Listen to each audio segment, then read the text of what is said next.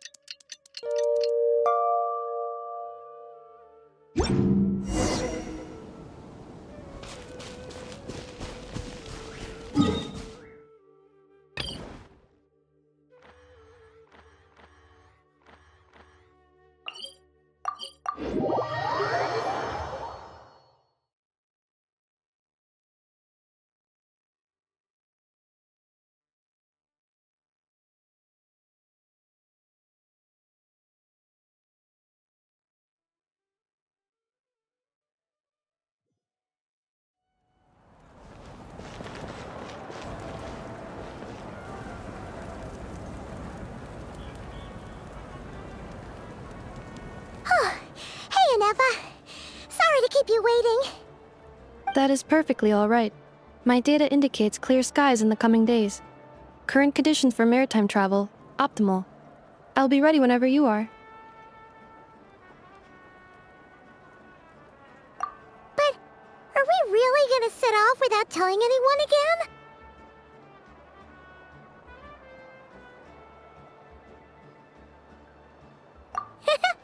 Funny you mention it. You'll never guess who Paimon saw on the way over.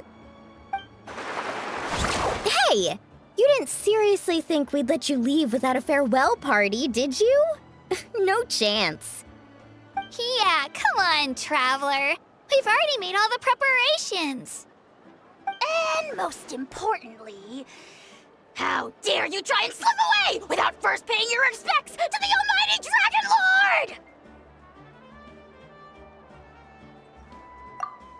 A little bird told us you'd soon be leaving for Nod Krai. So, we asked Paimon to give us a heads up before the date of your departure. You sure it's not time to think about changing that little habit of ours? Don't worry, we won't keep you long. Besides, everyone's there already. Chaska, Ian-san, Auroron, even the Pyro Archon herself. You're invited too, Anefa. Shilonen has a special gift for you.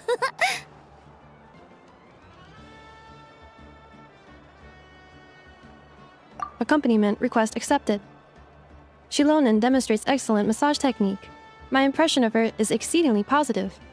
Wait, so robots like massages too? Or is it just that Shilonen really knows how you're wired? Alright, enough with the chit-chat. Let's head to the venue. Woohoo! Party time!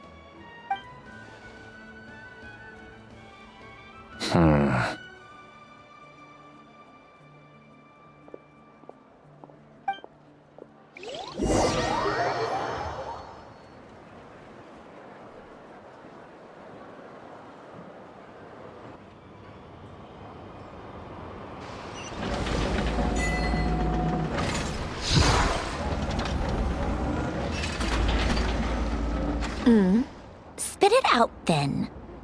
They've set off. Just as my calculations projected. About time I met this variable in person.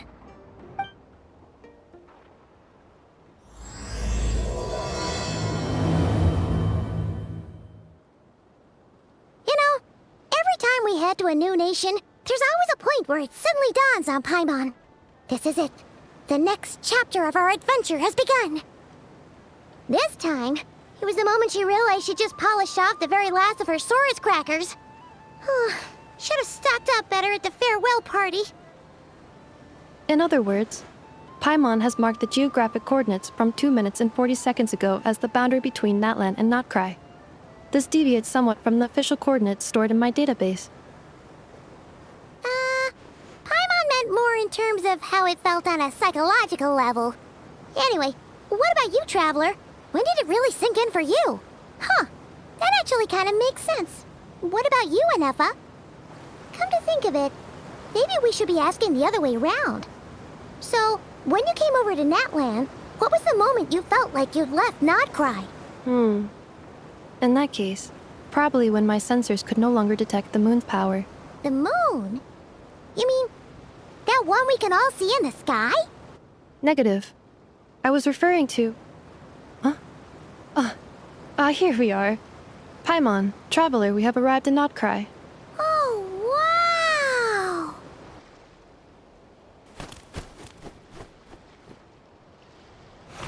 Paimon, Traveler, welcome to Nod Krai.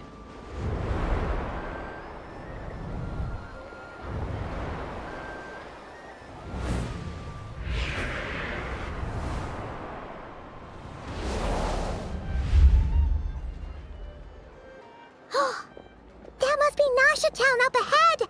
That's the place you were telling us about on the way over, right?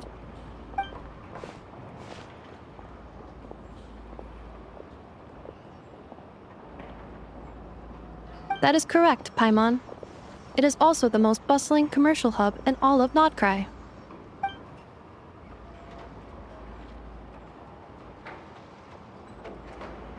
Oh, sounds like the perfect place to start trying out all the local specialties. Huh? Is something up, Traveler? Paimon, this is where our spaceship landed when Lumine and I first arrived in Teyvat. Huh? Are you sure? But how come you've never mentioned that before? Seems pretty important to Paimon. Oh, well, because those memories are really hazy. All I remember is Lumine waking me up and us leaving the ship. But just now, setting foot on this land, I felt something. The kind of power I sensed in those moments. Are you referring to Kuvaki? Kuva, what now? The locals refer to it as Kuvaki. It is a unique elemental force found only in Nod Krai, or rather, a pure, primordial form of elemental energy.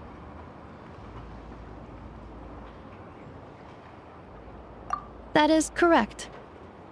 Another similar concept I have found in my database is the primordial sea. Legend has it that long, long ago, the moon that shines in the sky above us once rose from the land of Nod Krai. Modern geological surveys and meteorite studies conducted in the region have since supported this claim. So, when you mentioned being able to detect the moon's power earlier, you were referring to Kuvaki?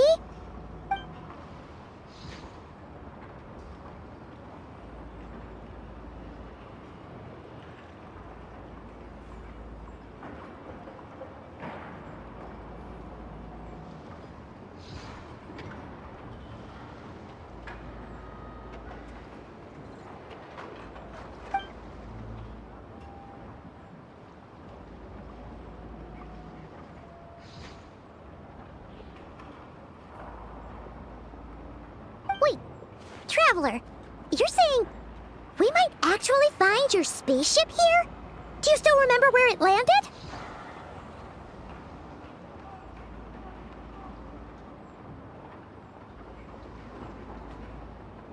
Nod Krai is surrounded by the ocean.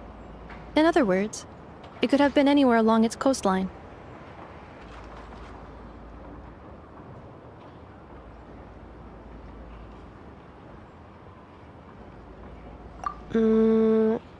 Negative.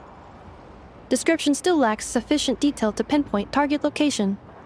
Hey, it's okay if you can't remember everything right away. After all, it's been a really long time. Let's just do what we've always done and keep searching as we explore. Besides, what have you got to fear with your sidekick Paimon still here? I'd be more than happy to help you out as well.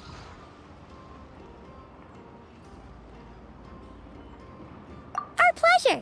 Anyway, just knowing that your spaceship's here in Nod Krai surely counts as a big step forward, huh? Like we've crossed another boundary? Paimon couldn't have put it better herself. You sure are a quick learner, Inefa.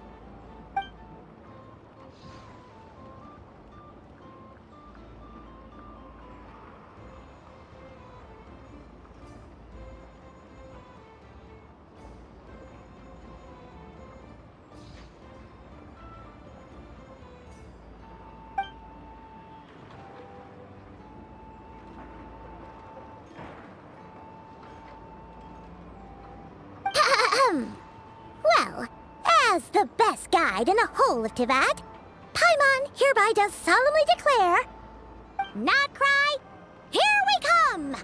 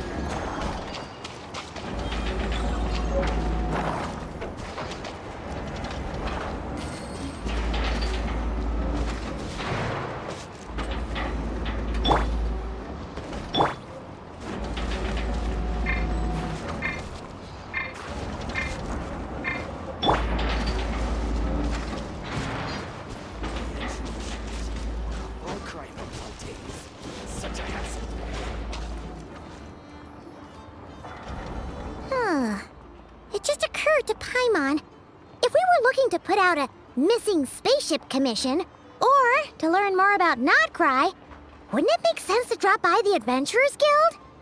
The guild is located in Nasha Town. Simply follow this road, and you'll reach it.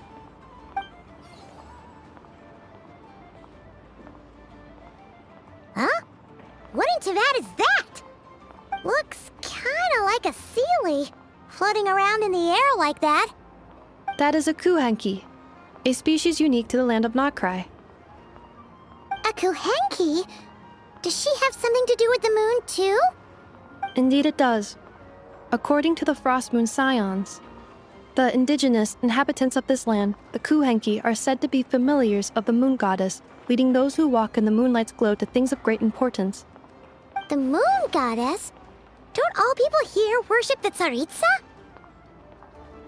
Although Nod Krai lies on Snezhnaya's border regions, the people here have held their own unique beliefs since time immemorial.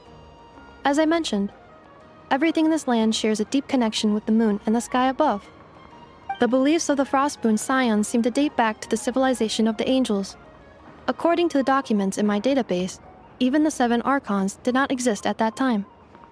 Wow! So the origin of their beliefs goes back even further than the Archon War? Correct. At some point, you may come across some statues of their goddess. The Frost Moon Scions carved these as well. Hey! Looks like she's floating away! I suggest you follow her. The probability of an ordinary person encountering a Kuhenki lies in the single digits. Many here consider them heralds of good fortune.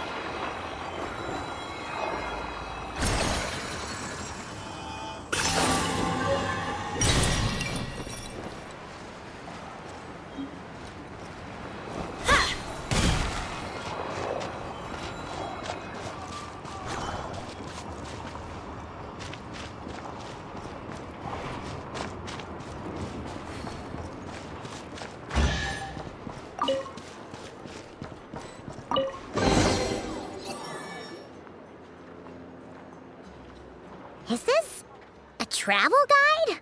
Huh. It actually led us to something useful.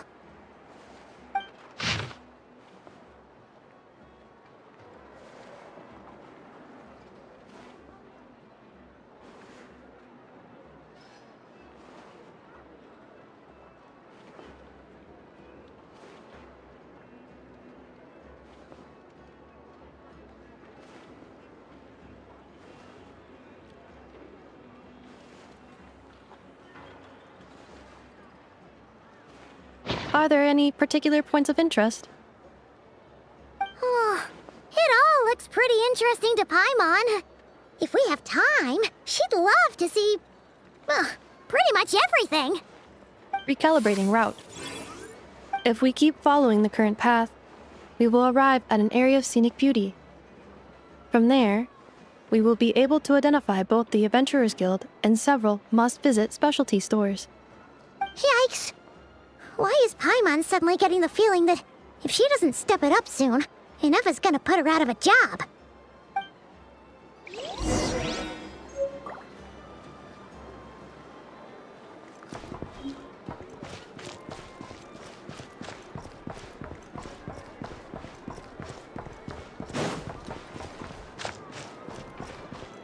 Wow. This place sure is different from Snezh.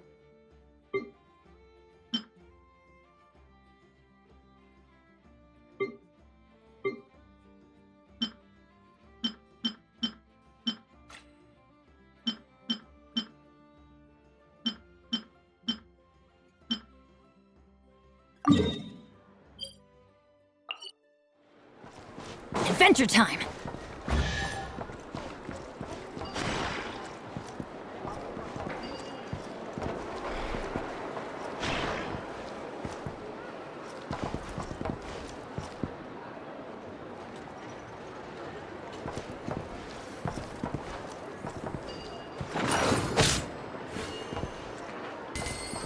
Perhaps I should start writing novels instead.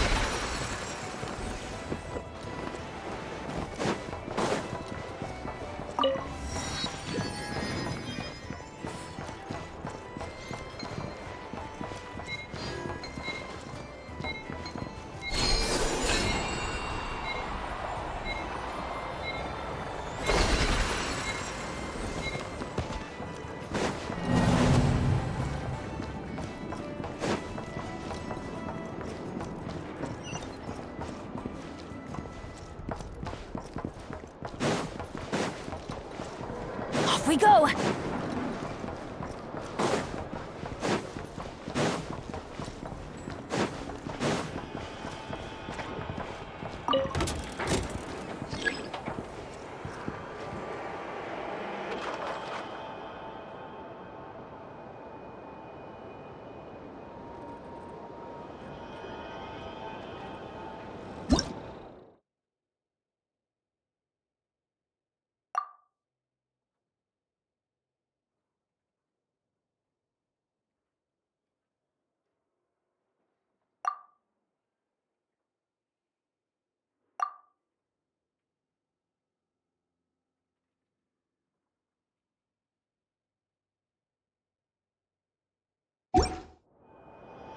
Let's go find some treasure!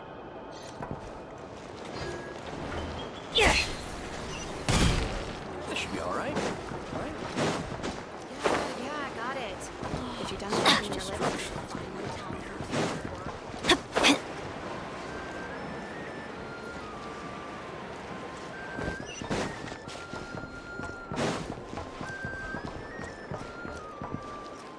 Adventure time!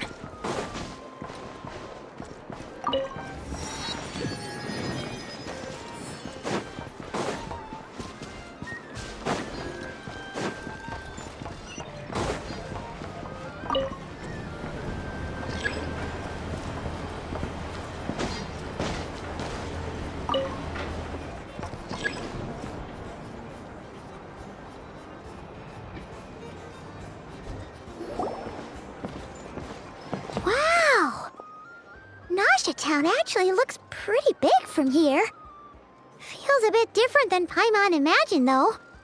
Which aspects in particular deviated from your expectations? Well, Paimon keeps hearing people describe Nod Krai as an adventurer's paradise. So she kind of thought it'd be a bit more picture perfect somehow. According to legend, there was indeed an era of peace in Nod Krai's past, the age of the Fae. Tales of those ancient heroes are still told today. One of the most well-known is that of the Lantern Fae. This individual performed many good deeds for Nod Krai. The present-day Lightkeeper's nightly lantern patrols are, in part, a tribute to their memory. But then, one day... What happened? There came a devastating abyssal calamity that swept across Nod Krai, and for a time it was left desolate. Heartbroken by what had become of the land they had so cherished, that Fae extinguished their light, just as the abyss had extinguished all hope. Nowadays, the paradise people speak of is more of an aspiration, or an irony, perhaps. An irony? Today, no official authority governs Nod Krai. In theory, at least, it is somewhere a person can do whatever they wish, and become whoever they want to be. The Adventurers Guild is just over there, in Nasha Town's Central Plaza, and the flagship tavern is over that way. Hey, what's that building over there? You know, the biggest, tallest one. That is Aino's Blast Kuvaki energy cannon. It gets activated when the wild hunt threat level outside Nasha Town reaches a certain threshold. But according to the scan I just ran, the energy cannon appears to be malfunctioning, likely due to a recent discharge. The wild hunt? Isn't that the abyssal calamity you mentioned that's specific to Nod Krai?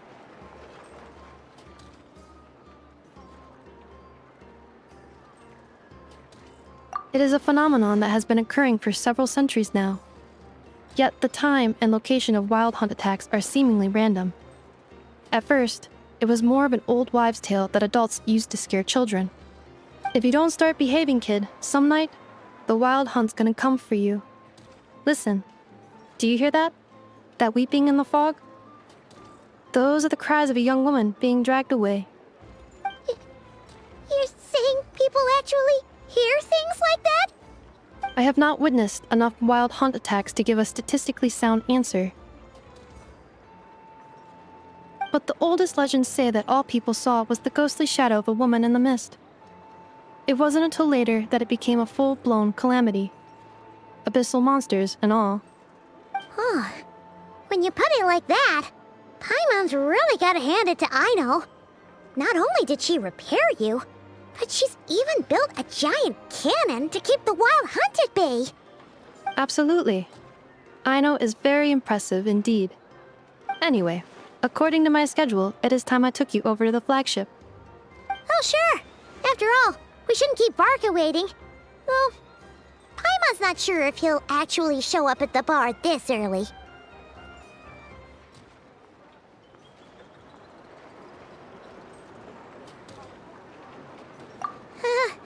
You're right about that.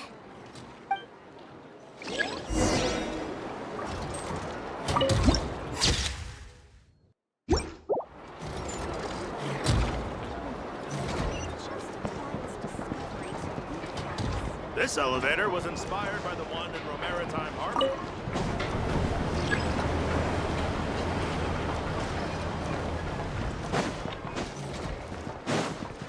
Off we go!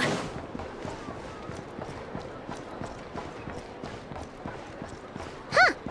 Isn't this the Adventurers Guild? Why isn't anyone here? Does that mean that Catherine and Nod Krai actually gets to clock out? Anyway, let's come back later.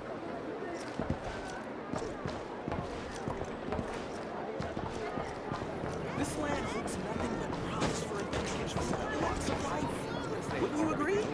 Naya, make a little extra by selling their wool.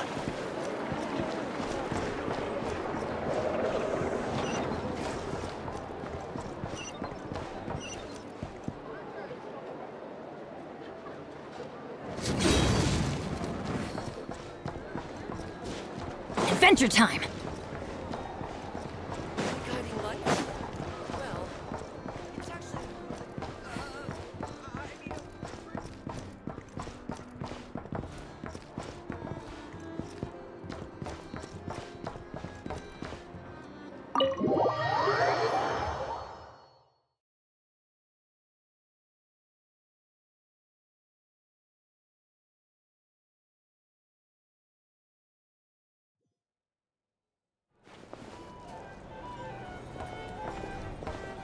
Here we are, the flagship.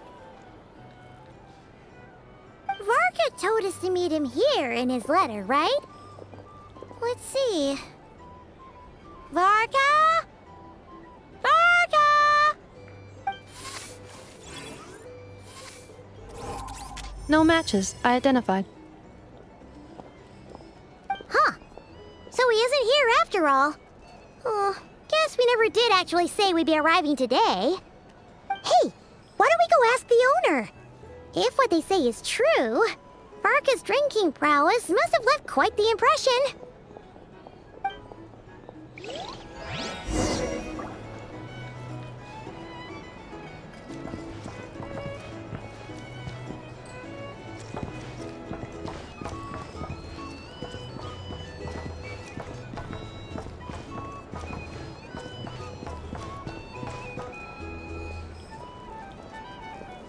Huh? Well, well. If it isn't the ineffable Inefa. Hello there, Demyon. You know each other? Of course! Inefa's a regular here at the flagship. So, robots are into booze too? Not at all. The energy conversion efficiency of alcoholic drinks is very low, and most of them are full of impurities. Still, I can affirm that your berries and fried meat deserve a solid 9.12 out of 10. It has Aino's approval too. Funny that you should mention that. While you were away in Natlan, Varka would come in here every day to pick up a serving of berries and fried meat for Aino. Aww. He must have been worried sick that she wasn't eating properly on account of being so hung up about Inefa being gone. Actually it's 'cause Varka found out that Aino went wild after Inefa left, gorging herself on snacks she normally couldn't get her hands on. So it was more worry that she wasn't getting a balanced diet. I think I might have just put my foot in it. Anyway, since you're back from Natlan, these two must be the ones Varka mentioned. The Traveler and Paimon, yes? Yep, that's us. So, From the sounds of it, you must be a close friend of Varka's too. Varka? Goes without saying. After all, he's the only one around here who's ever managed to stay standing after 10 rounds of the roulette special. Paimon can't believe he's made such a name for himself. Though, guess it's hardly surprising how.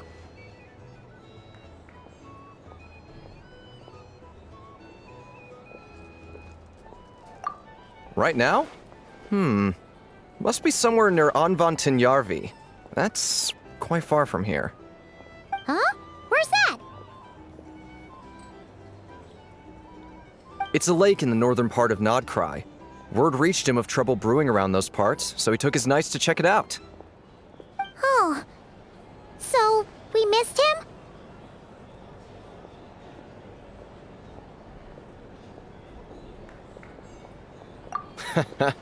Varka knew you'd say that. So he specifically told me to make sure you stayed here and enjoyed yourselves. He sends his assurances that everything's under control. Well, if he's that confident, guess our only option is to accept. Anyway, it's not like there's any special cause for concern. He is the Grand Master, after all. Exactly. Plus, not only has he booked you into our finest room, he's paid for it in advance, too. Whoa! That's so generous of him! We might not have met yet, but Paimon's got a feeling that we'll get along with Varka like a house on fire. Oh, and by the way, he also asked me to serve up a portion of berries and fried meat for Anefa. That was prepaid as well. Thank you. No, thank you. I'm the one who should be grateful for your business. Traveler, Paimon, why don't you go ahead and drop off your luggage? I can use this time to go pick up some components that Aino asked me to bring back. Sure thing. Besides, now that we've got ourselves a map, once we're done unpacking, we might as well go for a stroll ourselves. Why don't we meet up again later? Oh. So you no longer require navigational assistance? No worries, we should be fine. We've got a rough idea of our way around town, so Paimon's reasonably confident we shouldn't get too lost. Thank you. This translates into an approximate time saving of 30%, meaning I will be able to see Aino about 45 minutes earlier than previously projected. Oh, right. You must miss her a lot, too. In that case, we better get a move on.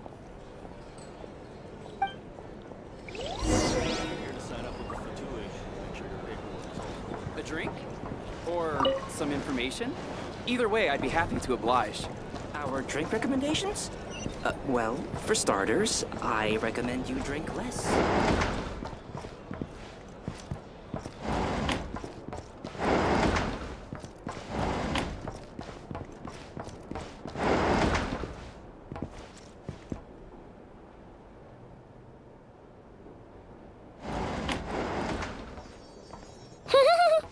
Feels pretty nice having someone sort out our food and lodging for us, huh? But is this really the flagship's best room? It's pretty big, make no mistake, but it looks a little worn out, right? Though, to be perfectly honest, that feels right at home with everything else we've seen of Nasha Town.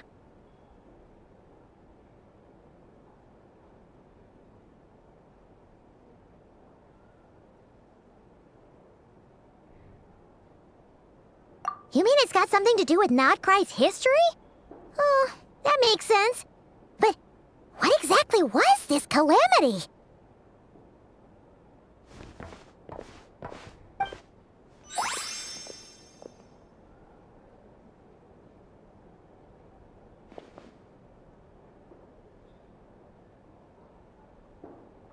Oh, should we try the berries and fried meat too? Paimon's getting hungrier and hungrier every time someone mentions it. Oh! Sorry about that. Paimon wasn't watching where she was going. Please, there's no need to apologize. If anything, I'm the one who should be sorry. Clearly, I shouldn't have gotten lost in my thoughts in the middle of a hallway. Wait a sec. Are you staying in the room next to ours? Ah, quite the perceptive one, I see. First things first. Allow me to introduce myself. My name is Kirill Chudamirovich Flintz, but please, just call me Flintz. Whoa, that's an impressively long name for sure. Oh, is that so? Names like mine ought to have been fairly common in Snezhnaya, at least in the past. Would I be correct then to assume that the two of you are travelers in this land? Yep, you sure would be. Paimon is Paimon, and this is the Traveler. We've been to a bunch of nations already, but we only just arrived in Nod Krai today.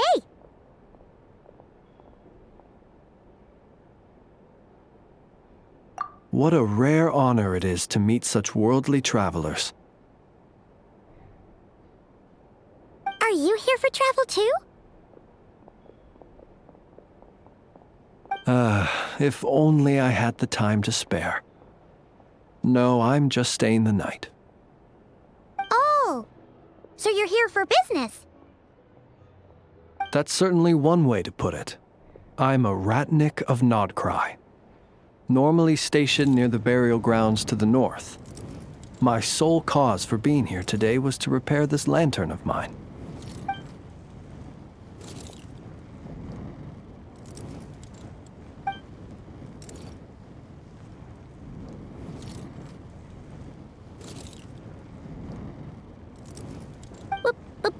Burial grounds?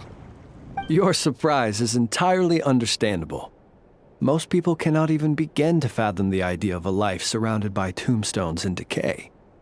But if you've heard of the calamitous abomination that is the Wild Hunt, you'll know that in their wake they bring a host of souls tainted by abyssal filth. That then is why we are stationed by the burial grounds, to hold the line where it is most vulnerable. Oh, so it's all about fighting against the abyss. Oh, sounds like a tough job. I thank you for your concern. But in truth, I've long since grown used to it. In fact, I like to think it rather suits me. If anything, I'd say I prefer the peace and quiet of a graveyard to the hustle and bustle of urban life. Paimon sort of gets it now. But even so, she is still pretty sure she could never get used to living in a graveyard herself. For one thing, she'd be too scared to fall asleep at night. Oh, I assure you, there's no need to worry on that account. The kind of ghosts you find in cemeteries aren't too big on talking. But even when they do, they're usually far more discreet than the living. Well, would you look at that? Who'd have thought we'd end up chatting this long? Must have a lot in common, huh? Forgive me, but I must excuse myself, for the time of my appointment draws near. And in terms I'm sure you'll understand, a lanternless Ratnik is like a mapless traveler. A serious conundrum indeed. Oh, sure. In that case, you go right ahead. We won't keep you any longer. Not at all. Should the opportunity present itself, I'd gladly continue our conversation another time. You're always welcome to come visit my grave. The grave I stand watch over. Your visit would bring much-needed light to that place of final rest. Right. Well, if we get the chance. Then allow me to wish you a traditional Ratnik's farewell. See you by the graveside. Ugh. Jeez. What a weirdo. Not to badmouth him at all. In fact, he seemed pretty cultured, but at the same time, kinda spooky? Must be all that time he spent around graveyards.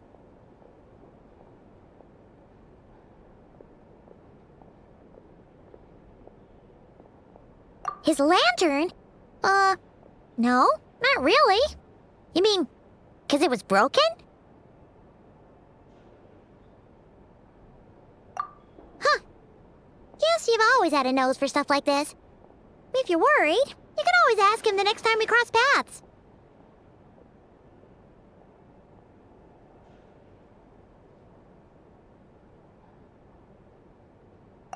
Hey, don't you start spouting all that weird stuff too.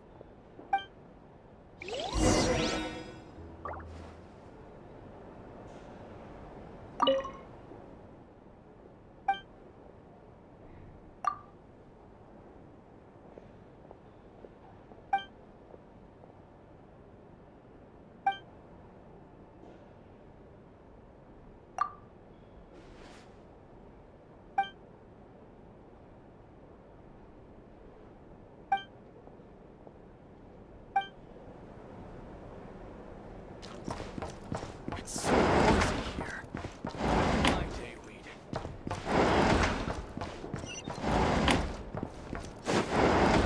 Off we go! Our drink recommendations?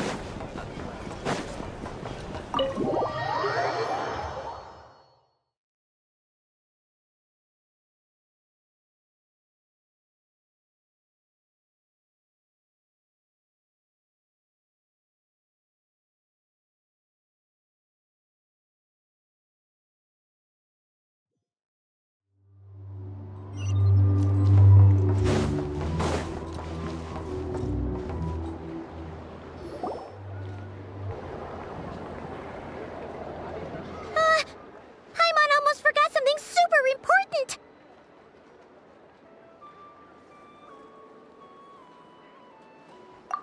Were we gonna go try out the berries and fried meat?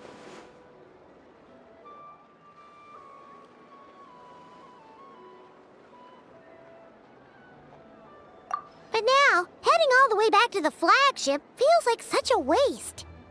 Please, accept today's boon.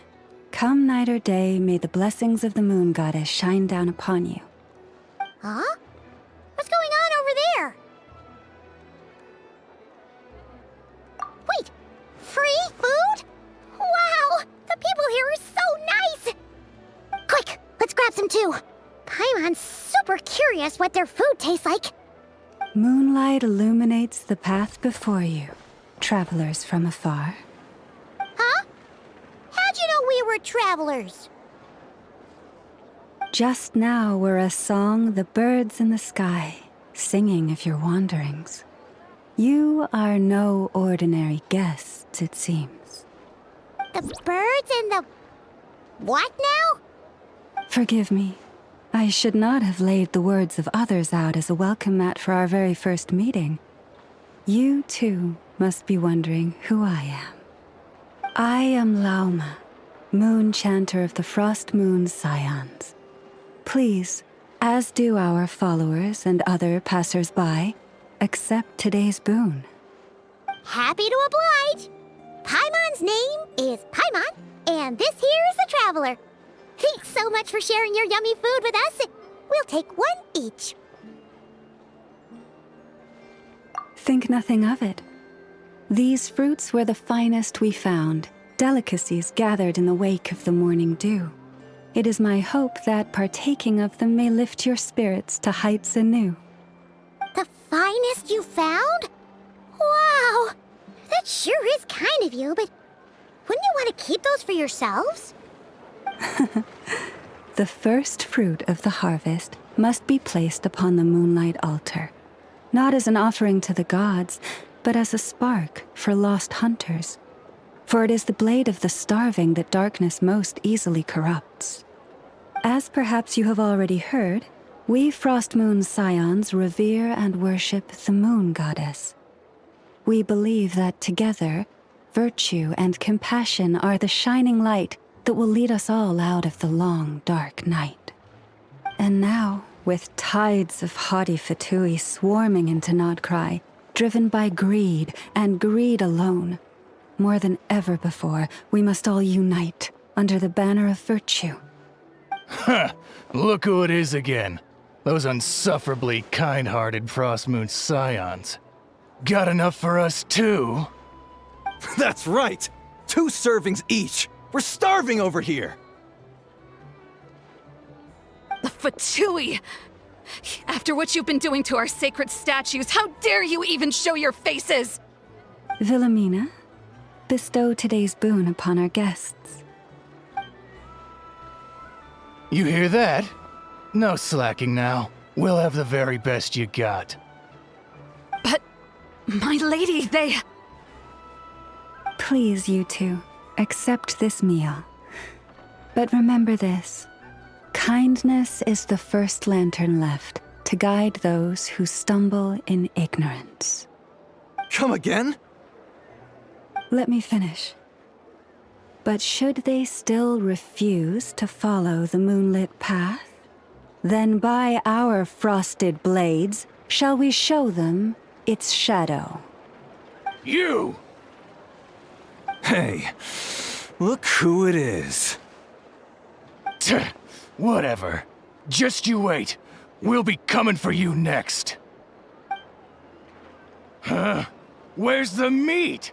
Who wants to eat this garbage? Those stooges really are the worst. Ever since they came to Nod Krai with all their weird equipment and built that so-called experimental design bureau, our lives have been turned completely upside down. Judging from how they reacted just now, it seems the Fatui already know who you are.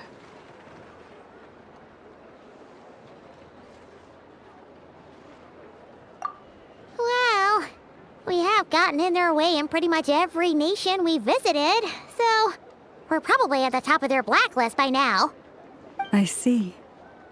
Then, on behalf of the Frost Moon Scions, I thank you for the goodwill you have shown us.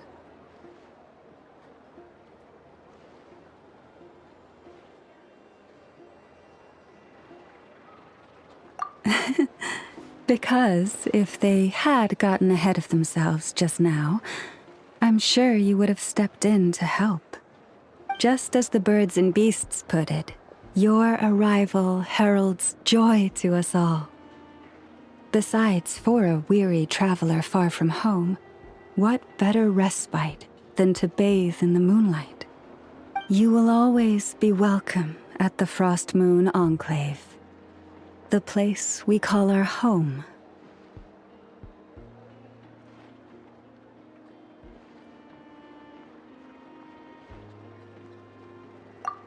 May we meet again in the moon's gentle glow. These are delicious! So refreshingly fresh! Those two Fatui wouldn't know a good thing if it came up and bit them on the shoulder. Looks like Inefa isn't done with her shopping yet, and the Adventurers Guild is still empty. Where should we head next?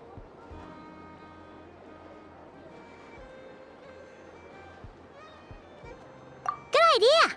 Wouldn't want to let the Kuhenki down, after all. Let's see. Okay. Paimon's got our route all figured out. So, all that's left to say is, don't fall behind. This is Nuts and Nuts. It's mostly a fruit shop, but there's a crafting bench too. This is the Speranza, one of the travel guide's recommended restaurants. All the waiters here are kids. This is the Vesnitsi Prolegia greenhouse. Apparently, their flowers are all made of metal, so they'll never wilt away. And this is the Rossum workshop. If you ever need a weapon made, this is the place to go. And over here, they've got a super tall observation deck. Whoa! Take a look at that! You can see really far out into the distance. That way's north, and that looks like something built by the Fatui? And then over there to the west, that must be the place Lauma mentioned, where the Frost Moon Scions live. So, what'd you think? Even if Inefa kinda stole her limelight earlier, this just goes to prove that Paimon's own tour guiding skills aren't too shabby either, right?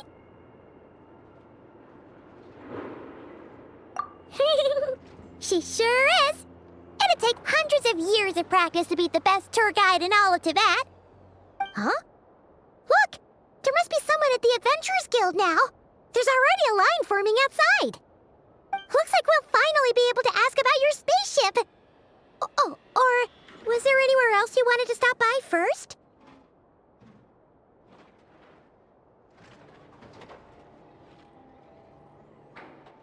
Where? Which one are you... Oh, you mention it, Paimon's noticed it too. Ugh, better not be who she thinks it is. Anyway, where we go first is completely up to you. Either the Adventurers Guild, or that suspicious-looking shop. A word of warning, though. If we step into that shop, be sure to keep a very close eye on your Mora.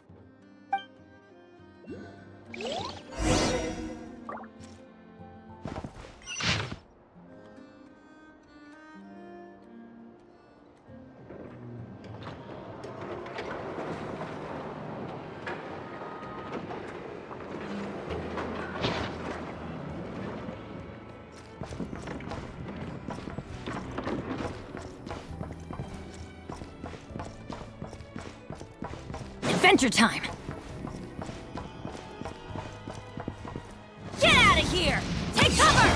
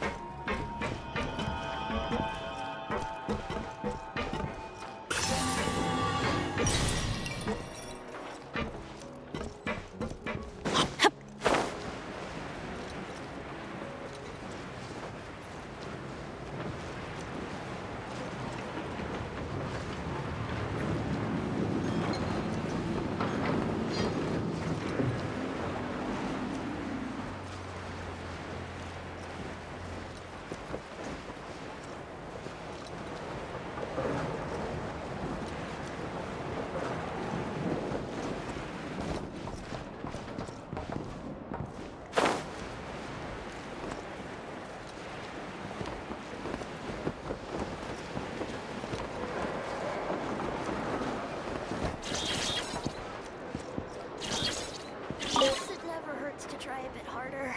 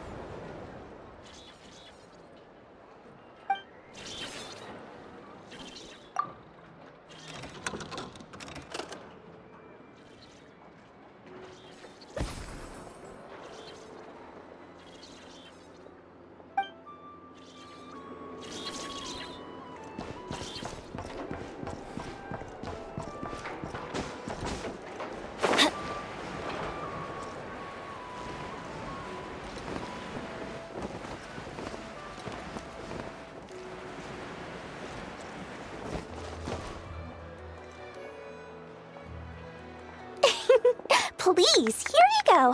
And if you ever need anything else, don't forget to make the great Lord Sangama Bay your first port of call. Oh dear. So it is the real deal. Of course it's the real deal. Everything you'll find here is 110% real, meaning every one of my deals is as real as a deal can... Wait a minute. Well, if it isn't my two most valued clients!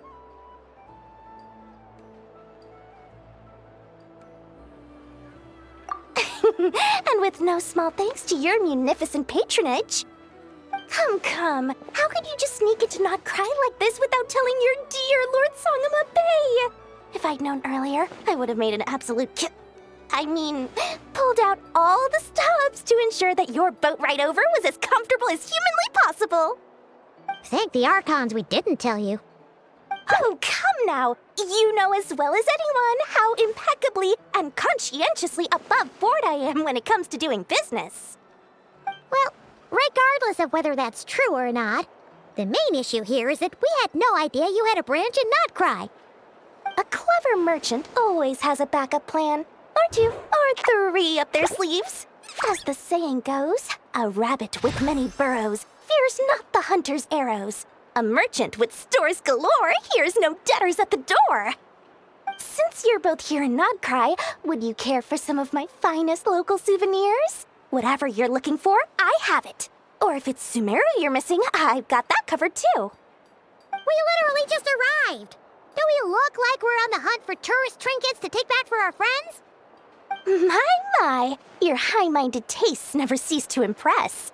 In that case, I know just the thing. You must be on the hunt for something like this? What's that? Your hat? Information, of course. Information about Nod Krai, locked securely in the otherwise impenetrable vaults of the Lord Sangam Bay's brilliant mind.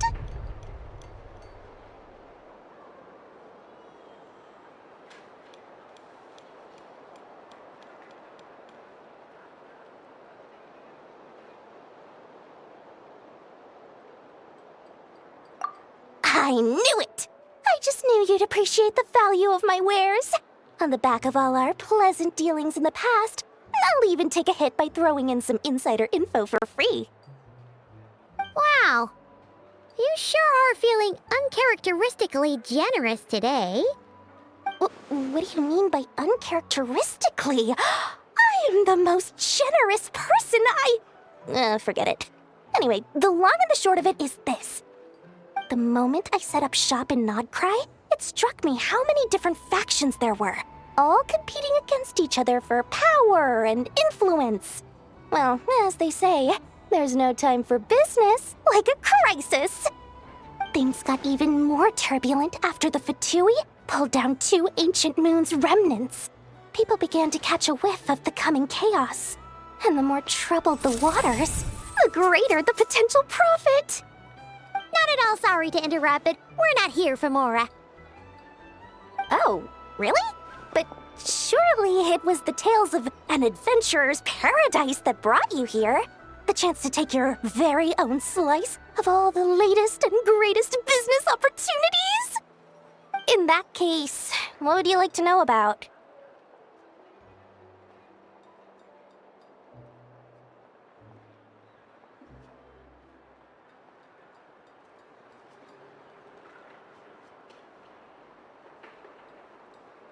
The Frost Moon Scions? You mean the people who believe in the moon goddess? They're not a bad bunch. It's just, well, they have such simple tastes. No luxuries, no indulgences, no nothing. Trying to earn a little more from that lot is like trying to squeeze blood from a stone. Still, things between them and the Fatui have gotten pretty tense.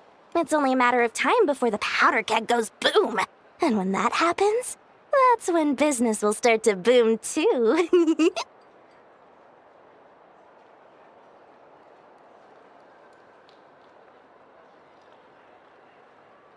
Oh, they're an organization set up to keep the locals safe. Apparently, they have a long and glorious history, and they're made up entirely of volunteers. But seriously, a volunteer organization in Nod Krai? This place is hardly a magnet for noble hearts. No pay, all work? That's not a business model, and it's certainly not for me.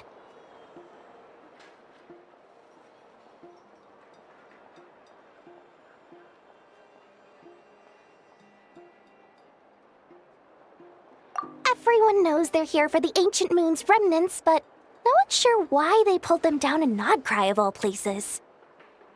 Anyway, they've been acting mysterious enough, but if you ask me, that Kuvaki Experimental Design Bureau of theirs up north hides secrets wilder still.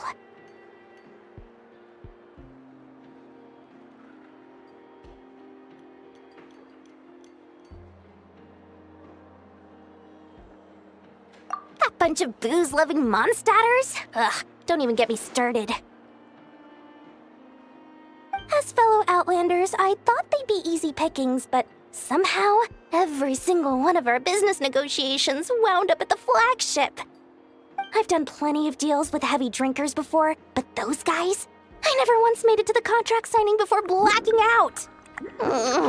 I'm getting flashbacks of the hangovers just thinking about it.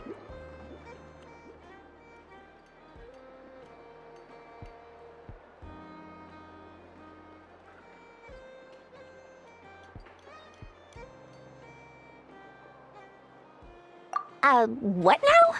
A spaceship? Nope, never heard of anything like that. Don't you two get involved in any big business here without so much as a heads up, you hear me? At the very least, consider letting me in as a key investor.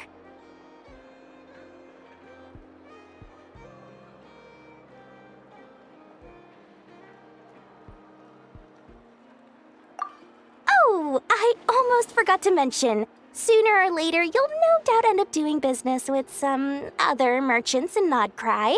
And someone's bound to mention a place called the Curatorium of Secrets. Listen to my advice. Do not, under any circumstances, go there, no matter how much trouble you're in. The Curatorium of Secrets? What do they get up to there? Just a place that handles all kinds of disputes. But the owner will charge you an absolute fortune, and she has a temper to match. Nothing like your friendly neighborhood, Lord Sangama Bay. You're not just saying that to stop your competition from undercutting you, right? When did that little pipsqueak get so sharp? And after I gave them all that info for free just to win them over. What do you mean? Of course not. I'm only thinking about your wallets. I mean, on behalf of your wallets. You're really not convincing anyone, you know. All right. Business is a cutthroat business. I won't argue with that. But I'm not lying about that boss lady. Not only did she make it into my top 3 people not to mess with in Nod Krai, she's also in my top 3 people most eager to trade in favors. Seriously? It feels like you're just bad-mouthing your rival now. Fine. If you don't believe me, go see for yourselves. We might both be from Sumeru, but compared to hers, my conscience is so large, why, it could fill 3 whole palaces of Alcazar's array. But when you realize what I'm saying is true, don't say that good old Lord Sangama Bay didn't warn you.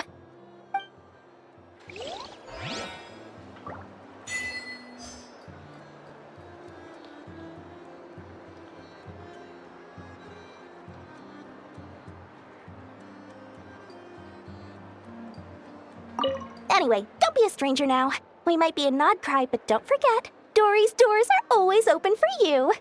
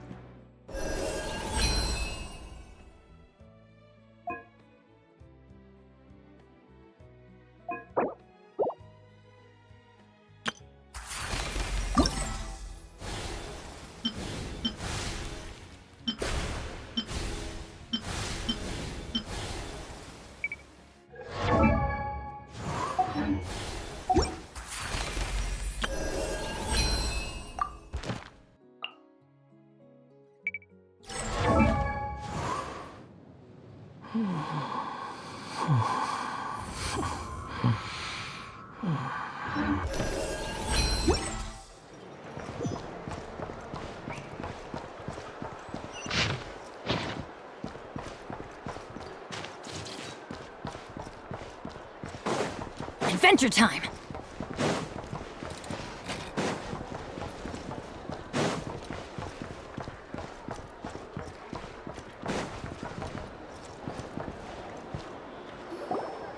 Lucky us! The line seems to be gone now.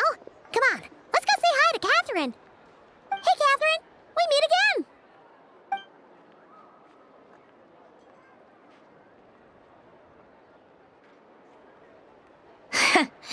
How ridiculous.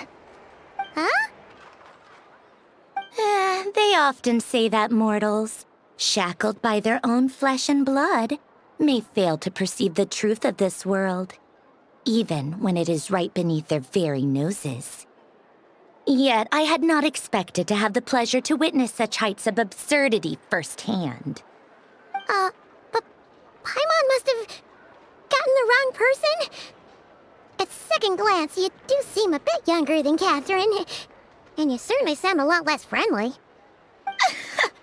A creator might forgive ignorance, but being mistaken for one of my own creations is beyond all pardon. Look very closely, for standing before you is none other than Marionette, 7th of the Fatui Harbingers. A harbinger?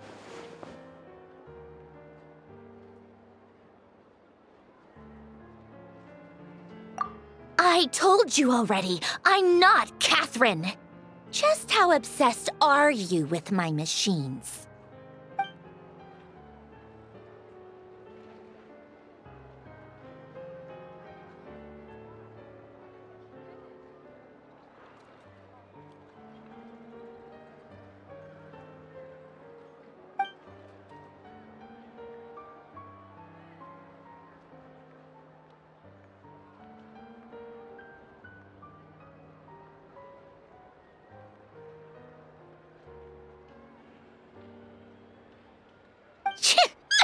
Today's encounter is merely a courtesy call.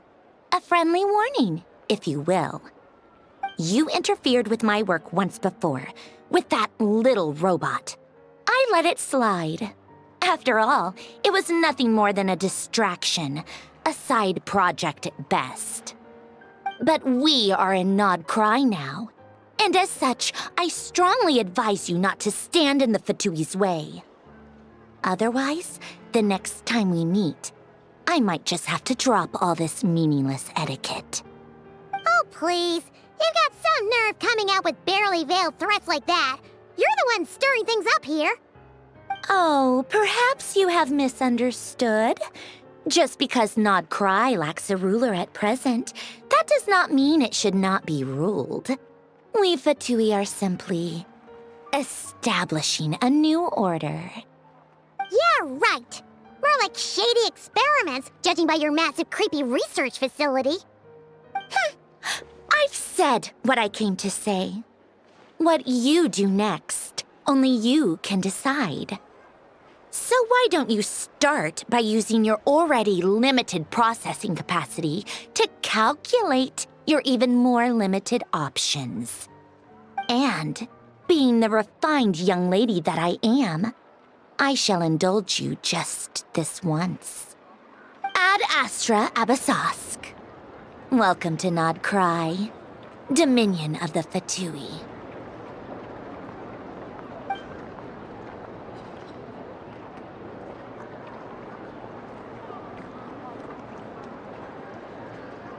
Ugh! Paimon's so mad right now! How can anyone so obviously evil be so annoyingly self-righteous? But if a Fatui Harbinger is here to greet us in person, that can only mean one thing.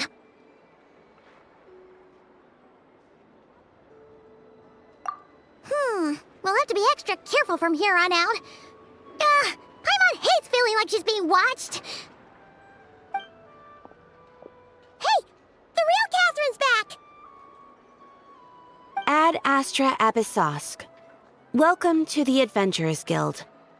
How may I help? I will do everything I can to assist you. Oh, you're so much nicer to talk to, Catherine. Please don't leave us again, okay?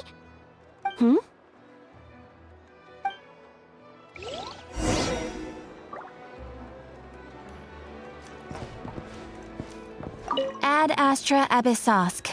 Welcome to the Adventurers Guild.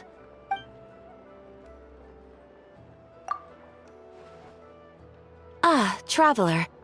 You have come at just the right time. I have something for you.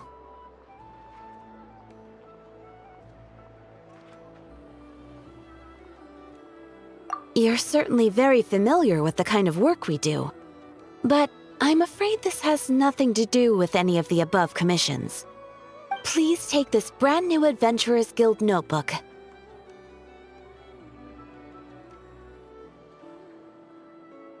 The Adventurer Handbook is for recording details of your completed commissions and intel on all sorts of monsters. Whereas this notebook is for recording the marvelous people and wonderful events you encounter on your travels. I hope it will be of help to you. Anyway, that's all for now. My commission is complete. Safe travels, traveler. Ad Astra Abyssosk.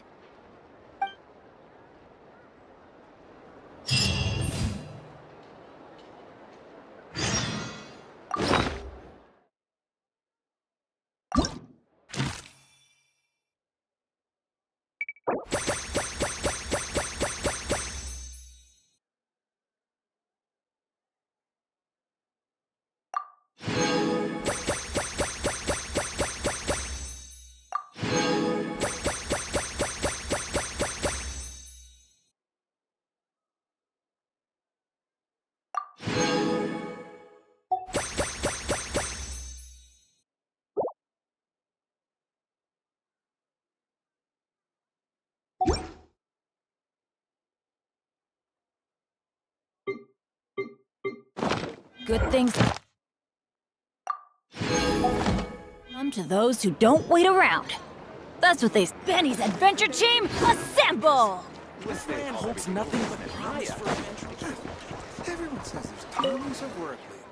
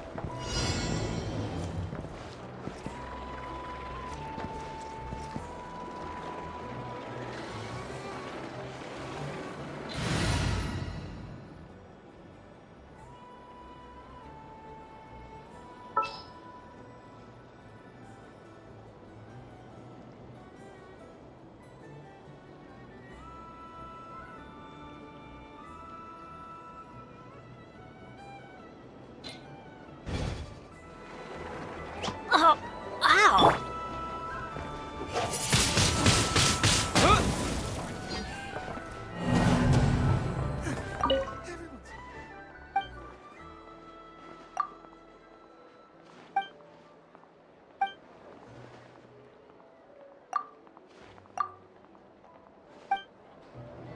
This research looks promising indeed. Windblade!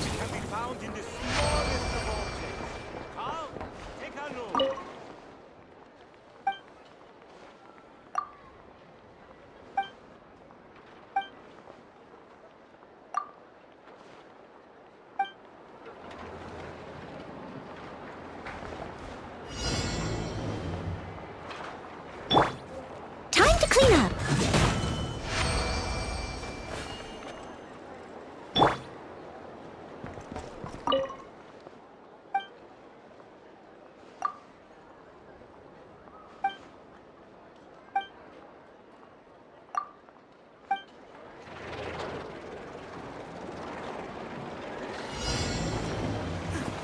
Everyone says there's tons of work. Take cover! Why do they never miss? Off we go!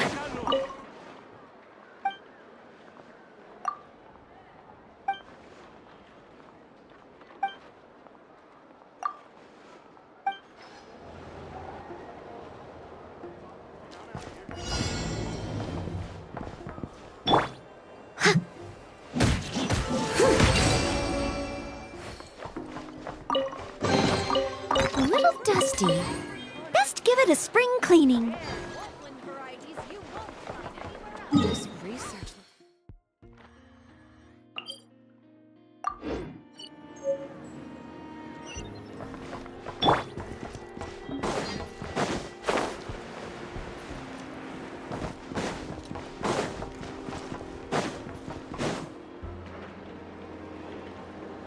Enough! Hello. I was just about to start tracking your whereabouts. Did you manage to get everything Aino asked for? I did. What about you? Do you need me to navigate or introduce any more places around town? Not for now. We've seen most of it already. We probably need some time to process everything we've learned, though. Any progress with the spaceship? No. Catherine came back just now, so we asked her, but even she hasn't heard a thing. One possible explanation is the vast stretch of time that has elapsed. Additionally, given the limited resources available in Nod Krai, it is entirely plausible that the wreck was scrapped for parts, or even mistaken for a pile of broken machinery. Aww.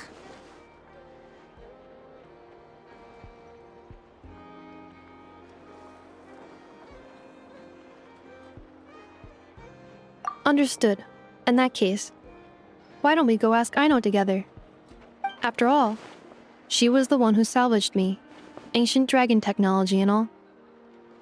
If there really are any unusual parts floating around Nod Krai, there's a high chance they've passed through her hands at some point or another. Good point. And since you keep mentioning her, we're curious to meet this whiz-kid mechanic too. Understood. Then I'll handle navigation as before. ETA at the Clink Clank Krumkake craft shop. 34 minutes ahead of schedule.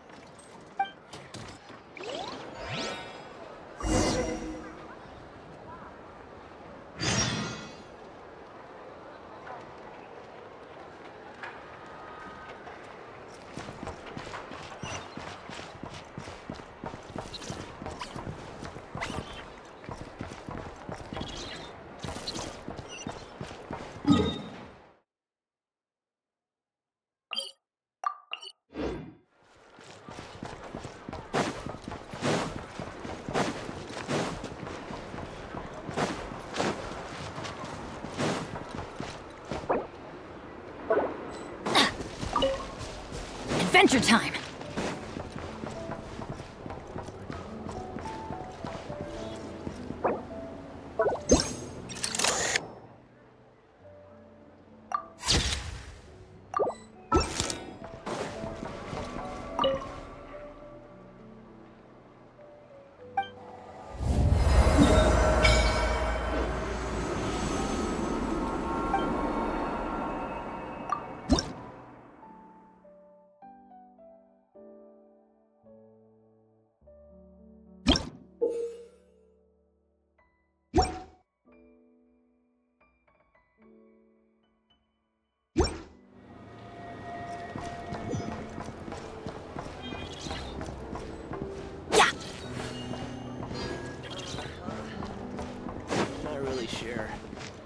You should probably ask someone else.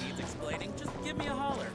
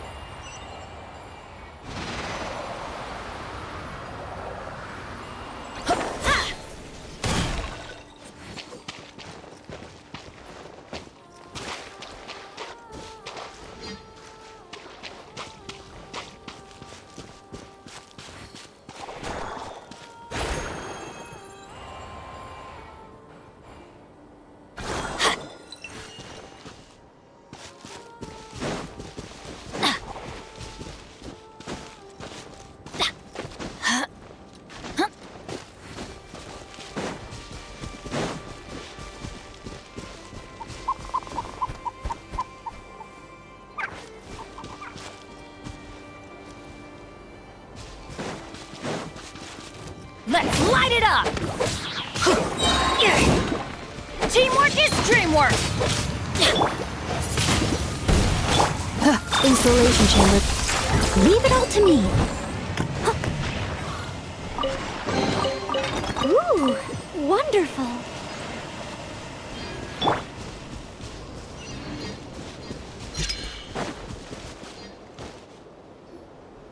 Oh no! There's a little animal trapped over there! Let's go help it out! Huh? That's weird. Why isn't it responding? The tides of Kuvaki affect everything in Nod Krai. So much so that many creatures have evolved a kind of dependency upon it, growing stronger or weaker as it waxes and wanes. This little animal must have been caught here unprepared. So you're saying we need to use Kuvaki? Paimon will leave it to you guys then. Don't be scared! We'll get you out of there soon!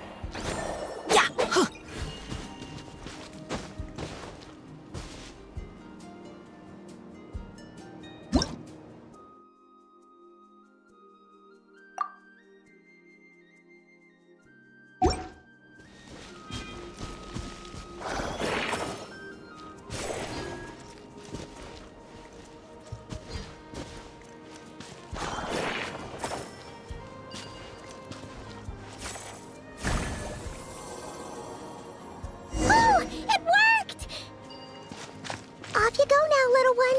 Don't go getting yourself caught again.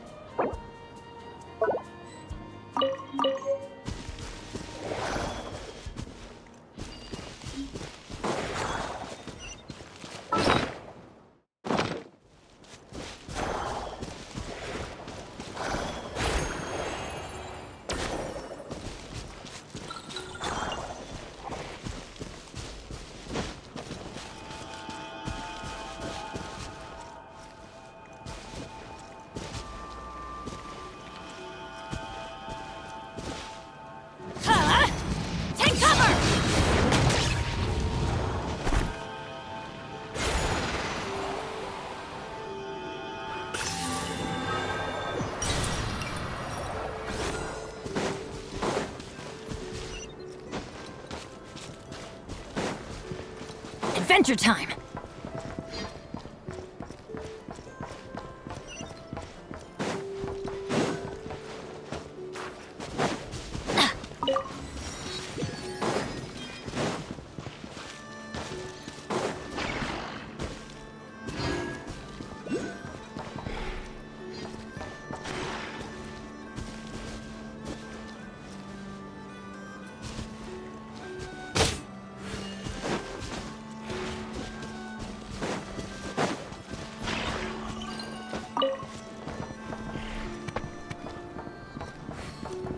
Adventure time!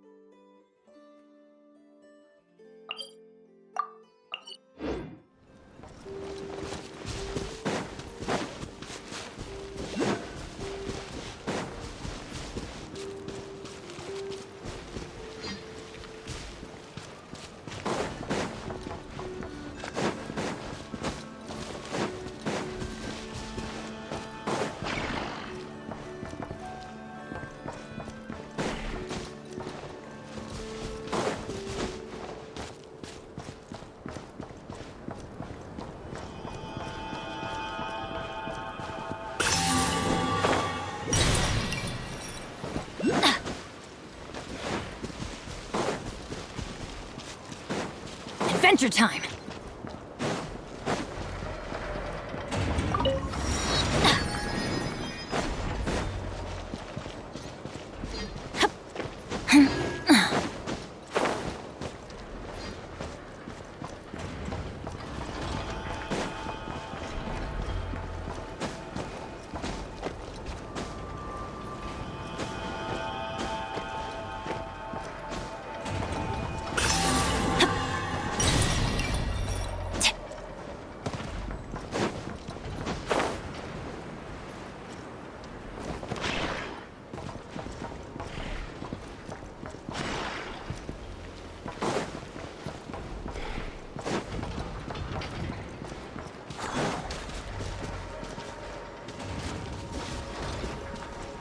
Off we go!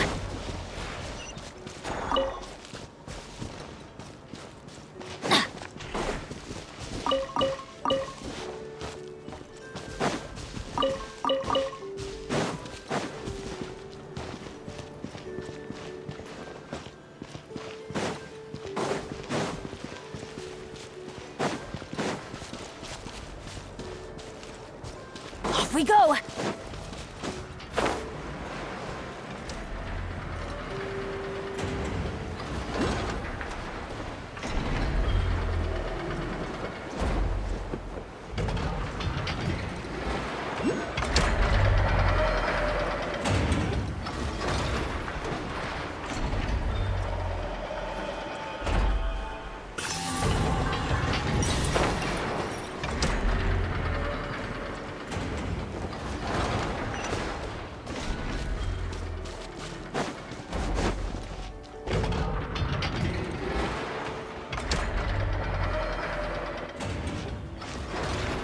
Here we are.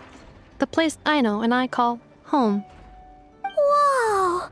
So many machines that Paimon's never even seen before. And then there's all these little robots. Did Aino build them all? That is correct. It looks like Aino has created 3 more little bots since I've been gone.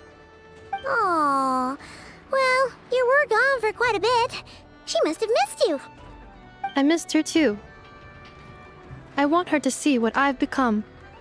Let's not keep her waiting any longer then. Come on!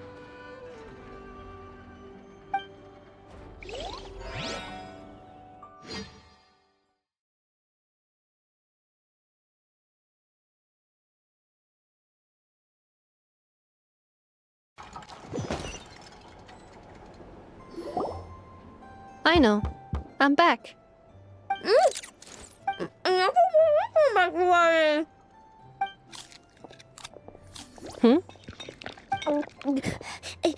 Inafa? You're back significantly earlier than I expected. Like a whole 30 minutes at least. Everything went very smoothly, which saved me quite a bit of time, so I...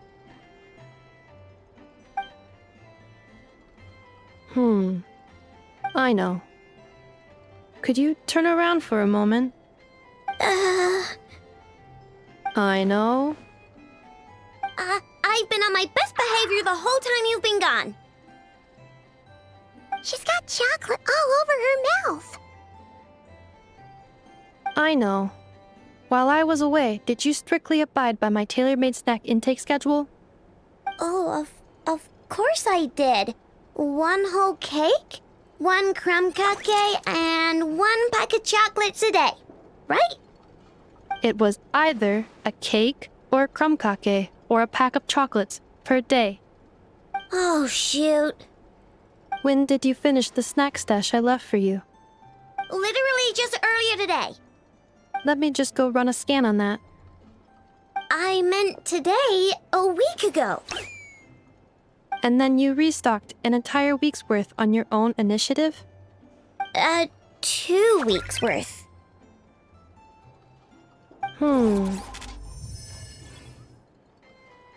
Why does Paimon feel like the roles in this household are pretty much the opposite of what she imagined?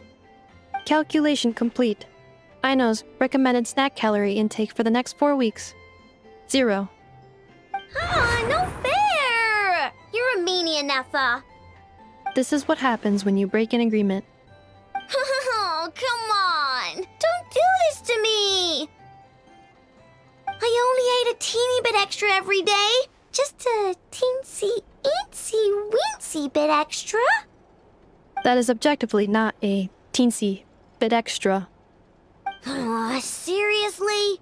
If you'd only arrived half an hour later, I would have had everything cleaned up and you wouldn't have noticed a thing. But now that I think about it, you even said you'd come back a bit earlier than you did, so I wouldn't have to worry. But then, you were away so long, and I was so worried about you. And that's the only reason I even... Oh. I know. I am very sorry to have kept you waiting. I'm back now. Welcome home. Oh. So, will I be able to keep eating snacks as usual now? Negative. Okay. Well, given that I am later than I initially projected, I'll let it slide. But just this once. Thanks, Nefa! You're the best! I know. Allow me to introduce. It's the honorary knight and Paimon! I know. Uncle Varka talks about you guys all the time. Nice to meet you, Aino. And F has told us all about you, too.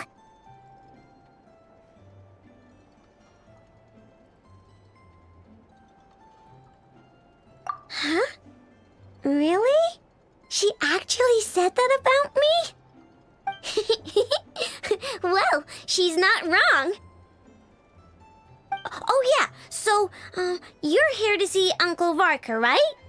A couple of days ago, he suddenly said he had to head out on business, and that he might not be back for a while. He asked me to let you know if I saw you. Yeah, we heard about that at the flagship. Did he say what he was doing? Nope. Just told me to take good care of you guys and make sure you feel right at home. Oh, shoot. Please, take a seat.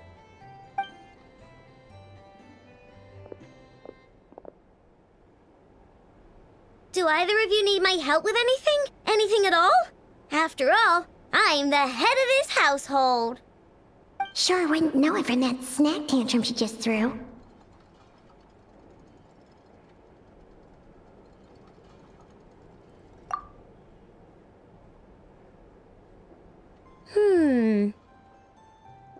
A spaceship, huh? From outside to that? Exactly. So, ring any bells?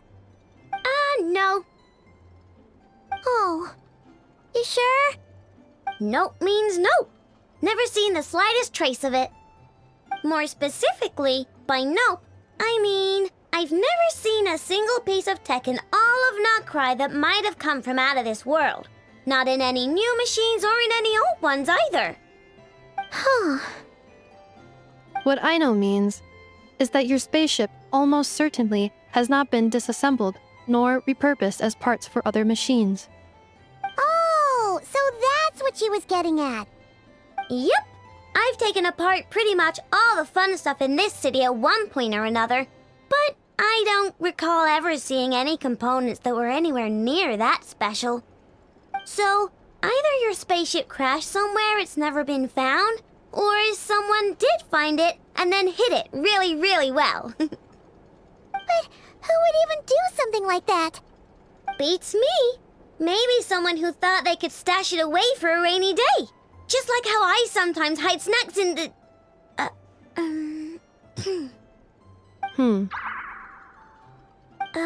Anyway, long story short, I definitely haven't seen anything like that. Besides, sounds like it would practically be ancient history by now. If anyone still has any leads on what really happened, it'd be the Frost Moon Scions. The Frost Moon Scions? Huh? Haven't heard of them yet? Didn't Inefa tell you about their rituals? There wasn't enough time to delve deeper into their history and traditions. What kind of rituals are we talking about? I've never actually seen them myself, just heard bits and pieces here and there. They say that each of their moon chanters has had access to an ancient relic that lets them see the true past.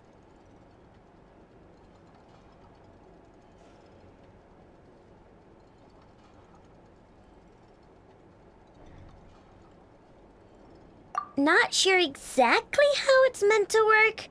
I can't get my head around anything that can't be explained by either machines or science. And to tell you the truth, I don't like it much either. Looks like we'll have to try our luck with the Frost Moon Scions. Aw, leaving so soon? Sure you don't want to hang out a little longer?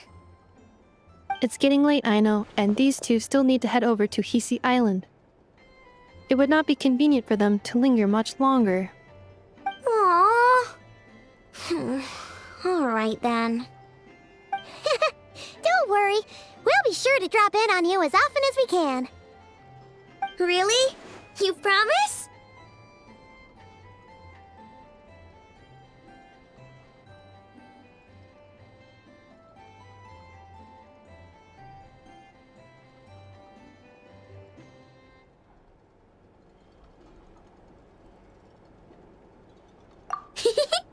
Sounds like my type of visitors. You're welcome anytime.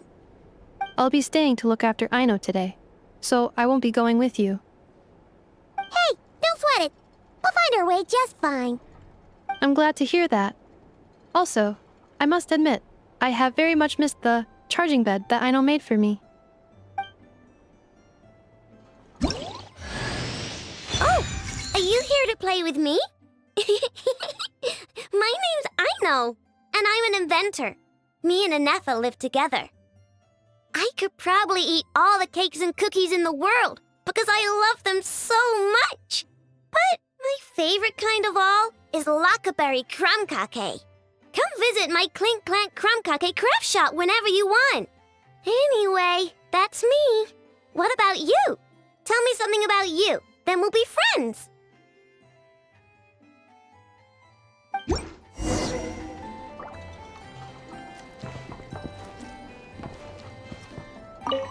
Inefa, Yes? feeling comfortable? I am indeed. No bed in the world is as comfortable as this one. Inefa, Yes? want me to increase the charging rate? Please, if you would. Thank you, Aino. Inefa, Yes? I'm hungry. In that case, please enable quick charge mode.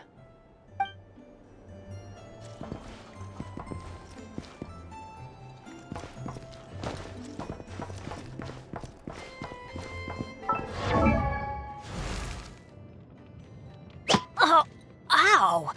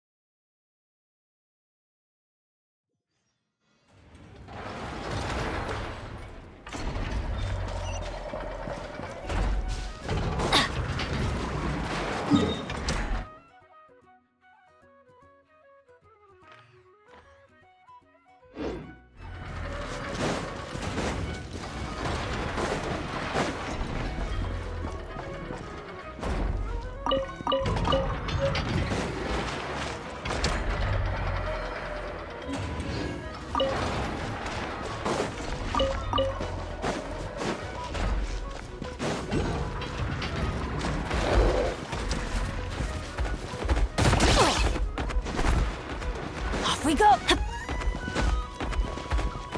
Adventure time!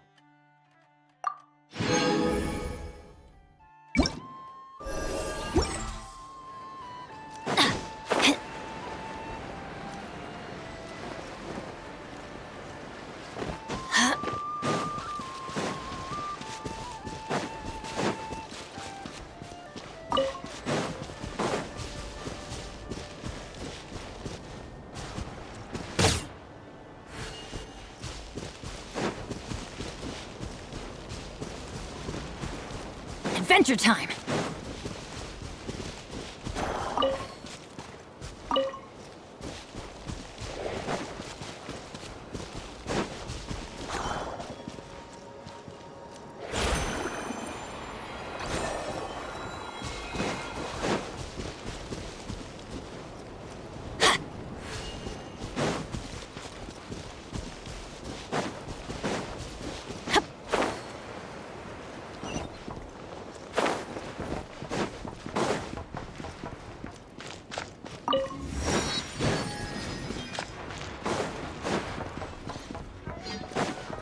Off we go!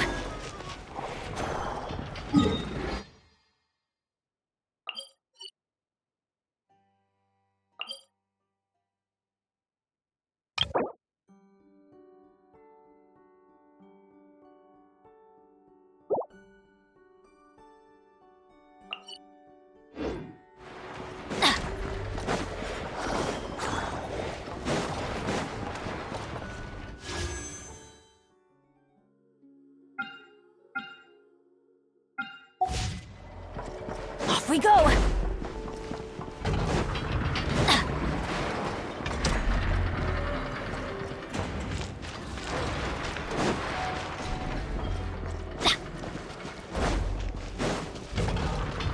Off we go!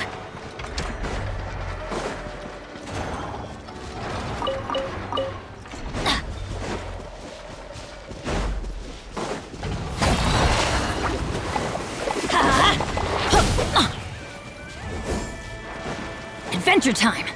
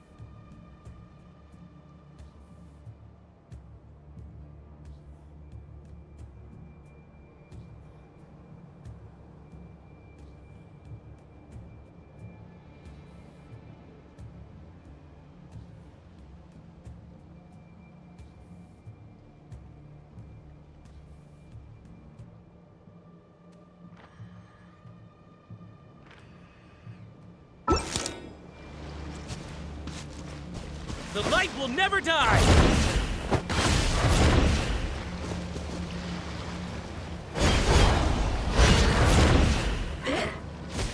I stand against the long night and purge the darkness!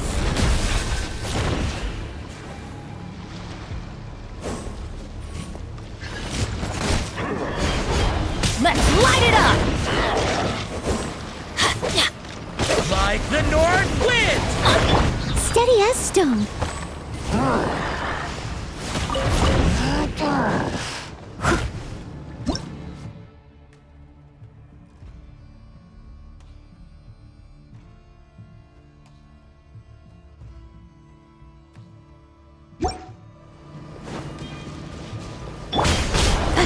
Defensive mode engaged. I stand against the long night and purge the darkness! Take cover! Strike them down!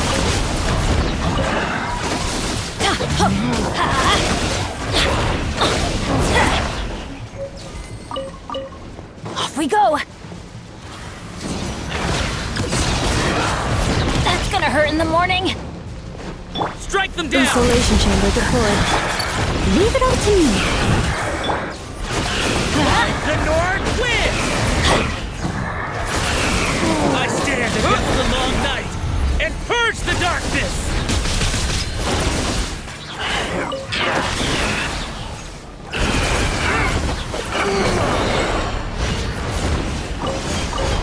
Strike them down! Cleanup sequence initiate.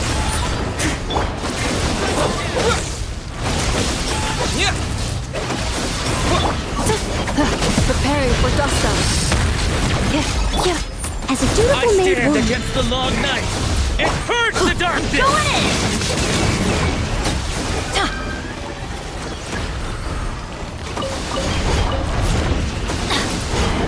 Strike them down!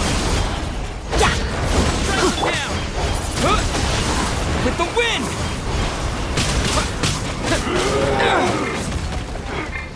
Defensive mode engaged.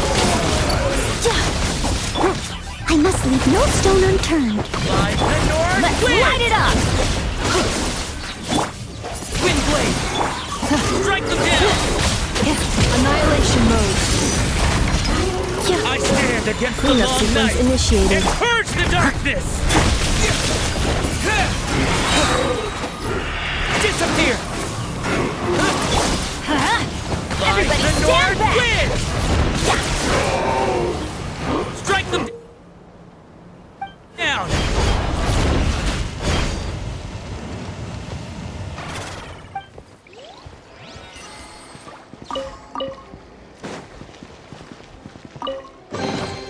Now that's what I call treasure!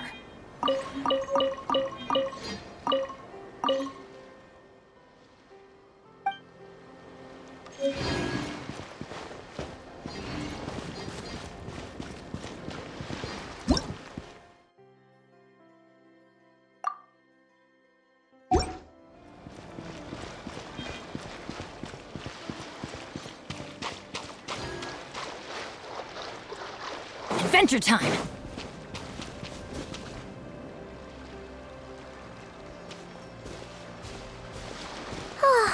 Seeing Anafa and Aino reunited like that sure was heartwarming.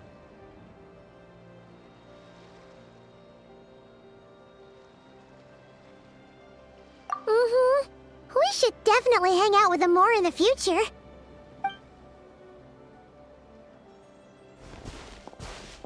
Speaking of homes, we must already be close to where the Frost Moon Scions live. The vibe here feels different, just like the scenery.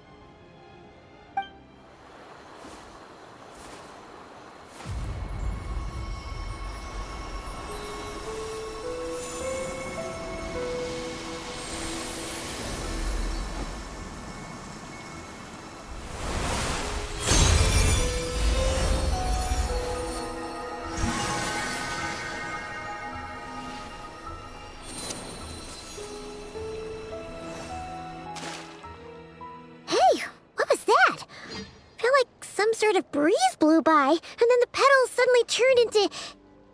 Huh?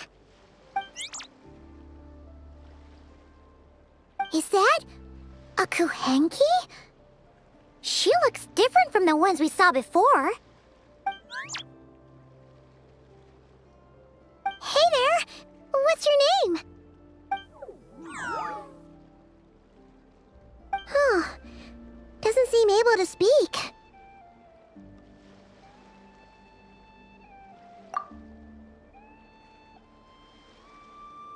No idea what she wants. Unless you want to stop, maybe we should just keep moving?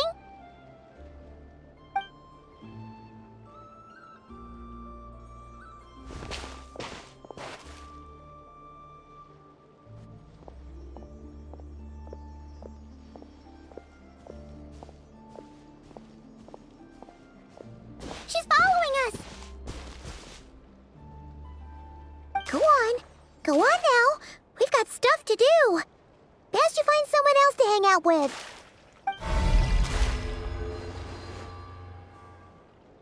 Hey! Don't make it sound like Paimon's some kind of meanie. Paimon had no idea what she wanted, okay? Ugh. Anyway, next time Paimon sees her, Paimon promises she'll be nicer. Seeing as we're on our way over to meet Lauma anyway, we can ask her about it while we're there.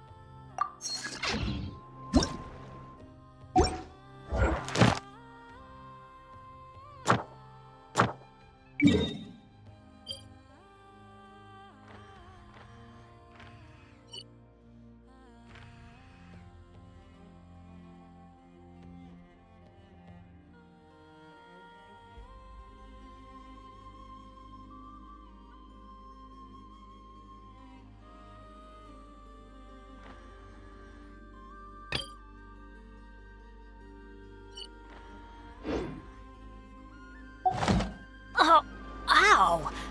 Where did that come from?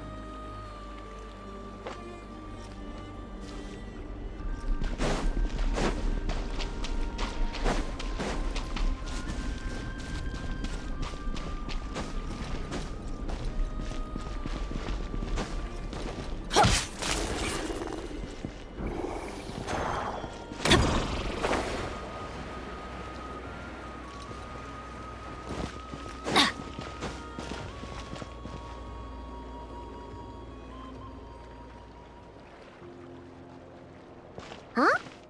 Hey, look! Isn't that Lauma? The moon chanter? Let me take a look at your wound. You must be more careful. Doesn't matter how much of a rush you're in, your safety always comes first. Oh, you're back too. How was your day? You what? Those two Fatui? The ones who were causing trouble in Nasha Town? You went to teach them a lesson? And you put that in their food? You naughty little thing! How could you do that? They didn't notice. That's not the point. You mustn't do that again, okay? Next time, at the very least, bring a few of your friends along too. You'll be an easy target if it's just you on your own. Hey, Lauma! Still remember us? Oh, it's the Traveler and Paimon, isn't it? Welcome to Hisi Island.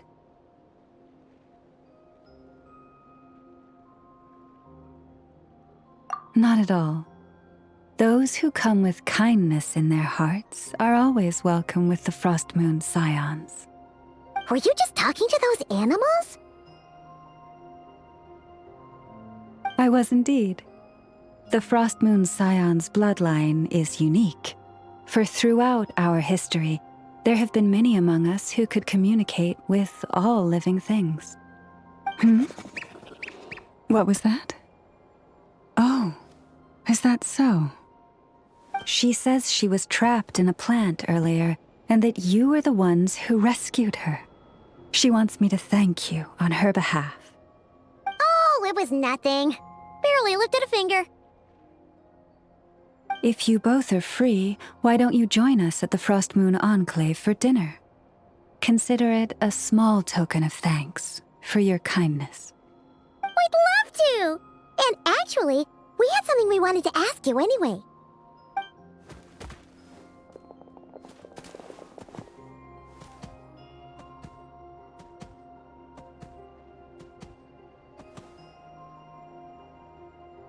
Oh. You're interested in the story of Kutar? Kutar? Yes. Kutar is our moon goddess, the moon maiden who guides us. But up close, this one somehow seems a bit different from the one in Nasha Town. It's like it's more... natural? Or like... more harmonized in its design. That is because, ever since the Fatui arrived in Nod Krai, they have been modifying and defacing our statues as they please. These statues were made by the Frost Moon Scions who settled here hundreds of years ago, crafted from the very finest Lunasol stone. Not only is this stone exceedingly rare, but it also brims with Kuvaki. I suppose the latter must be what caught the Fatui's eye. For a time, we put up fierce resistance. But now, this is the only one left that still retains her original form. We heard they even pulled some ancient moon's remnants down from the sky. That's right. The two largest remnants landed in Nod Krai. One here on Hisi Island, and the other on Paha Isle. The Fatui built their research facility on top of the remnant over on Paha Isle, but they've had their sights set on the one here, too. Oh! Oh! It's that little Kuhenki again! Surely that can't be. Hey! We've been wondering what was up with it, too. It just appeared out of some petals and hasn't stopped following us since. No, that is no ordinary Kuhenki. These we name Luonnotar, beings born from the moon goddess's blessing. Can you understand what it's saying? We honestly haven't got the slightest idea why it's been following us. I'm afraid not. I cannot fathom its thinking any better than you can. Sometimes a long time must elapse before the moon goddess's blessings turn into Luonnotar. Perhaps you two were simply there to witness that transformation. Oh, maybe. Legend has it that the Luonnotar bring good fortune. Given that it seems to have taken a liking to you both, why don't you let it come along with you? Really? Then you can start by helping us find some more treasure chests along the way. Capiche?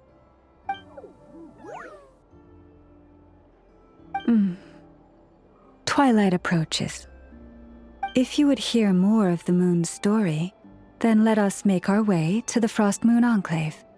Beneath the gentle moonlight, I shall share this tale in full.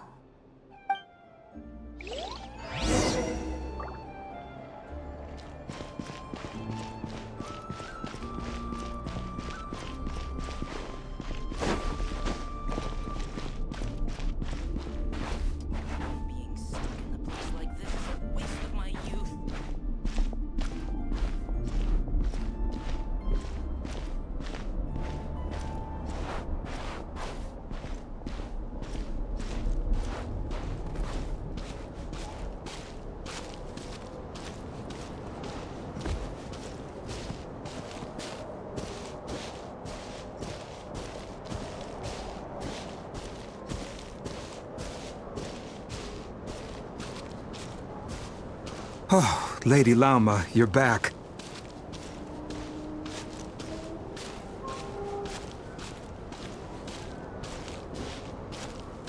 come day or night, may the blessings of the moon goddess shine down upon you.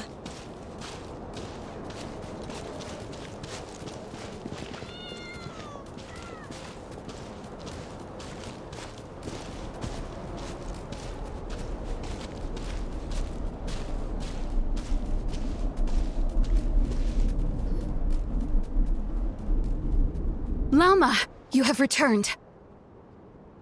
Wilhelmina, this is the Traveler and Paimon. Kindly arrange for 2 additional dinner settings for our honored guests. Of course, my lady. Wow! Everyone along the way here pretty much saluted you. Are you, like, super important around here? I am but a moon chanter, one entrusted to convey the moon goddess's will. Nothing more.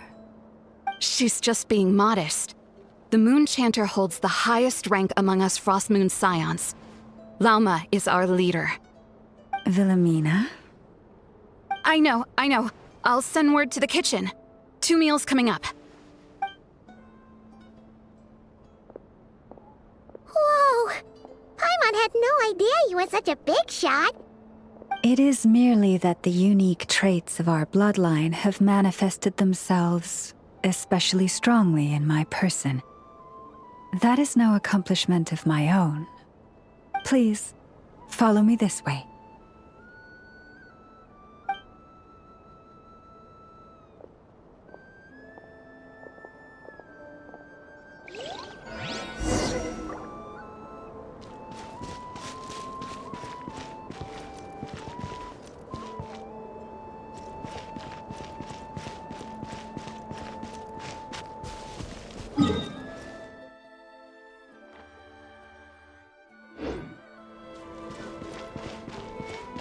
Prices like these are just outrageous.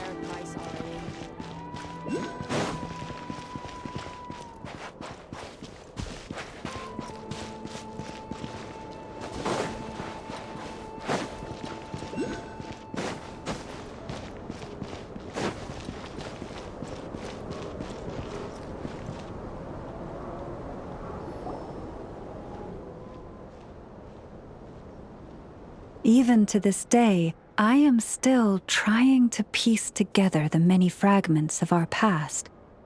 It is a story not only of the Frost Moon Scions, but also of the moons themselves. A story of the moons? Yes.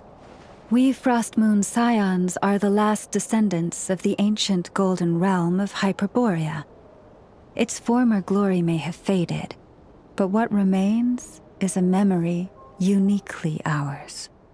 In the distant past, Teyvat had not just 1 moon, but 3. It is said that they were created by the primordial master of this world, cast into the firmament to keep peace in the land below. Firstborn was the eternal moon, largest of the 3. Legend has it that it was her immense Kuvaki that gave rise to the ocean tides. Next was the Frost Moon. Smaller than her big sister, yet brightest in radiance. Her glow became the cold, undying lantern of the night. Finally came the iridescent moon, smallest of the sisters. Most of the time, her light was barely visible to the naked eye. Yet when she shone, her fleeting halos were all the more mysterious for it. Wow! Sounds like it all happened so long ago.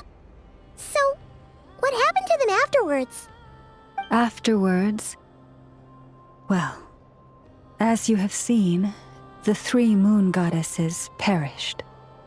This happened in a war triggered by the Descenders, and of the 3 lunar husks, only the Frost Moons survived unbroken, while the others were shattered to pieces. Oh, so that's why there were ancient moon's remnants in the sky. Yes. It is also said that when the moons shattered, most of their fragments rained down upon this land like stardust. That is why Nod Krai is blessed with such an abundance of Kuvaki. As for the remnant that the Fatui recently pulled down, that belonged to the Eternal Moon. Wait a sec. But you just said that 2 of the moons were shattered, so where are the remnants of the iridescent moon? The iridescent moon's remnants were never found. What happened to her after the war remains a mystery. Some say she vanished in an instant, while others believe that her remnants are simply too delicate to leave a trace.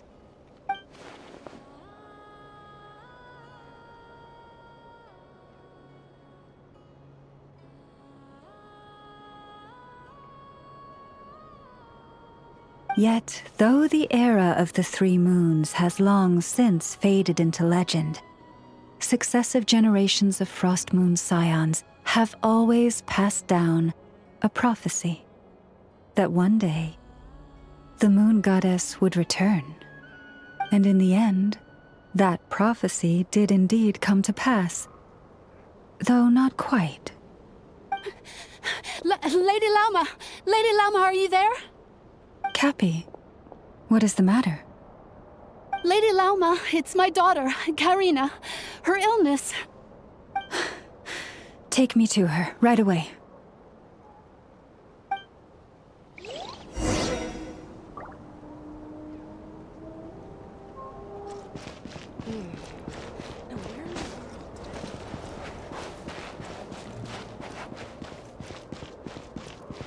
Children should not...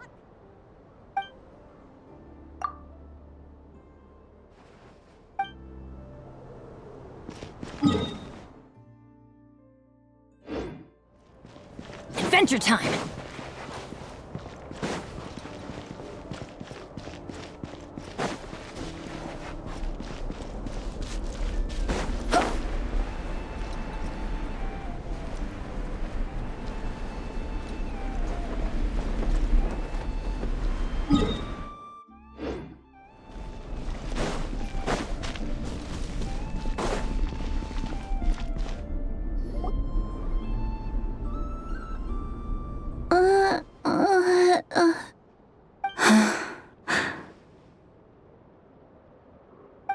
Her sensitivity to Kuvaki is flaring up again. After her last treatment, did you follow my advice and seek medical help in Nasha Town? But those doctors are all Snezhnayan.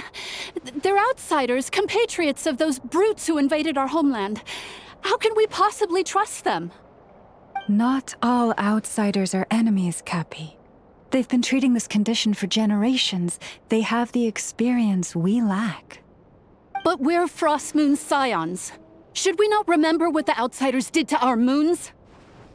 Surely the Lady Kutar will reward our devotion. But Cappy, Kutar is long... This isn't the time for a debate. O lost child, snow-swept and buffeted by the howling winds of the frigid night, let not the silver flame within you fade. By the frost moon's grace, I shall warm you, curled up as a fledgling in frozen soil. Praise be to the moon goddess, my Karina.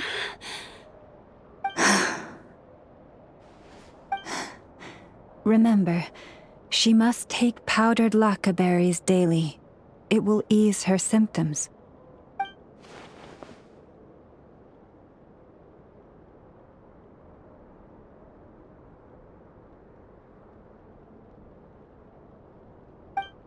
Lauma?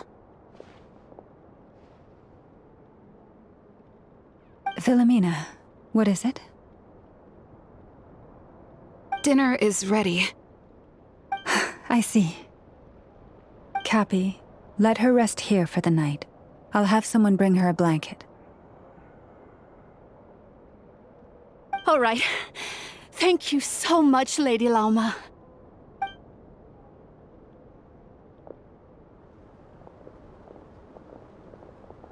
Will she be all right?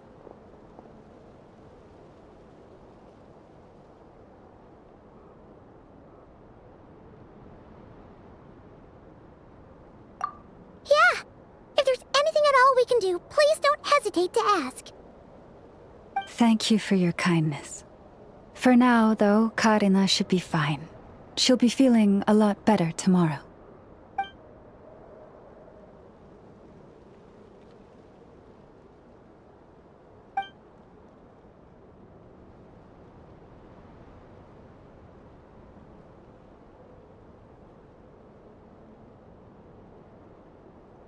Please do not be worried. Come, let us head to dinner. I believe you still have some questions for me.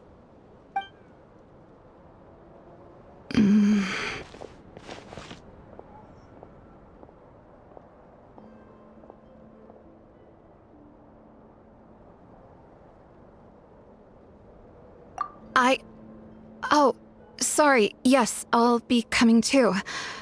I was just thinking about something. Oh? Lauma makes such an unshakable moon chanter. Calm, capable, someone we can count on. Deep down, though, I know she's been quietly carrying the burden for the rest of us.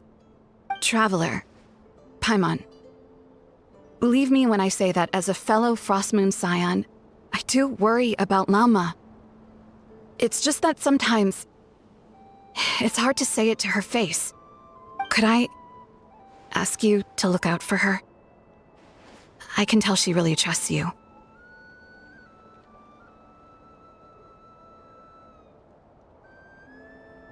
I fear that would stress her out even more. Sometimes I really admire her strength, but at the same time, I can't help feeling powerless myself.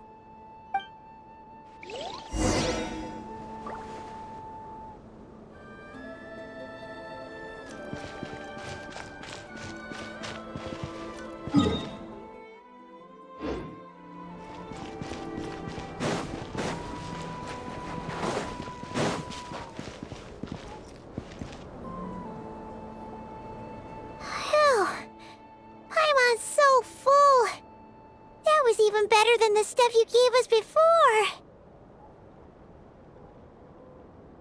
I'm glad to hear it.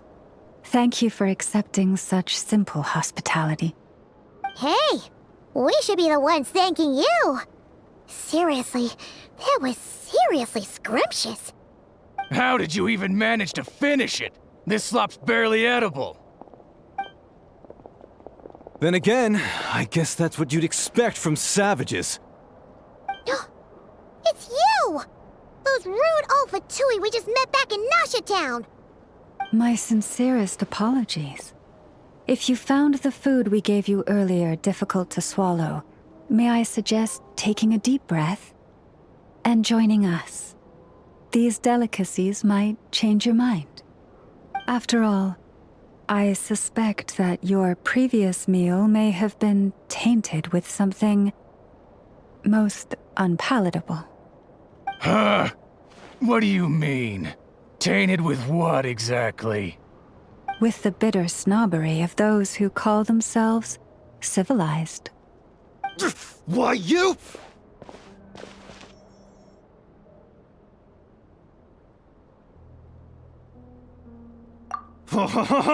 Looking for a fight? Sure, I'd be more than... Hold it! We're not here to brawl. Yet. We're here on official business. Orders from above. We're here to deliver the Frostmoon Scions a warning. Or rather, a final ultimatum. You have 3 days to hand over the relic and reveal the whereabouts of your so-called Kutar. If you fail to do so, the Fatui will immediately begin the cleansing of Hisi Island. Which, by the way, is the sovereign territory of the Tsaritsa of Snezhnaya. What insolence!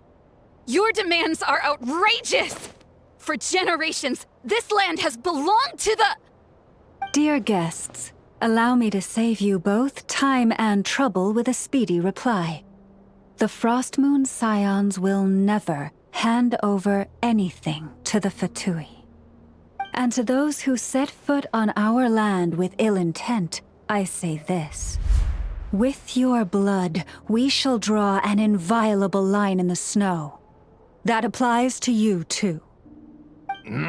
Stubborn savages, the lot of you!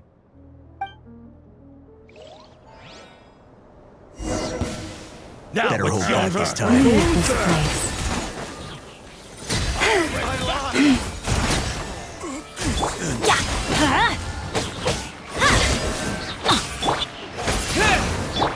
Show no mercy! You're pretty sharp. You'll pay for this. Mark my words.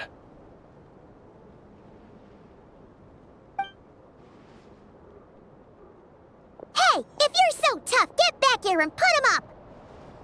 Huh. Guess all they're good for is running away. I'm so sorry. You've had to put up with far too much unpleasantness today. Come on, it's not your fault. We don't like bullies like them either. But still, they mention a relic and Kutar. What exactly could they be after?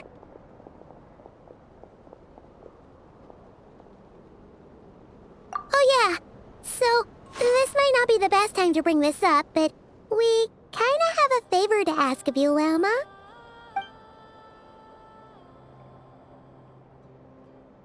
I see. So your questions concern the sacred relic too. Please, do not hesitate to speak your mind. Unlike those insolent intruders, you walk in the moonlight with open hearts. You stood by us when we needed your help, so it's only right that I return the favor.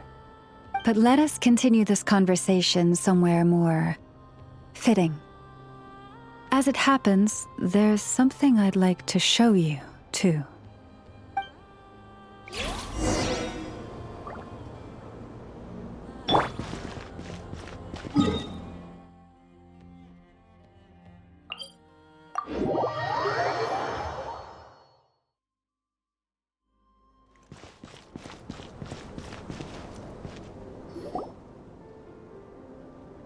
Wow! It's spectacular! Kutar was born here on Hisi Island around 500 years ago. As it just so happened, a priestess of the Frost Moon Scions witnessed the moment of her birth. Instantly realizing that this was the prophesied rebirth, she quietly recorded the event and carved this statue to honor that miracle. According to legend, Kutar's birth was accompanied by the sudden appearance of many Kuhenki, who wove the moonlight that bathed her into silken vestments fit for a goddess. Hey! It's like it knows we're talking about it. From that day forth, the Kuhenki have been regarded as Kutar's familiars. Some believe that their habit of guiding travelers to hidden treasure stems from an instinct. The same one that not only drives them to protect the moon goddess, but also to make her smile. After all, according to the records, Kutar always looked lonely as she gazed up at the distant moon.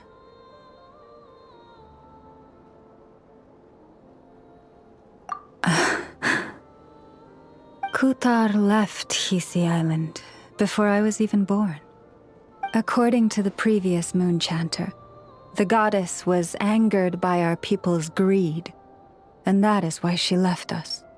Where did she go? No one knows what happened after she left. But just a few months ago, after those 2 ancient moon's remnants fell from the sky, she was spotted on Hisi Island once more. And the Fatui have been harassing and threatening us ever since. Judging from what they've said, our moon goddess is actually their missing harbinger, Columbina, the Damselette. The Damselette? But isn't she number 3 amongst the Fatui Harbingers? So she's actually the moon goddess. Why would she join the Fatui then? That too is a question I've struggled with.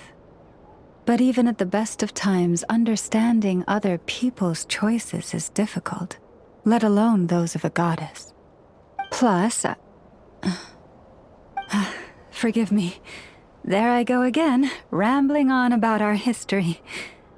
But you came here to ask about the sacred relic, didn't you? Honestly, Paimon's not sure which part she's more curious about now. Since ancient times, the Frost Moon Scions have had in our possession a special fragment of the ancient moon's remnants. A piece in which I sense a power unlike any other. Successive generations of moonchanters have all detected a divine presence within it. We call this unique remnant the Moon Marrow. We heard you can use it to see what happened in the past. What is it in particular that you seek from the past? Well, basically, to cut a long story short, the traveler here is actually from outside of Tibet. Oh.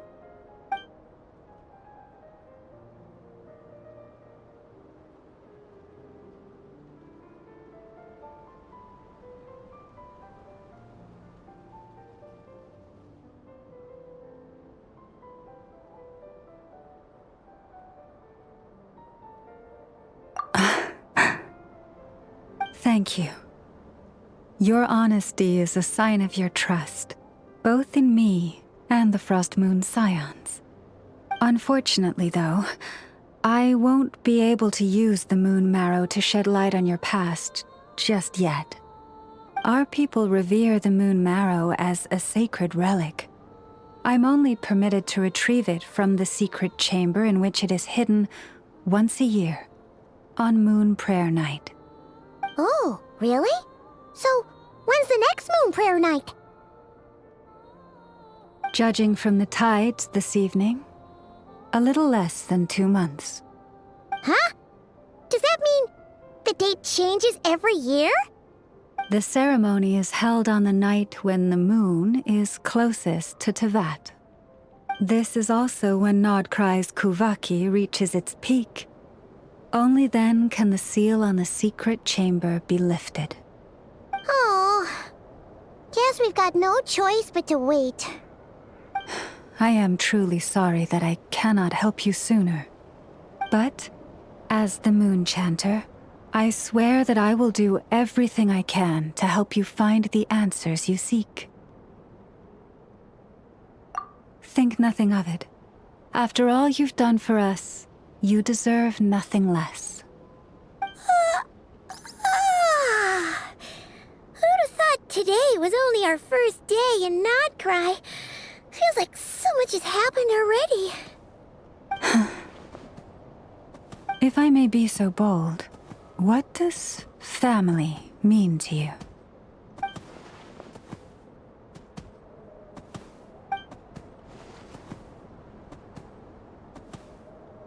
If you are aware of something, a secret that could hurt your family, would you be honest with them? Or try to hide it?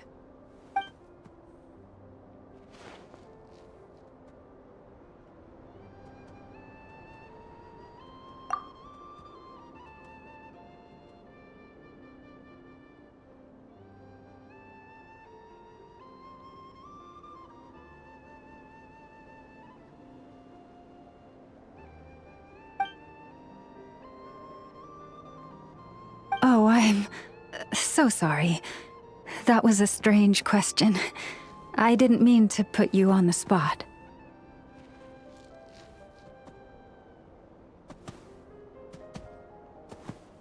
I guess I've just never met anyone with a story quite like yours before.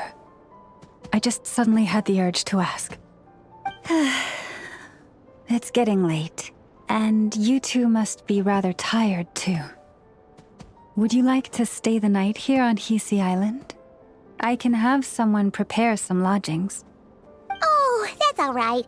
We've already got a room back at the flagship as it happens. Speaking of which, if you ever need us, feel free to come knocking. Do you need me to show you the way back? No worries. right away, and you should get some rest too, Lauma. We'll make sure to be careful. Understood. Then I won't keep you. May your first night in Nod Krai pass in stillness and peace.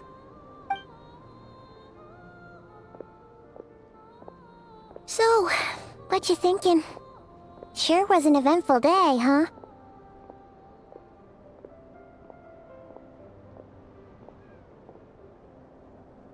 The good news is, we're not at a dead end in the search for your spaceship yet. We can always learn more about this place while we wait. The usual drill, huh? Paimon's really getting sleepy now.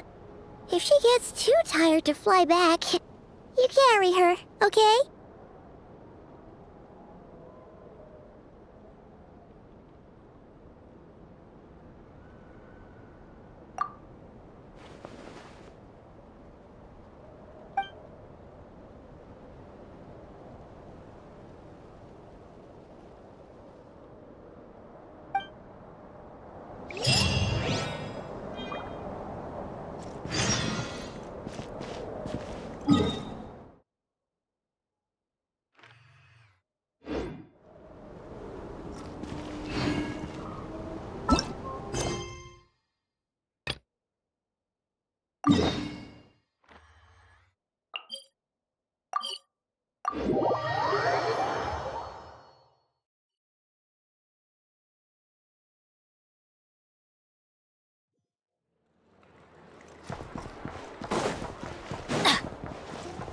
Adventure time! Adventure time!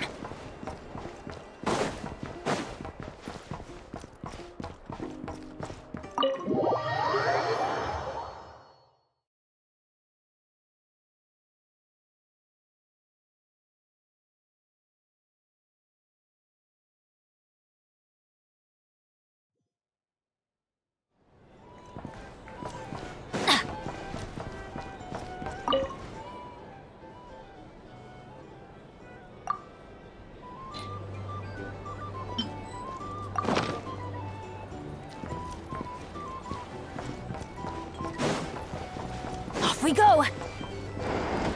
Adventure time!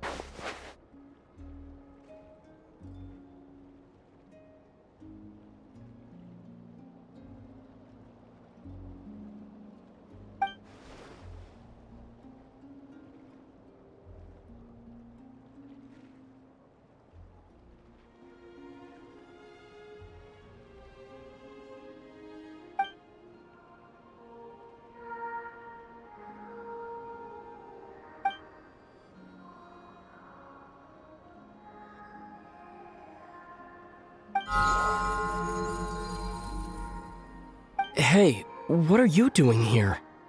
These flowers... I remember. When you first appeared, there were flowers like this all around you.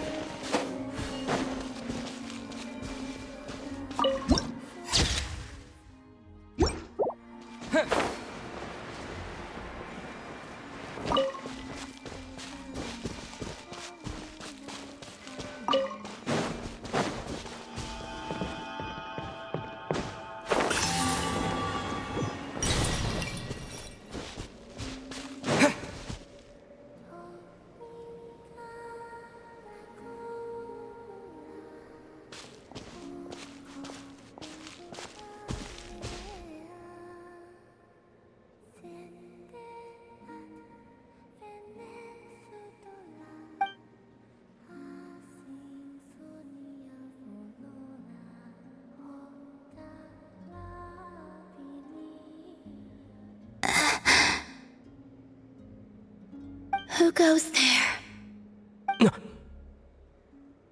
How did you get in here?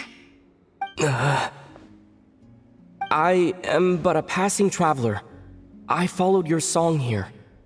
I'm very sorry if I've intruded. The Kuhenki. She brought you here.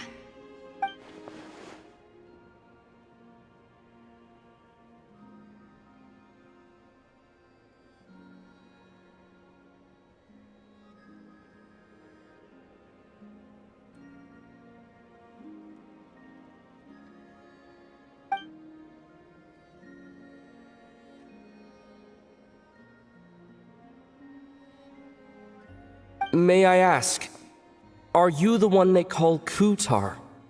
And the harbinger that the Fatui refer to as the Damselette? The Fatui?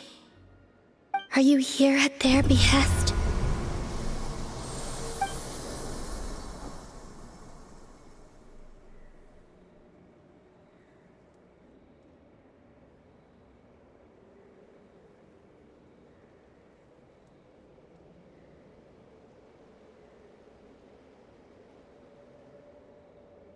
Please, don't get me wrong. I have no intention of doing anything for the Fatui. I just wanted to ask you about Nod Krai and the moons.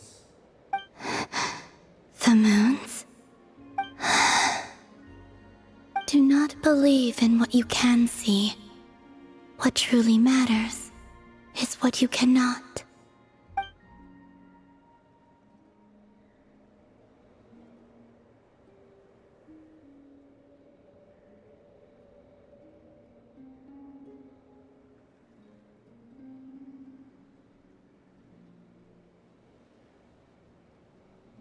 What do you mean?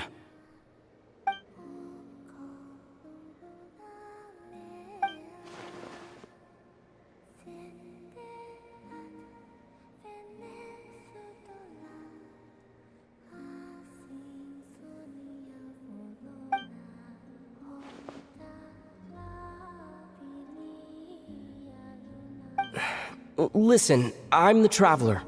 I'm on a journey through the nations of Teyvat. Hello.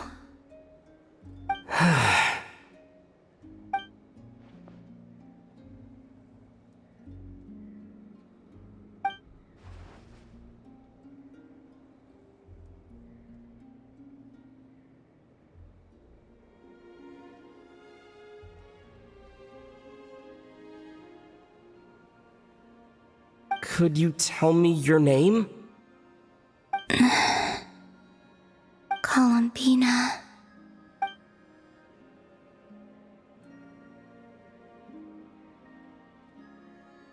Kutar, the Damselette, the moon goddess. Pick whichever takes your fancy. I do not know my own name.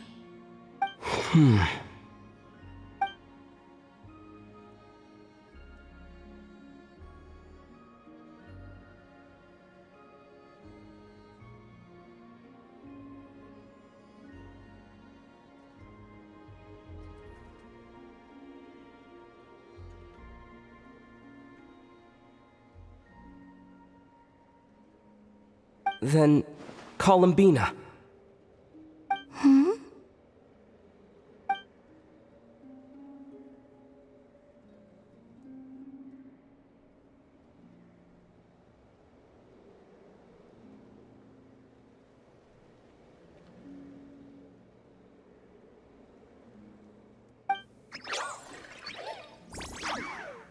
This Kuhenki, this Lanatar, did you bring her into being? Come here, little one.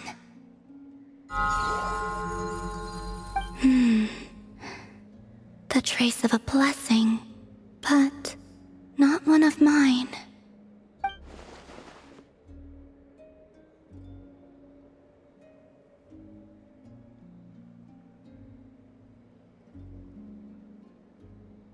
People always assume I can do many things. Assume I have done many things. But I haven't. All I ever wanted was to.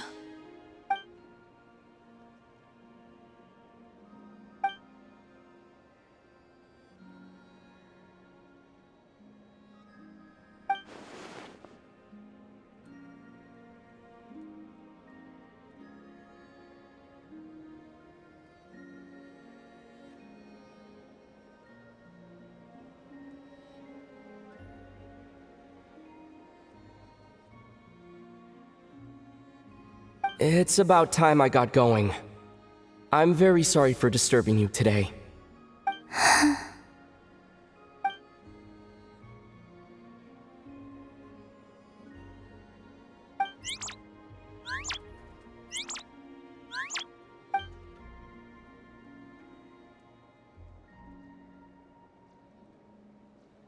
Columbina, that Kuhenki. Oh, you're leaving?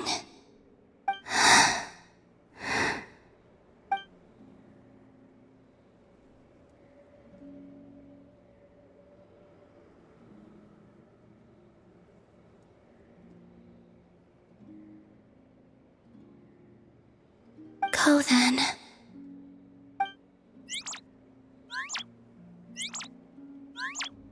Goodbye. Take care. The moon can be treacherous.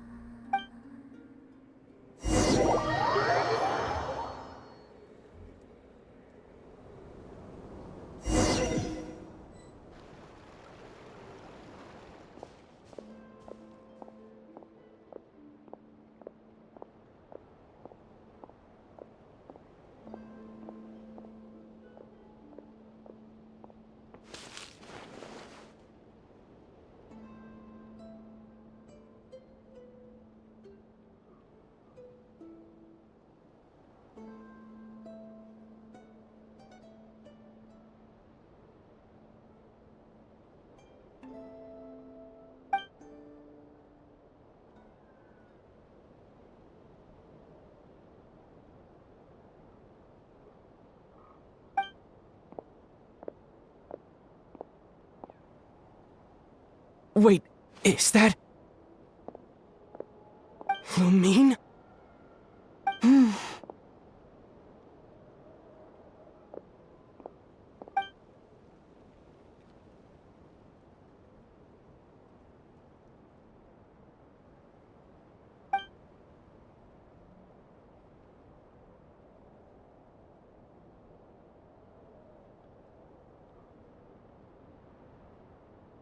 Lumine!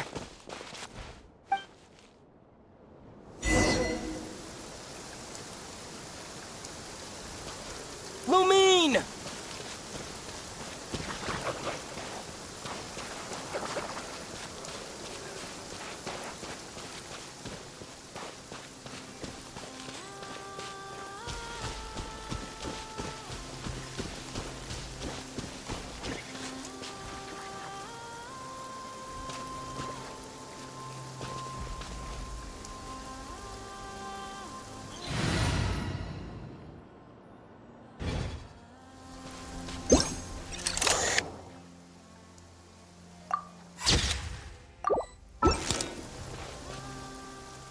Lumine! Ether, it's you.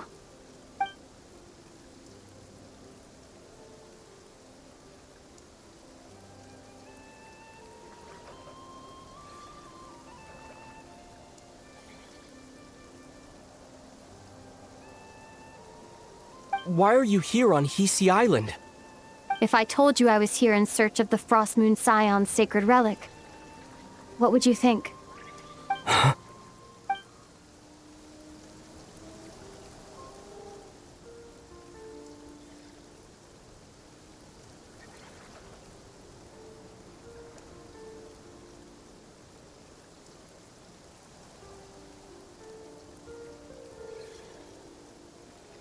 Are you also here to uncover the truth about our past? That's right. What happened to us in the past, how we came to Tevat, why our spaceship crashed here. There are things I want to know too.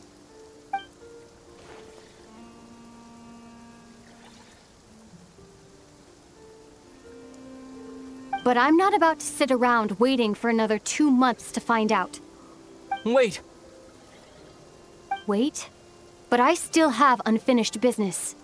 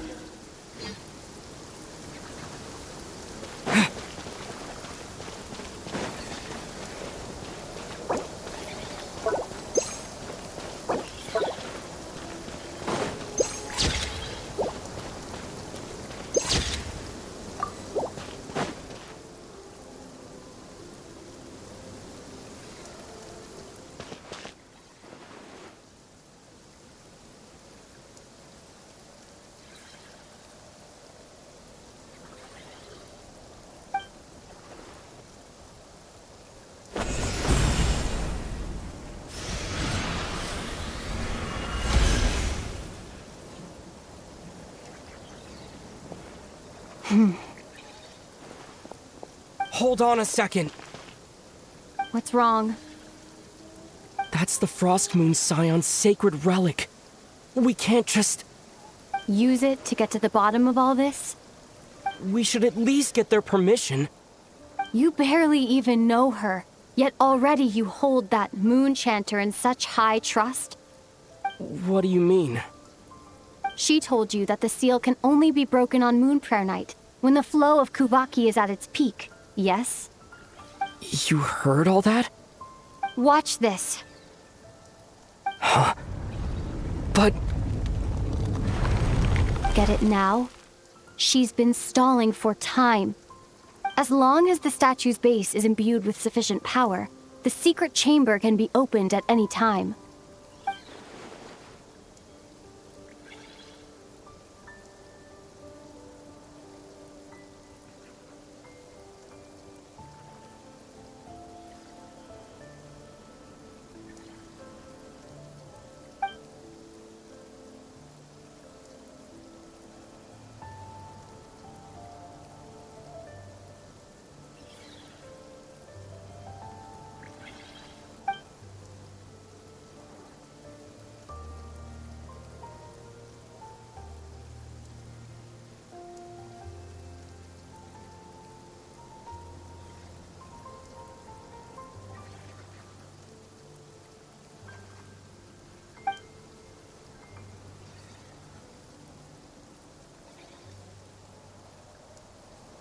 Is it such a sin when I don't put all my cards on the table for you, but not when someone else is doing it?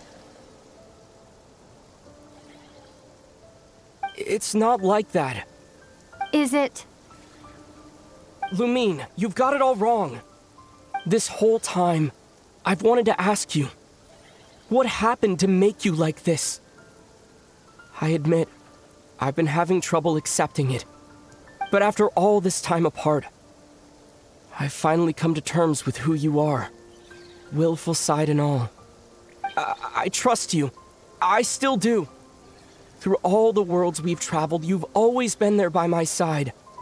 If there are things you can't explain yet, I can wait while the journey goes on. I'll wait as long as it takes.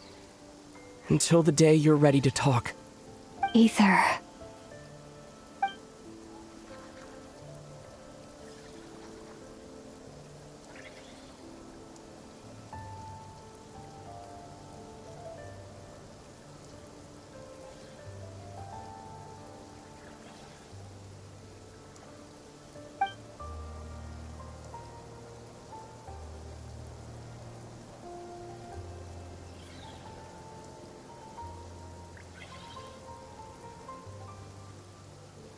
I'm not looking to borrow the moon marrow simply because of our past. It holds answers about the very origins of Teyvat. I've always believed that if you want the truth, you have to see the whole story for yourself. I'm not asking you to trust me, Ether. Just don't try and stop me. If this choice weighs on your heart, then let me go in alone. Forget this meeting ever took place. Bit late for that now.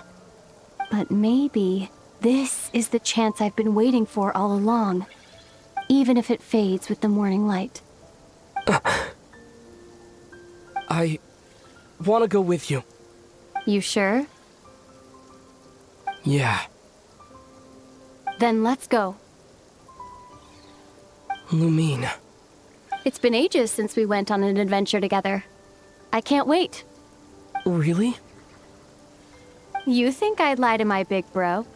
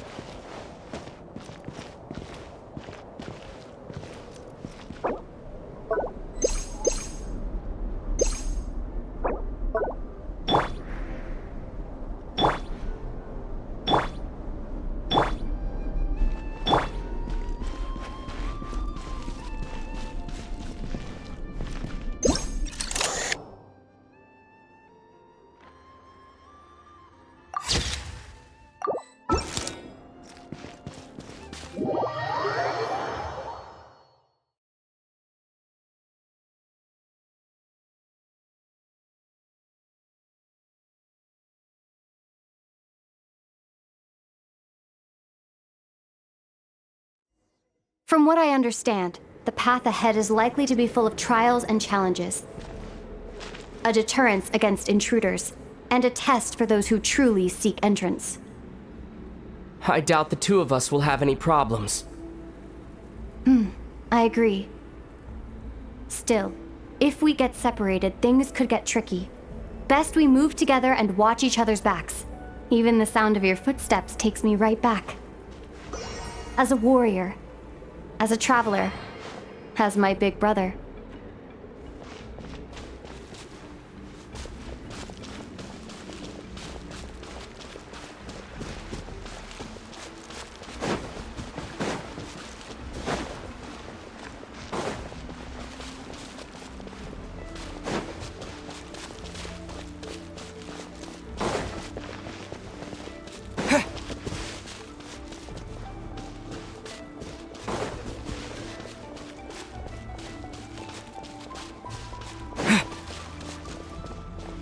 Looks like this is the first trial.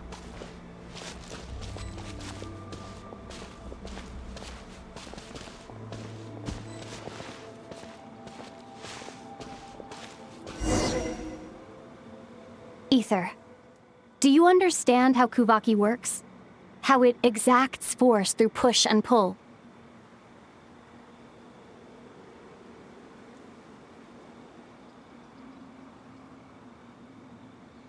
Okay, I'll leave it to you then.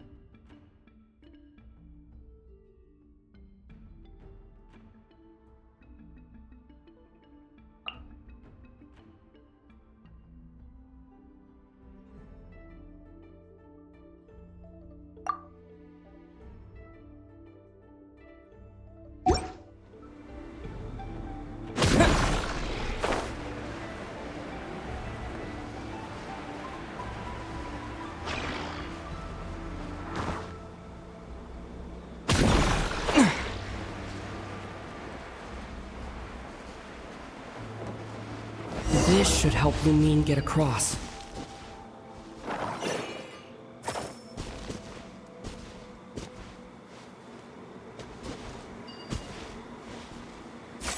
Lumine!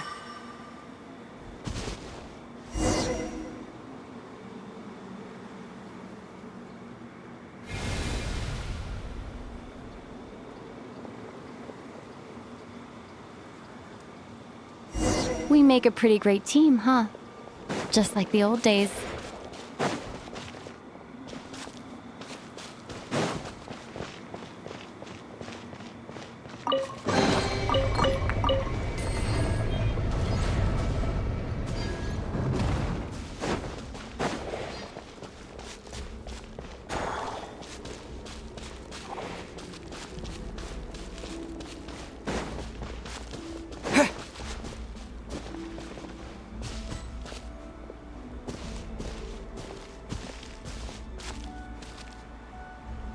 A wide open space.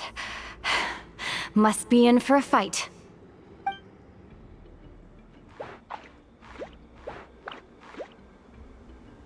Was that it? What a letdown.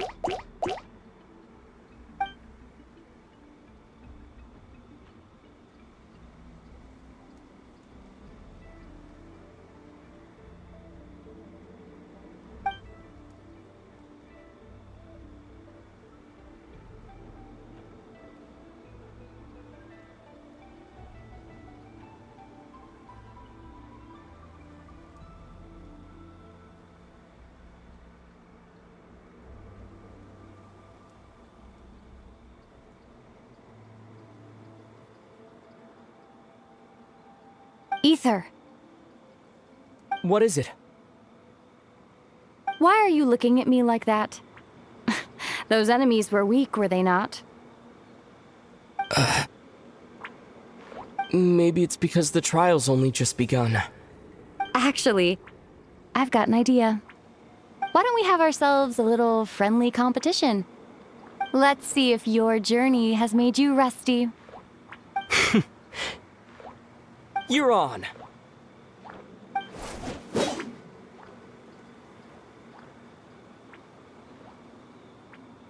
I won't lose to you, Lumine.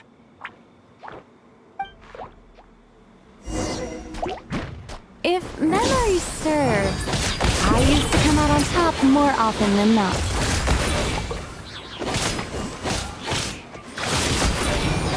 You sure you're all right? Seems your memory's slipping, Lumine. Save it. We'll know who's stronger soon enough. Let's see what you've got.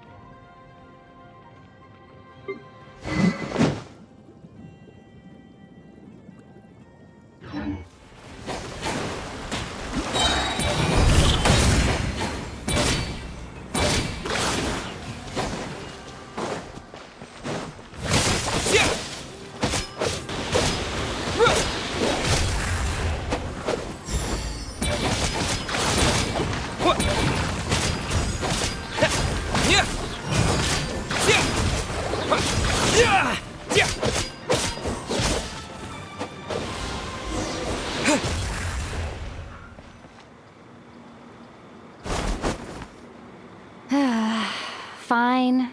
You win. Didn't feel like you really wanted it anyway.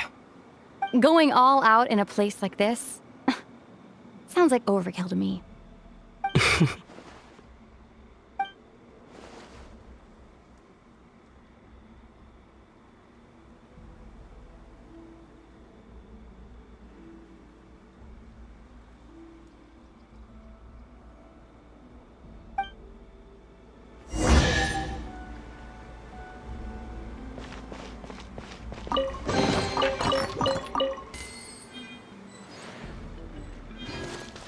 Let's keep moving.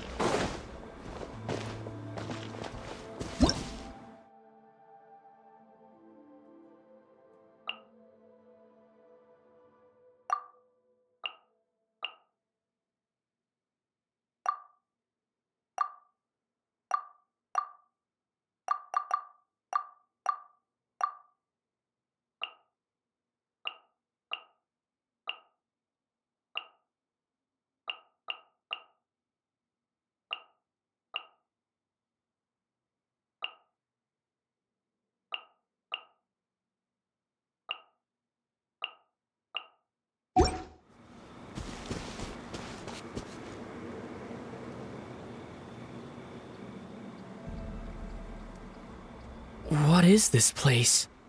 No sign of any monsters. Feels like a ritual site. But something's missing. It's ahead. Inside that thing that looks like a mirror. I can feel it. But maybe it's sealed within. Can you open it using Kuvaki? Apparently not. Do you think it might have something to do with the Frost Moon Scion's bloodline? Lumine?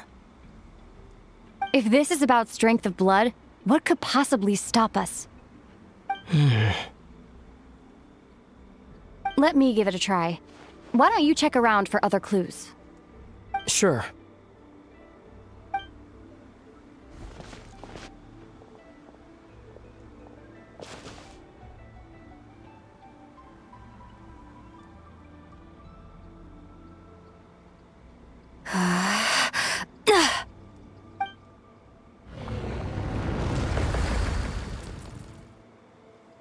Found it. This should do the trick. Okay.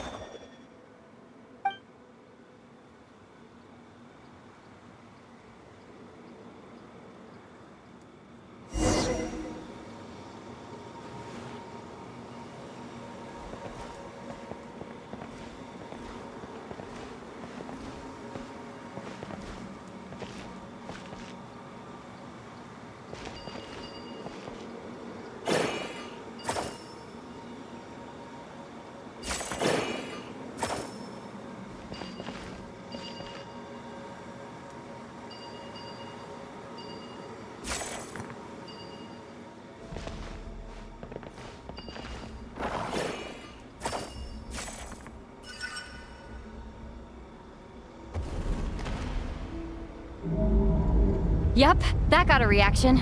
That's one down.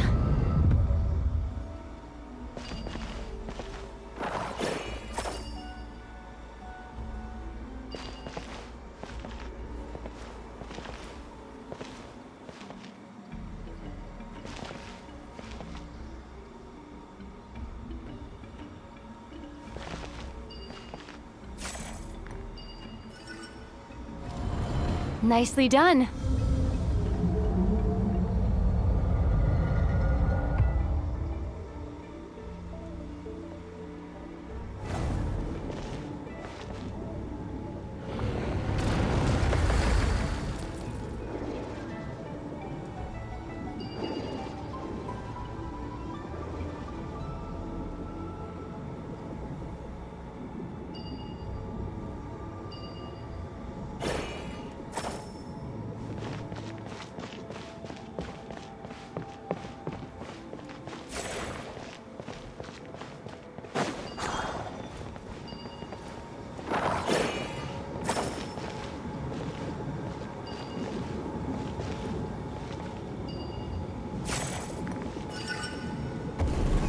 You've got this. One more to go.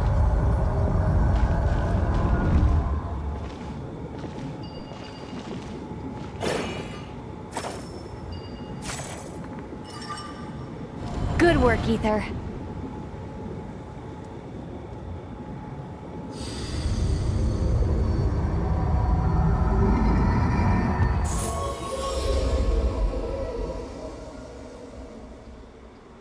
The door's open. Come. We must be close.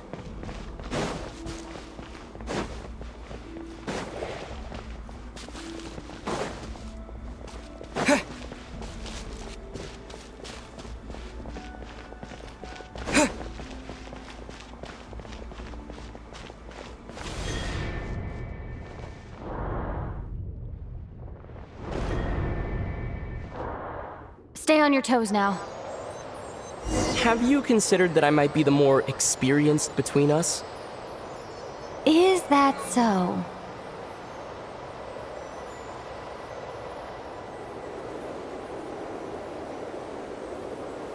So, will you be heading off again after we're done here? Maybe, maybe not. Another cryptic response. Don't worry about things that haven't happened yet.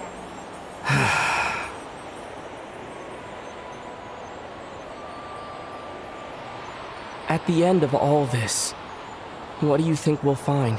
Whatever it is, we can handle it. What about the end of our journey? That's not something we need to worry about right now.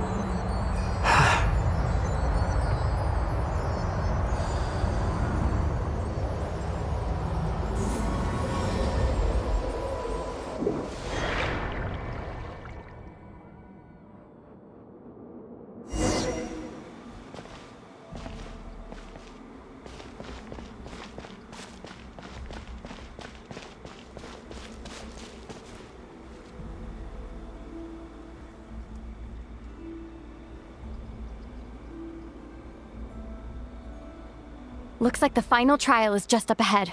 Ready for battle? When have I ever not been? What's wrong? Going on an adventure with you, side by side, it's been so exciting. But at the same time, it just feels surreal, I guess. Maybe because it's been so long. You know, this is only the second time we fought together since the day we both woke up in Tevat. Maybe that's it. Ether, let the light of our blades come together once more, just like they did in the past. What do you mean? This is a night of miracles, an adventure that belongs to us. Let's not weigh it down with worries and regrets. This is our adventure.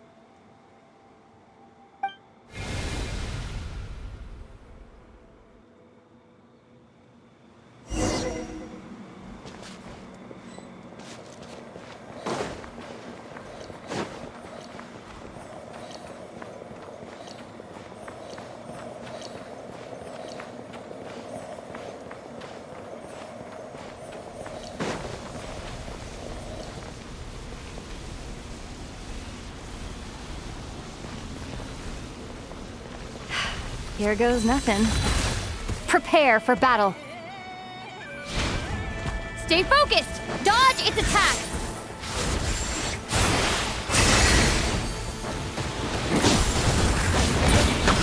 Don't forget to heal yourself! Now's our chance!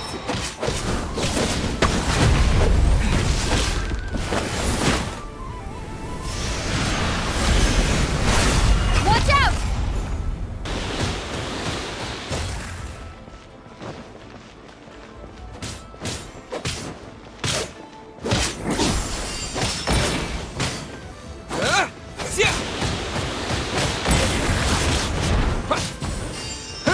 Stay focused!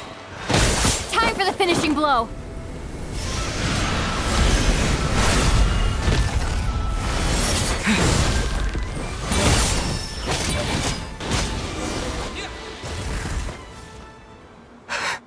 It's over.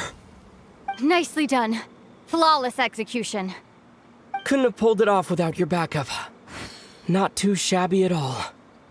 As for what you were saying, yes, I should have come to see you earlier. Or at the very least... Spent more time with me going on adventures like this. something like that. Instead of just running off and expecting you to follow my trail. Wait a sec. That's not an official apology, is it? That goes without saying. Come on. Time to claim the treasure we came for.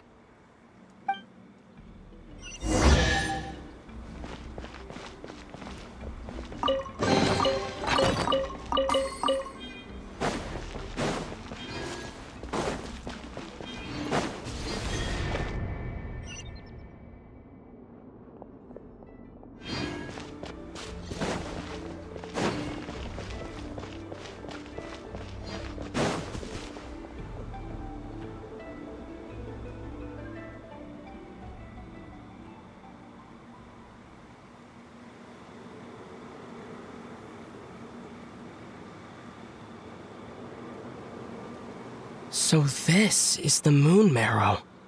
The treasure we've been after. All right. Go get it for me, Ether. It belongs to me.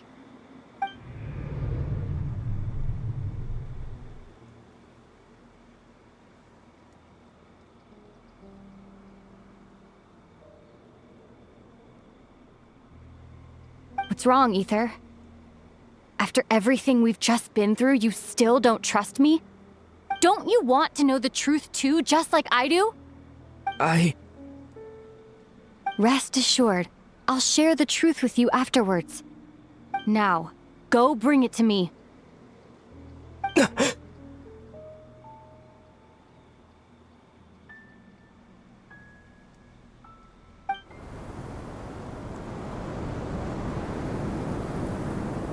What's going on? Where did this fog come from? Lumine!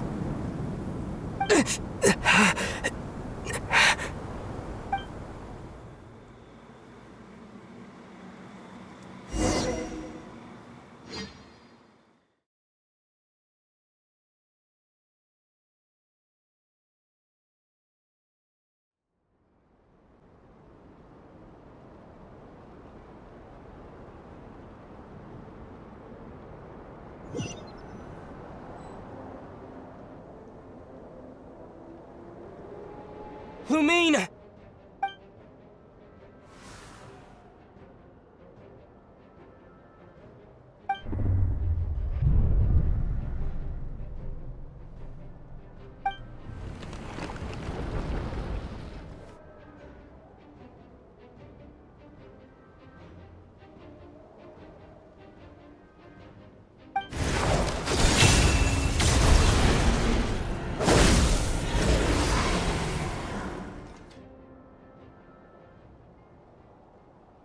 Lumine!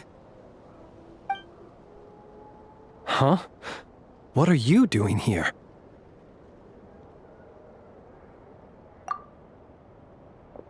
Yes, we ran into each other at the flagship this afternoon. I'm honored you still remember.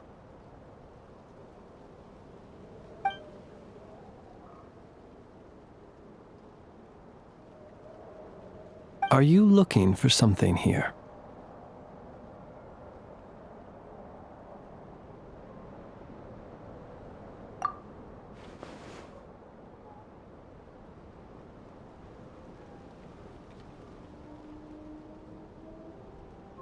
And you just happen to end up surrounded by the Wild Hunt.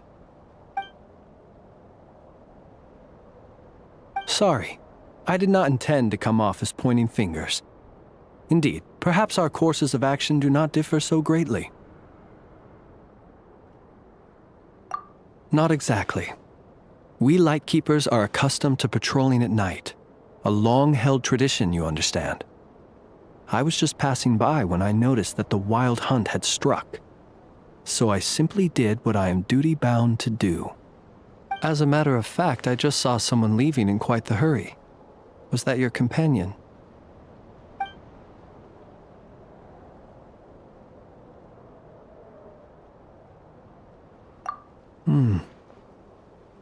Perhaps I should take my leave now. After all, my patrol isn't over yet. Nod Krai is a dangerous place to be at night. I'd advise that you head back soon as well.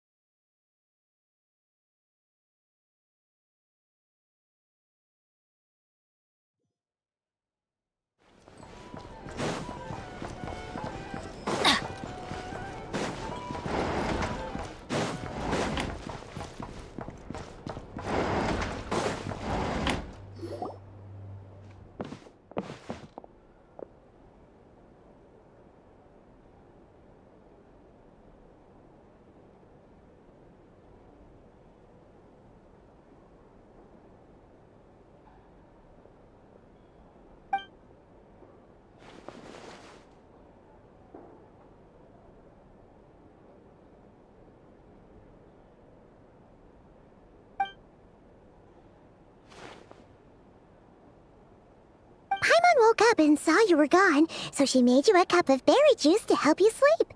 Her own secret recipe. When you get back, drink it up and go get yourself some rest.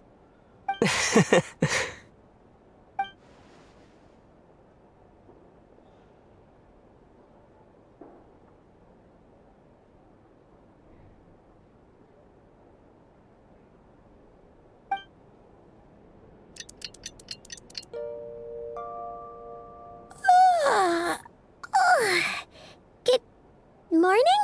If now still counts as morning. When did you get back last night? Did you sleep well? Good to hear. So, where'd you wander off to on your midnight stroll? Anything interesting to see in Nod Krai at night? Oh, really? Come on, don't leave Paimon hanging!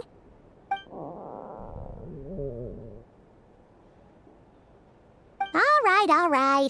Guess we'll have to feed your stomach before we feed Paimon's curiosity. Let's go grab something to eat while we talk.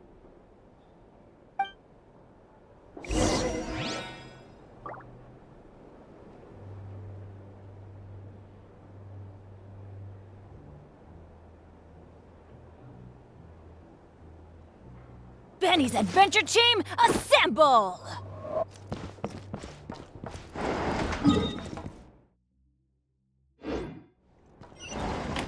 Off we go!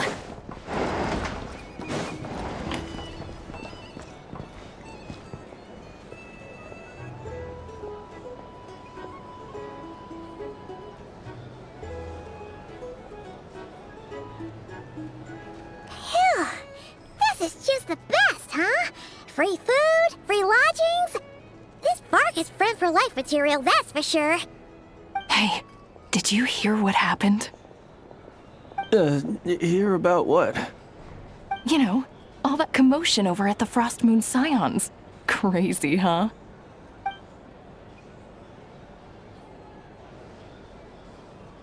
Huh? What happened? See what I mean? Completely oblivious to what's going on around you. The sacred relic of theirs. It's been stolen. Hey, slow down. Paimon knows you're hungry, but you don't have to worry about her stealing your food. At least, not today. What? Was it those Fatui? No idea, but the news has already spread right through Nasha Town. What did their high priestess... what did they call her again? The moon... something... Anyway, what did she say about it? What could she say? She's the one who discovered it was missing.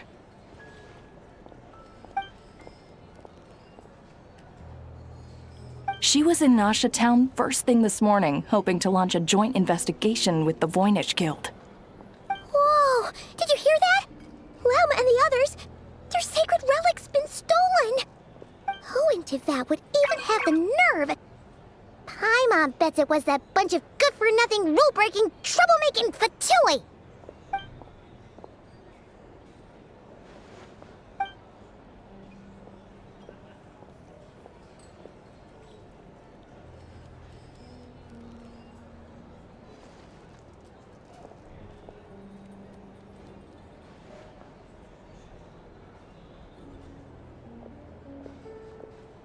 Huh?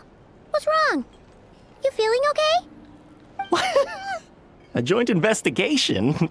Good luck getting any takers. Unless there's some reward or business opportunity to sweeten the deal.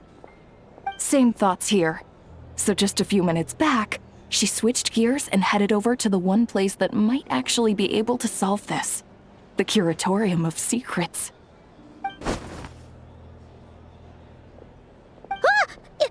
You scared, Paimon! What is it? Huh? Okay, just... Hey! Paimon's not a baby, you know! Quit pulling her arm!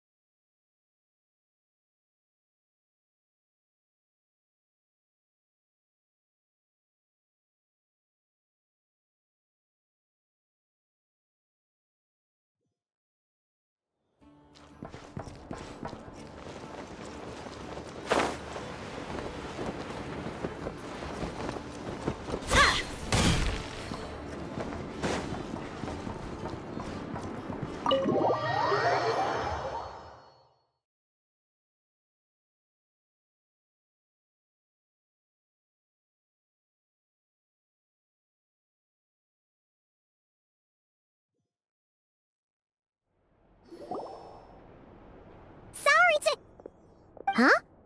There's no one here. But didn't they just say Lauma came this way a few minutes ago?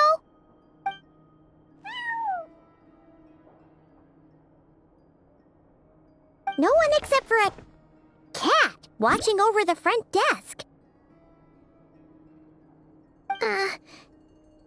Excuse...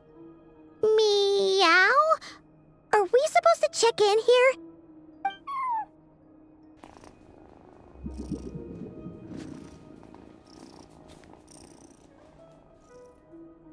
No idea what that means. Is this Lauma's personal receptionist or something? Pretty sure she'd be the only person who could actually understand it.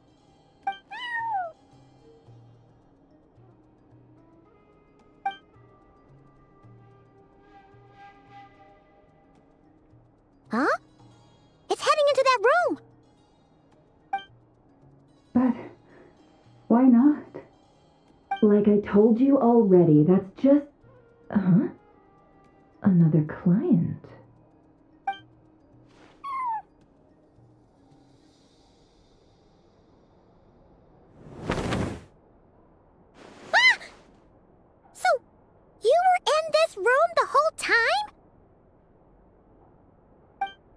something I can do for you? Traveler. Paimon. Oh, you're acquainted then? Yes, they visited Hisi Island yesterday. We had dinner together. Allow me to introduce you. Traveler, Paimon. This is Nefer, boss of the Curatorium of Secrets. Pleasure to meet you. They are travelers who arrived in Nod Krai just yesterday. Greeted by the birds and beasts of this land, they are kind-hearted souls who walk in the moonlight's glow.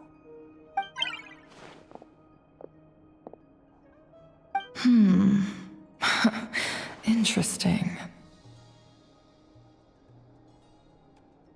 Thank you, Lauma, but you need not have introduced them.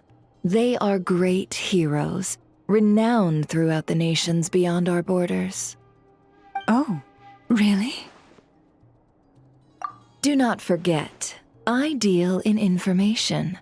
Just because most people in Nod Krai pay scant attention to foreign affairs, that does not mean the same goes for the Curatorium of Secrets. They're the heroes everyone was talking about before. The ones who saved Natlan during the Abyss crisis.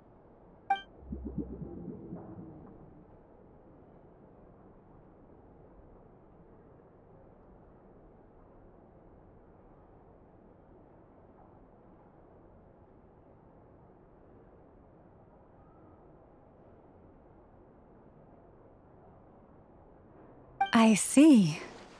We Frostmoon Scions seldom leave our domain, so I had not heard of your heroic deeds.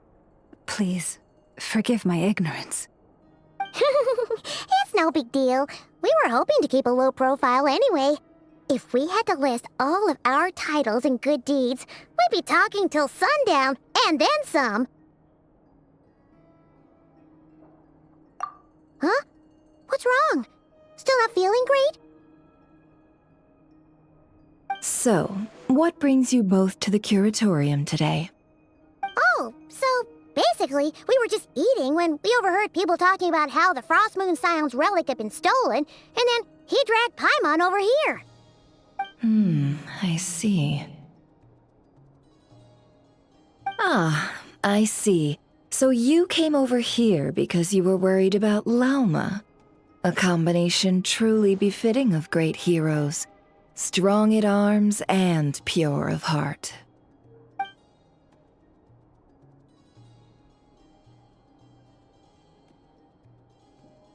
In that case, Lauma, I've got a suggestion. Why not ask these battle-hardened heroes to take the commission for you? Honestly, it's a little beyond the means of such a modest establishment as ours. Your modest establishment? Unable to handle a commission? You just don't want to take it, do you?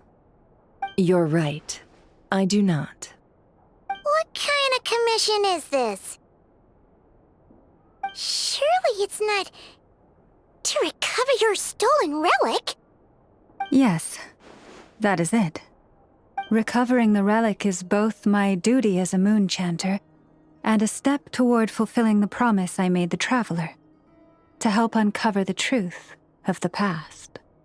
But Nefer has already declined our commission multiple times. And yet, just as it always has, the moon will continue to illuminate the sky above the Curatorium. Come night or day, may the moon goddess keep you. Enough of that.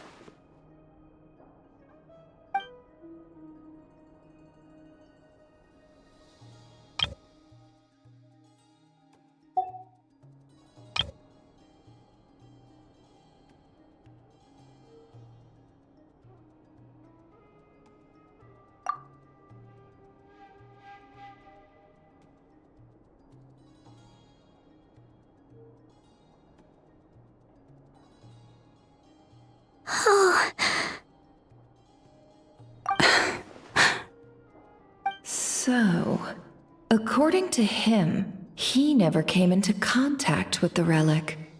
So he suspects his sister may have taken it. I understand.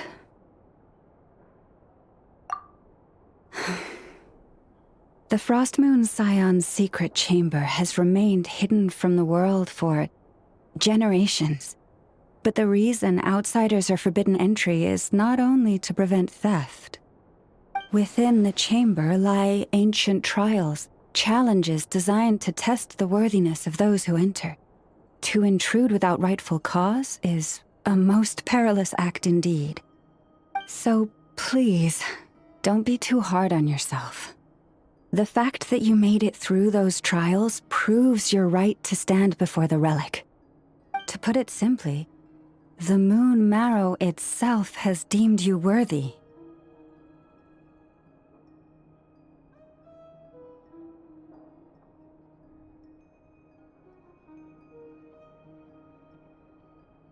No. Your honesty tells me everything. You never sought to take the Moon Marrow for yourself.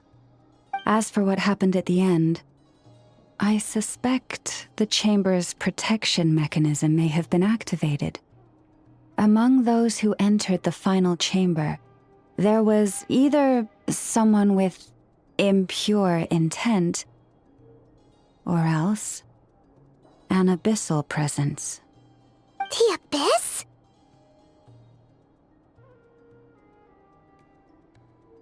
Perhaps that's why, then. Either way, the Moon Marrow was taken. And I believe you. So the problem remains the same. I need to recover our relic. See? Didn't I tell you it would all work out in the end? But before everyone starts celebrating, forgive me for asking just one more thing. Are you absolutely sure your sister took the relic? What do you mean? Weren't they the only ones inside at the time? Who knows? Think about it. After your sister broke the seal with abyssal power, what was to stop someone else from following you in there? In theory, nothing. And as it just so happens, I received a tip-off from one of my sources earlier this morning. Word is, today of all days, the Fatui suddenly called off their search for the relic. What? Huh? Why? Well, either they woke up this morning and suddenly decided they'd lost all interest, or...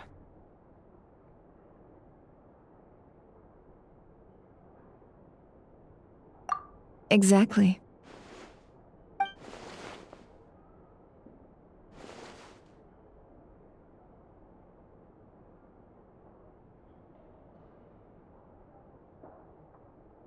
Are you wondering if your sister might be in cahoots with the Fatui?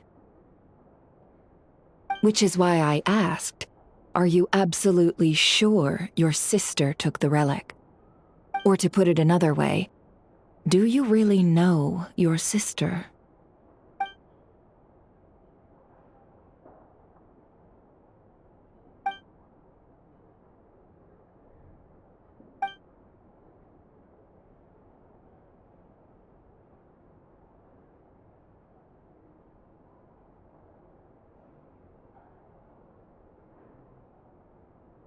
In other words, it's highly likely that the Fatui already have the Moon Marrow.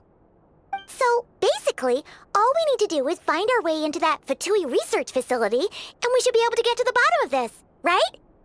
Congratulations, you've found your answer. Looks like the Curatorium won't need to lift a finger this time.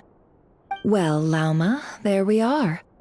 On behalf of our long-standing cooperation and the great hero by your side, I'll waive your consultation fee, but just this once. You're really not planning on helping us? I think I've helped more than enough already. If we're to stand any chance of infiltrating that facility, we'll need the help of a specialist. Just so you don't get the wrong idea, let me make myself crystal clear. The Curatorium of Secrets has always striven to abide by a policy of strict neutrality. We do not take sides with any faction in Nod Krai. I cannot help the leader of the Frostmoon Scions sneak into a Fatui facility. That would make me their enemy. When one of their harbingers asked me to help them infiltrate your territory, I gave them the same answer. No.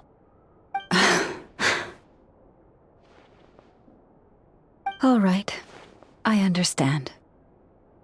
But I do have one final request. I promise it's my last. It had better be. No matter who it is, I want you to help us persuade the next person who walks through that door to join us. What is she up to?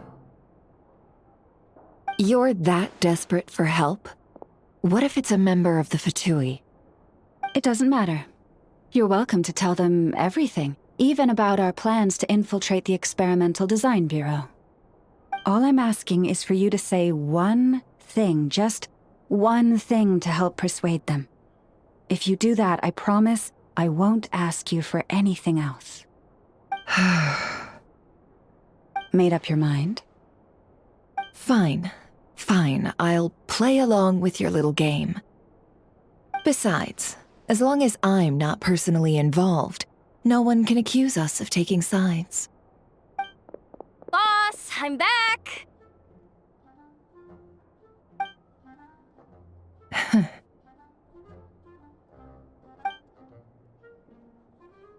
You won't believe the luck I've been having today. Remember you sent me to find that runaway cat, yeah? And you said I'd only be back after dark? Well, guess what? Right after I left the house, this big ibis flew over and the missing cat was right in its claws. And once it got close, it loosened its grip and... Boss, you're meeting clients. I'm so sorry. I'll get out of your way.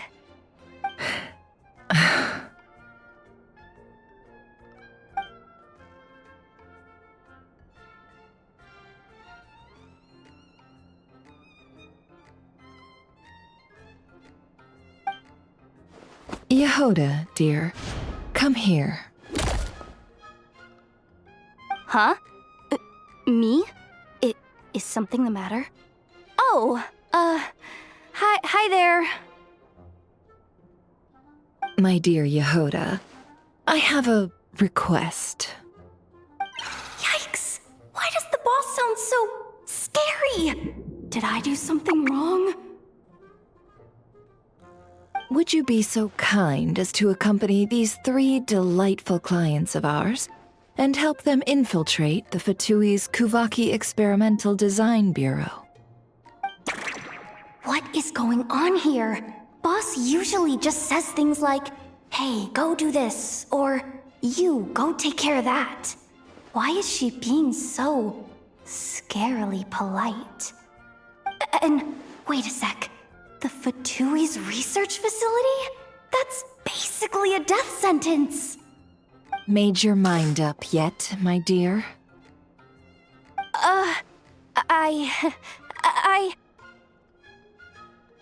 What is up with Boss today? Am I supposed to say yes to this? Or maybe it's because the mission's too risky, so she's actually looking out for me? Why is everyone looking at me like that? Is this some kind of test? I can't let the boss down. Can I? Have you made up your mind?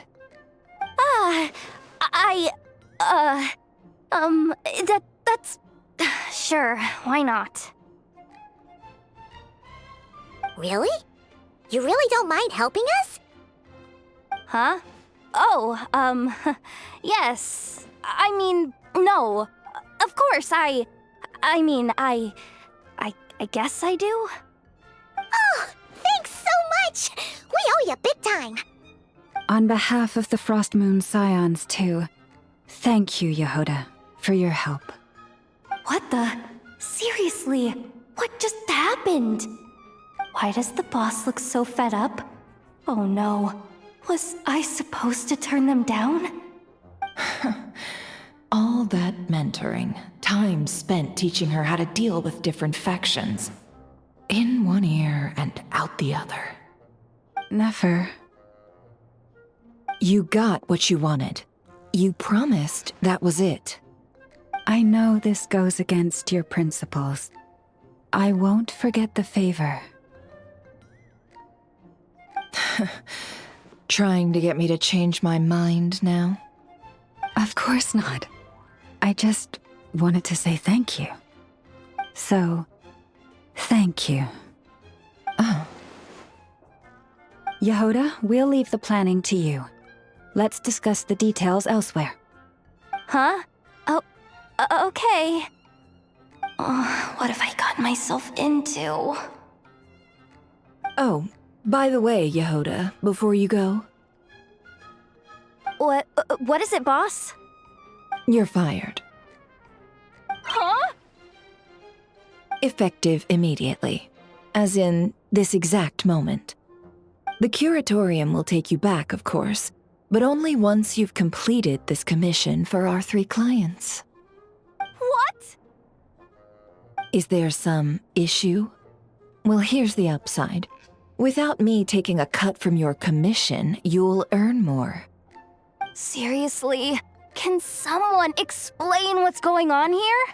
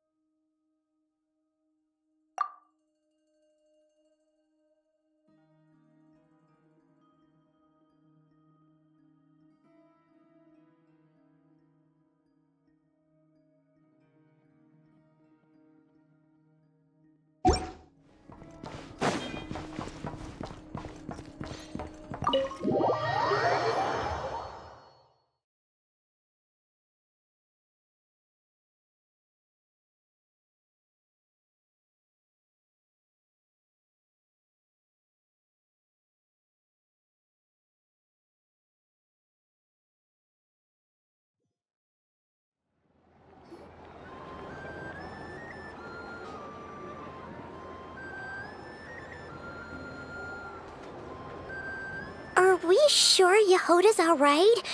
She looked totally crushed just now. She'll be fine. She's just in shock. But one thing's for sure. The curatorium's professional standards are beyond question. The fact that she only requested 1 day to prepare says it all. As an apology, I'll ask my animal friends to help her out more often in the future. Also, thank you for being honest with me. It means a lot.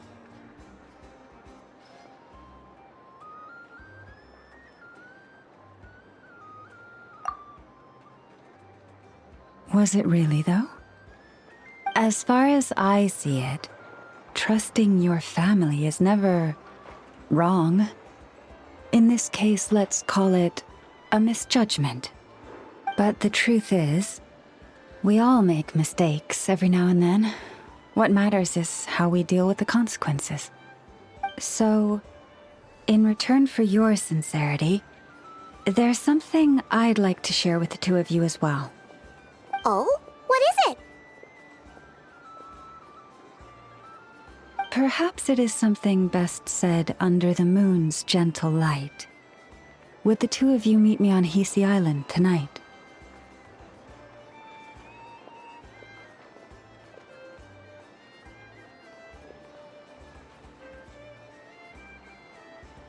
Oh, it does sound important.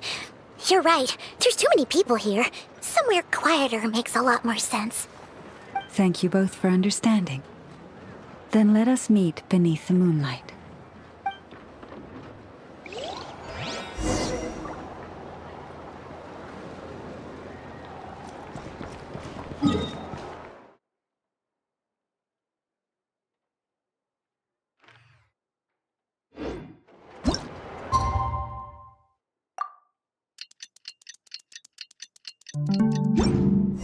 time, and the moon's already up. Let's head over to the place we agreed to meet Lauma.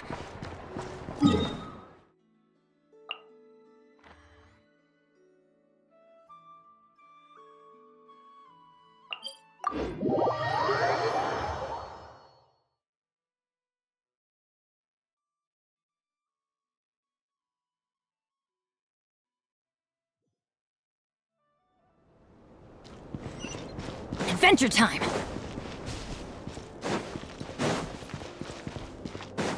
Adventure time!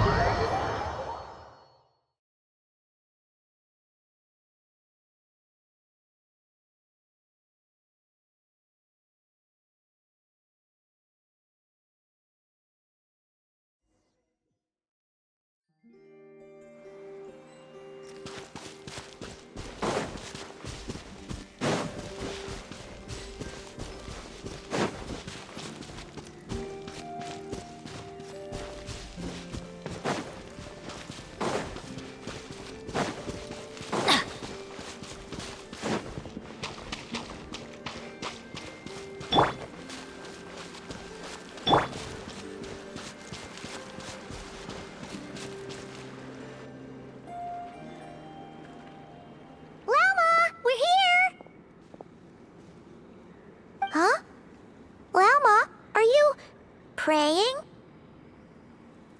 I am indeed. For the moment I was born, my people exclaimed, "Behold, eyes like the moonlit tide, antlers like the crescent moon, and blood that glimmers silver as the moon's reflection." From as far back as I can remember, I was revered as the Frost Moon's emissary and the Moontide Maiden. The first words I ever learned were prayers to the Frost Moon. The first gestures, those of our sacred rites. Wow, that must have been tough. Back then, I didn't know any better. It all just seemed so natural. The Frost Moon Scion's bloodline has long since begun to run thin. Nowadays, even those of us with antlers are few and far between, let alone those attuned to the power of Kuvaki. But I...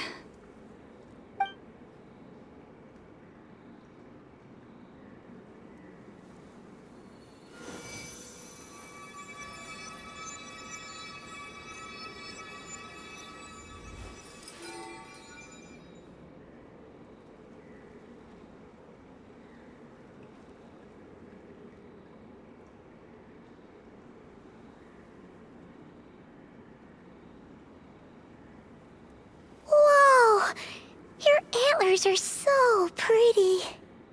They say it's an extraordinarily rare condition. Once in a century, if that.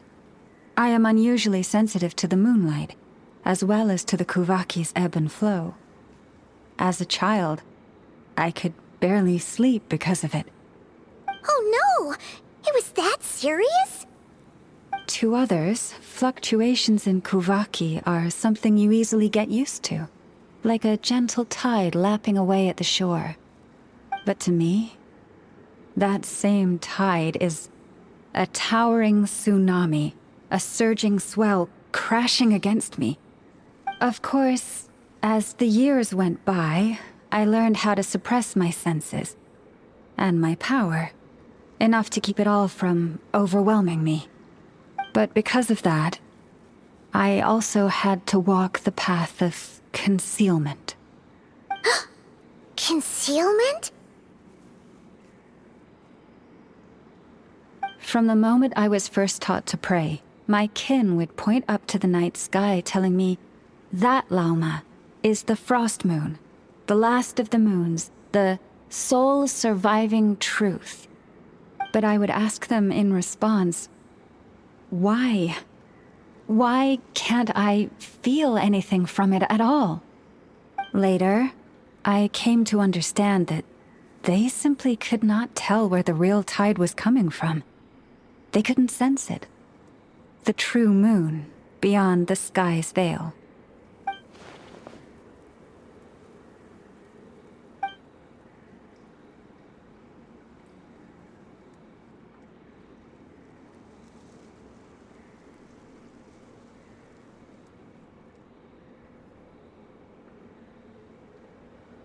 The moon is false.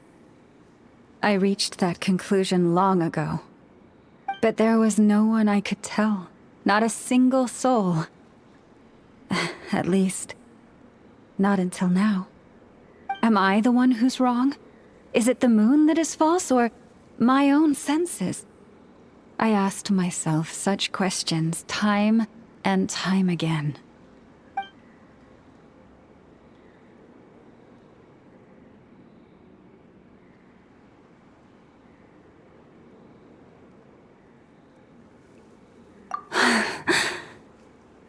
Thank you.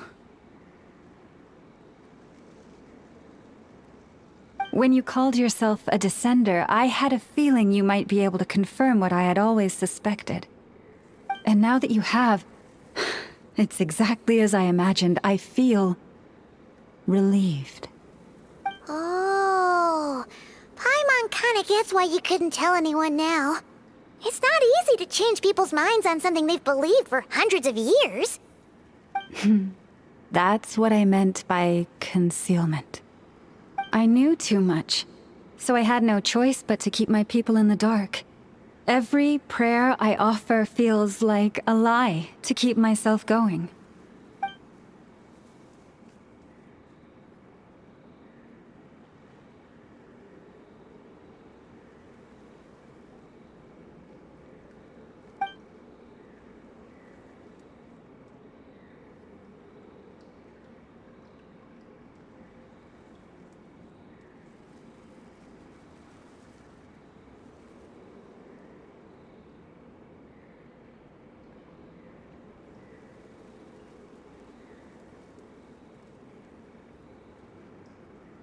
You've already met our Kutar, haven't you? Huh? When was that?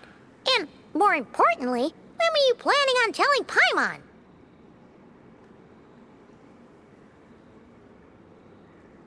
Ah, no wonder. What did you think of her?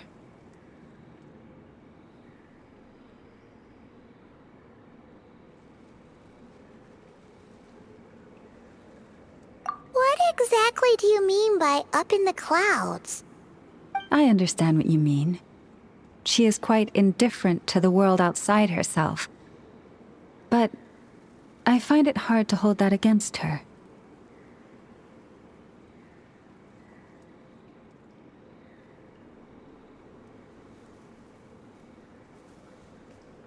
Yes. It was shortly after the fall of the ancient moon's remnants. I asked her what the Frost Moon Scions meant to her, and why she left in the first place. Yeah? So, why did she? Perhaps it's better if you ask her yourselves. Things tend to get lost in translation when you speak on someone's behalf. What I can say for certain is this. Even when I had no one to confide in, I still had a family. I still had the Frost Moon Scions. But that girl, born beneath the moonlight, perhaps she's never felt she had either. The truth is, though, she might have had it all, if only the Frost Moon Scions hadn't let her down.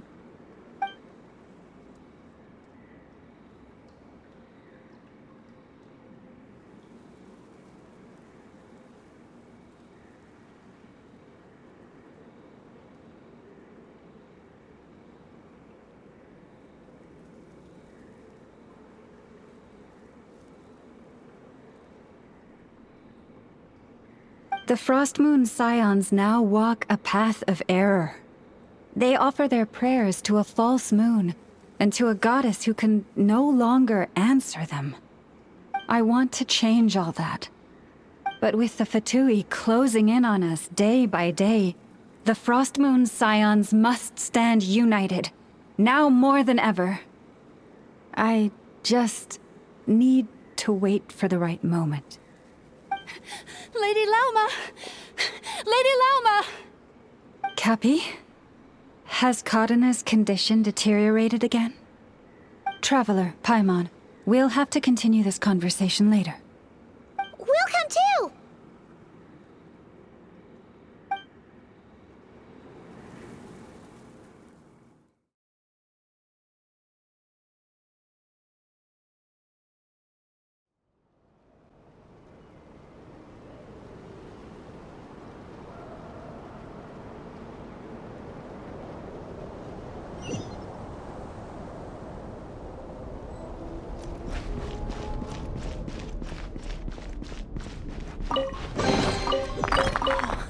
It's a miracle!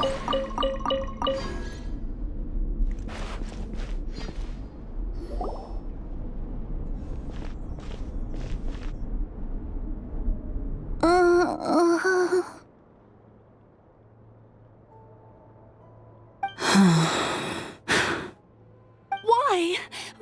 Did I do something wrong? I've been praying to the moon goddess every day. Why isn't she getting any better?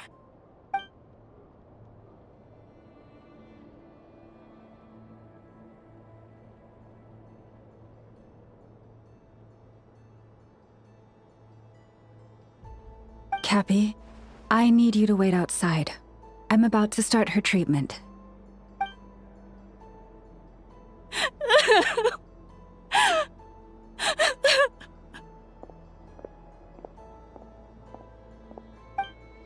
Is there anything we can do to help? Just don't be alarmed by what you're about to see. And please, don't let her mother see it.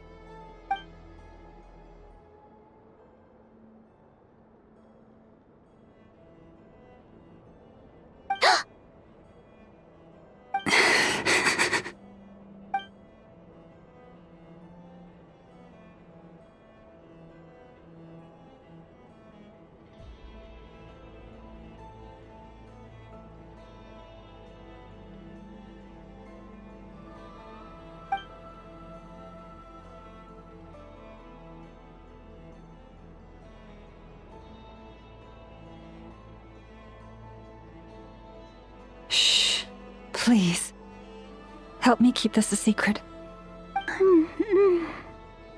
She looks much better now.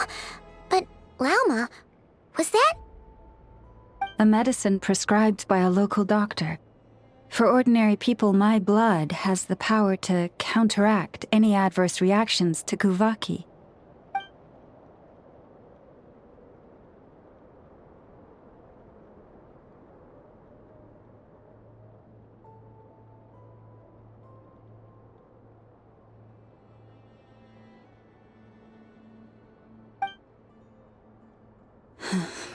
So, now you know another of my little secrets.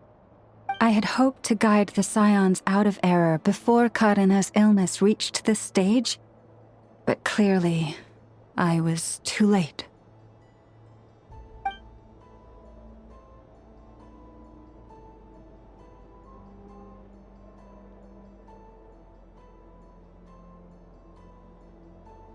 My life is as hidden from sight as the far side of the moon.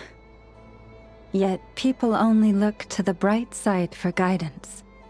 If the day ever came when the two sides were reversed, could they truly accept it?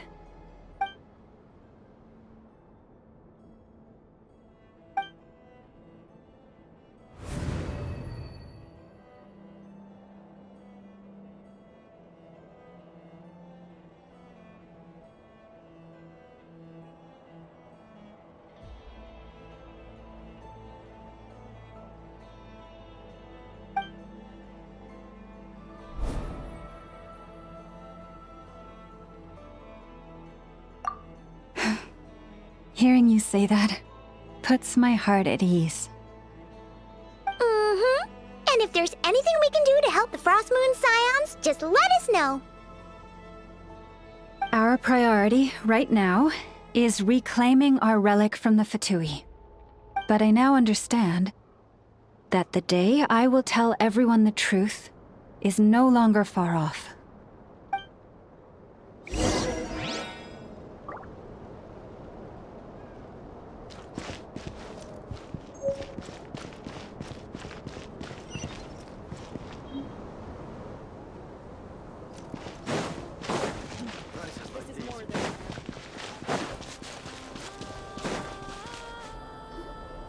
Wow! Paimon would never have guessed Lauma had all that bottled up inside. Hey! Watch your step! Ah! What's wrong? Oh, you scared Paimon. You scared me there too. Almost stepped right into one of my traps. A trap? Why would you leave a trap somewhere like this? Well, it's not like this is a main path. And besides, we Frost Moon Scions would recognize it instantly.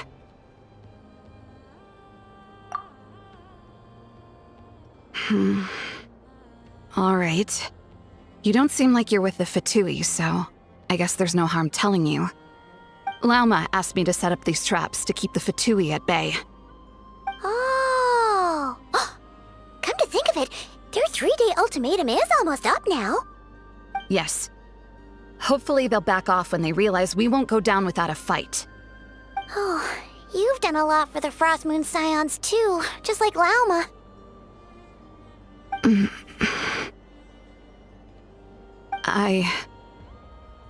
Philomena? It's nothing. I was just wondering if any of this is really worth it. What do you mean? Our people. So many are stubborn, stuck in their ways, clinging to a truth they refuse to even question. Do they really deserve everything Lauma's doing for them?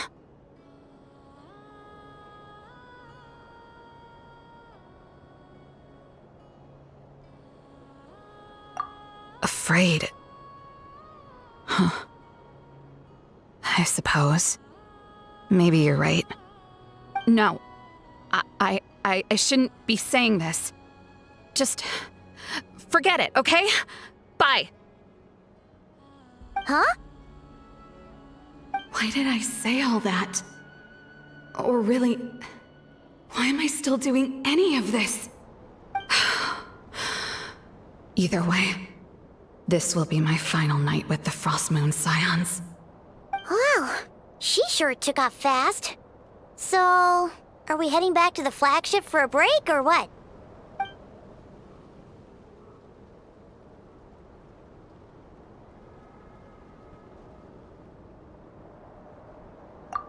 Wait, you're not thinking of visiting that Damselette up in Cloud Cuckoo Land, are you?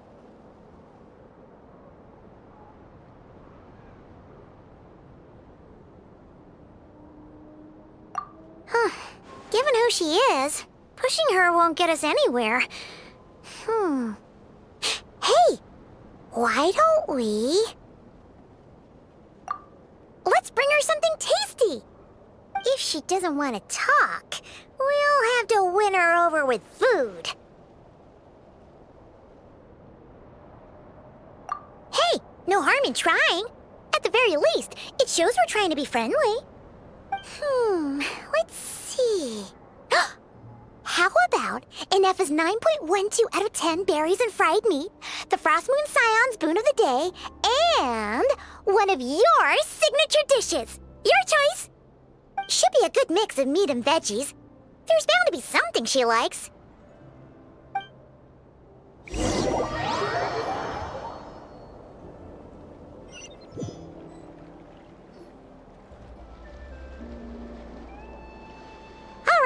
Food's packed and ready.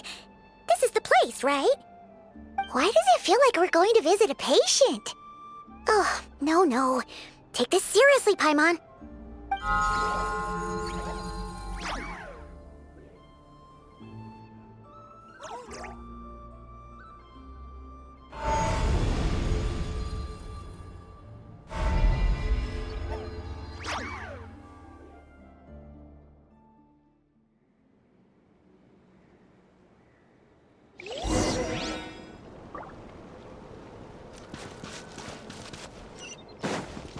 Adventure time!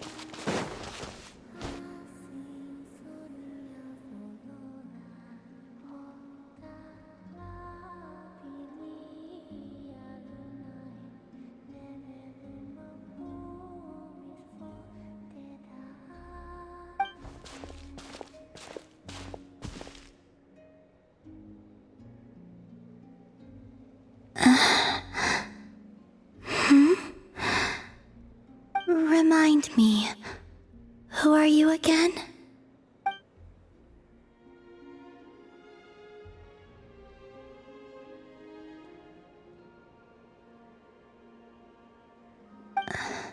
A different one floats by your side today. A different one? What's that even supposed to mean? Ugh, there goes Paimon's perfect conversation starter. Hi there! Paimon is Paimon, and this is the Traveler.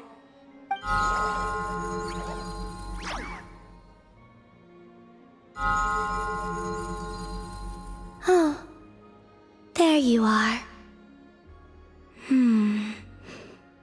Between the two, I suppose you're cuter. Wait, what do you mean Paimon's less cute than that floaty thing? Columbina. What is it?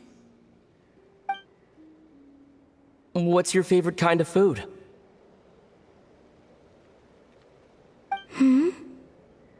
Is this a treat? Or an offering? Let's go with treat. Anyway, this is all the Traveler's cooking, so please, help yourself.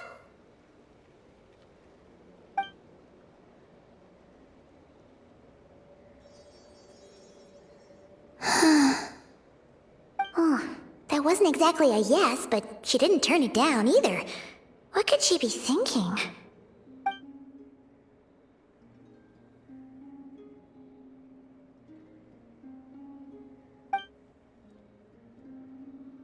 So, what do you want to ask? Hey, she's actually playing along! Quick, now's our shot. You know the moon in the sky isn't real, don't you? I know there is only one moon in the sky. It is simply that some can see it, and some cannot. What does it mean to you?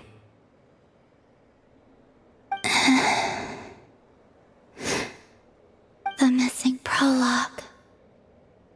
What?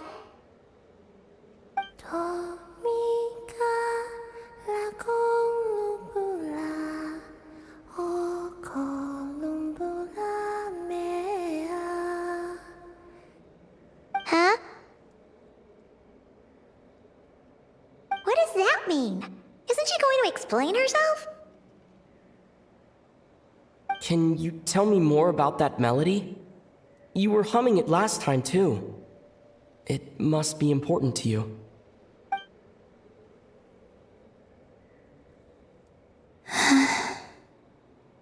It is all I remember from the moment of my birth. A melody. A few lines of lyrics. like a lullaby from a foggy dream. Oh, so who was singing it? I do not know. I have nothing else. Just that song. Huh? And the Frost Moon Scions who found me. They had nothing either, but hope. Before I even knew what was happening, they were already calling me their goddess. And I had no reason to decline. Like two lost infants unknowingly exchanged, I adopted their faith, and in return, they adopted me. But my adoption drops you into the story halfway through. What came before was scribbled onto the wrong pages, never even bound into the book. That sense of something missing only served to nurture their greed and doubt. And thus, I came to realize that this place was never truly my home. Greed and doubt? O Moon Goddess, forge weapons for us, drive out our enemies, and expand our lands. O Moon Goddess, heal our wounds, ease our suffering, grant us strength. They asked for everything, and I obliged. Until the day came when no answer could be given.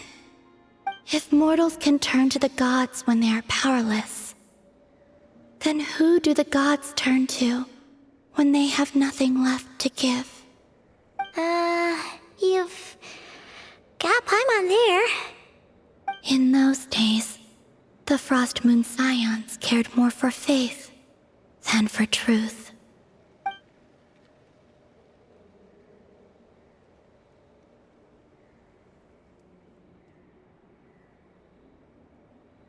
Reality rewrote the sky in words I could not understand. I did not want to read a tampered version, so I simply stopped looking. The real beginning of my story lies up there, on the moon, forever beyond my reach. Like a message carved for blind hands, sealed away where no fingers can find it.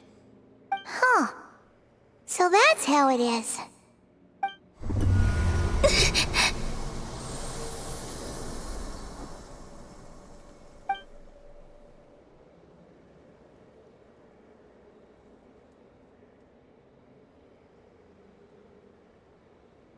What's wrong?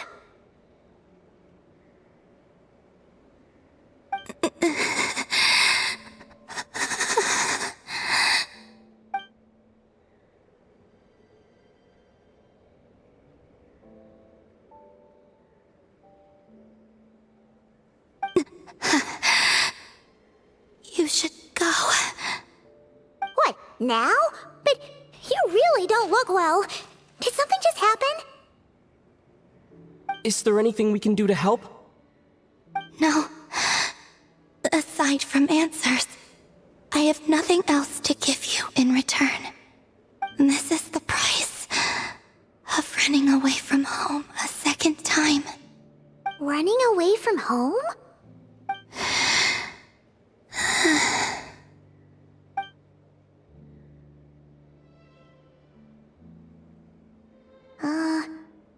Is she heading towards the food? Did all of Paimon's questions make her hungry? Do you still have many questions?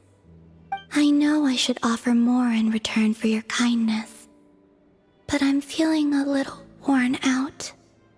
Oh, we're so sorry about that. The Tsaritsa was right. Freedom always comes with a price. She said I could treat the Fatui as a second family, a second home. But in the end, they were no different. All they wanted in truth was my power as the Moon Goddess. I'd rather not dwell on such unhappy memories.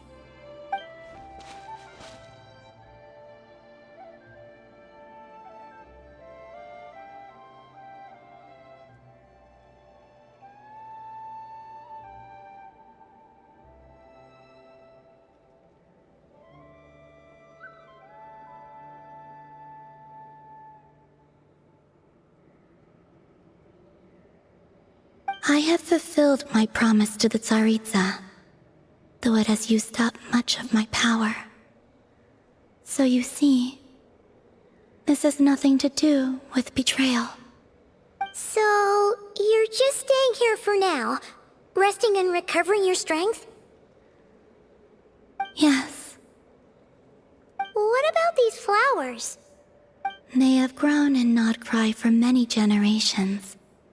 They're highly sensitive to the ebb and flow of Kuvaki.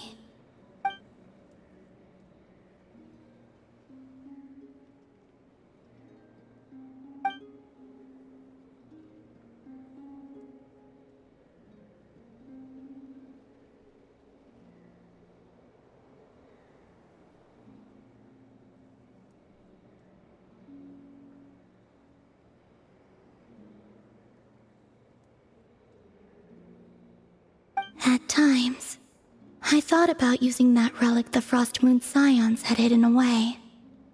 I could sense the power within it. But going out is such a hassle. People might see me, and I promised Lauma I wouldn't show myself to anyone. Besides, I know it's gone now anyway. Really? Lauma asked you to stay in hiding? Uh-oh, she's looking back at the food again. But Paimon's still got some little crumb cookies here. You could have these for dessert if you wanted. Lauma said she wishes to change the Frost Moon Scions, which is why she asked me to stay out of sight. I don't really understand what she meant, and to be honest, it's not something that concerns me. But I wasn't planning to see anyone anyway. If they found their way here themselves, that's hardly my fault.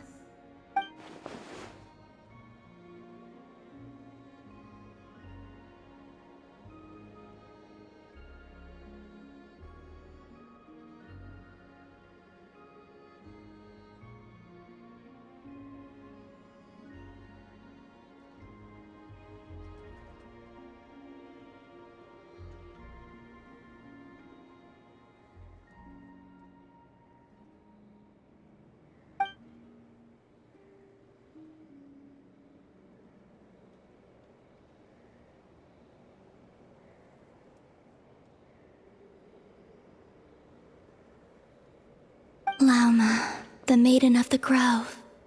She is quite unlike any Frost Moon Scion I have ever met before. After hearing my story, she actually apologized for how the Frost Moon Scions treated me back then. She told us she feels like she's been living on the far side of the moon. Is that so? I actually got the opposite impression. She's been keeping her true power hidden away, afraid that people might be dazzled by its brilliance, and that they'd no longer be willing to look her way.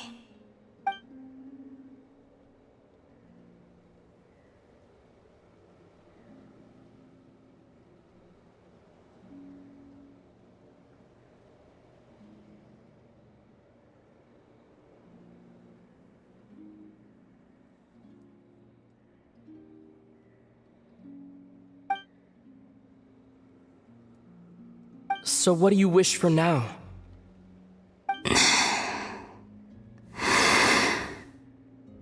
I wish to return to the moon, to the home where my story is written.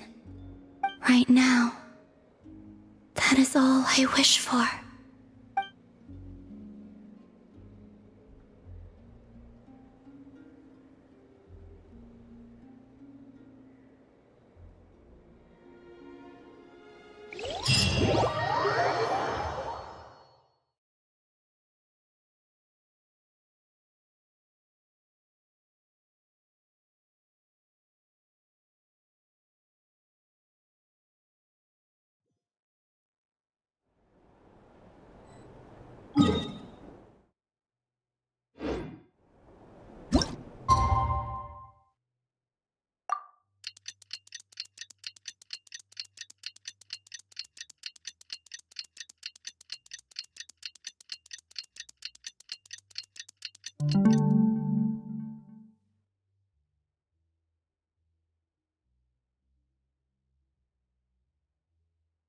Let's go find some treasure. Tonight's the night we infiltrate the Fatui's Experimental Design Bureau. Come on, we better go meet up with the others.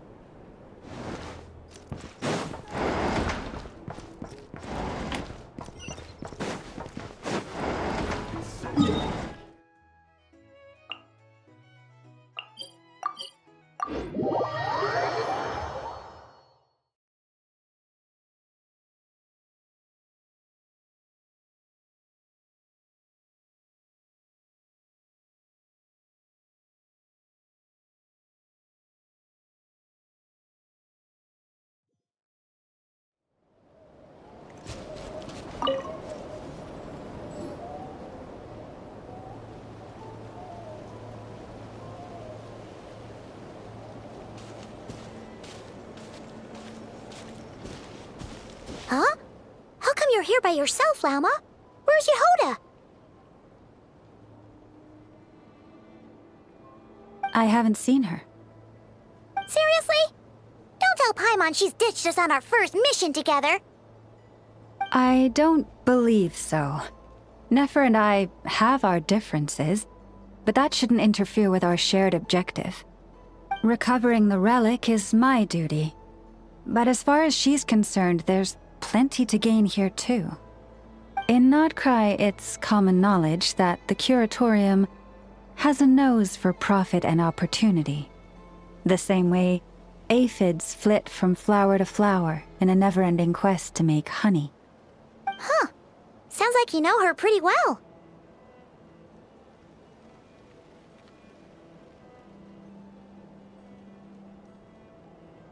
Still, Yehoda sure is taking her sweet time.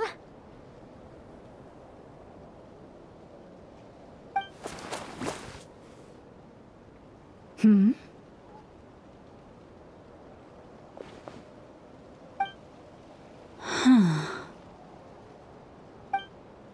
I believe we may have misjudged and underestimated Miss Yehoda. Huh? What do you mean? As a former employee of the Curatorium, I'm confident that she possesses both professionalism and integrity in ample measure. Huh? Ah! What was that noise? The sound of a wavering conscience, perhaps? Ah! Whoa! Something just fell down. Hello, everybody! What kind of an entrance is that? Wait a second. Have you been hiding nearby this whole time? Yeah. I was just, scouting things out from up high. Darn it. How did Jane Doe even notice me up there?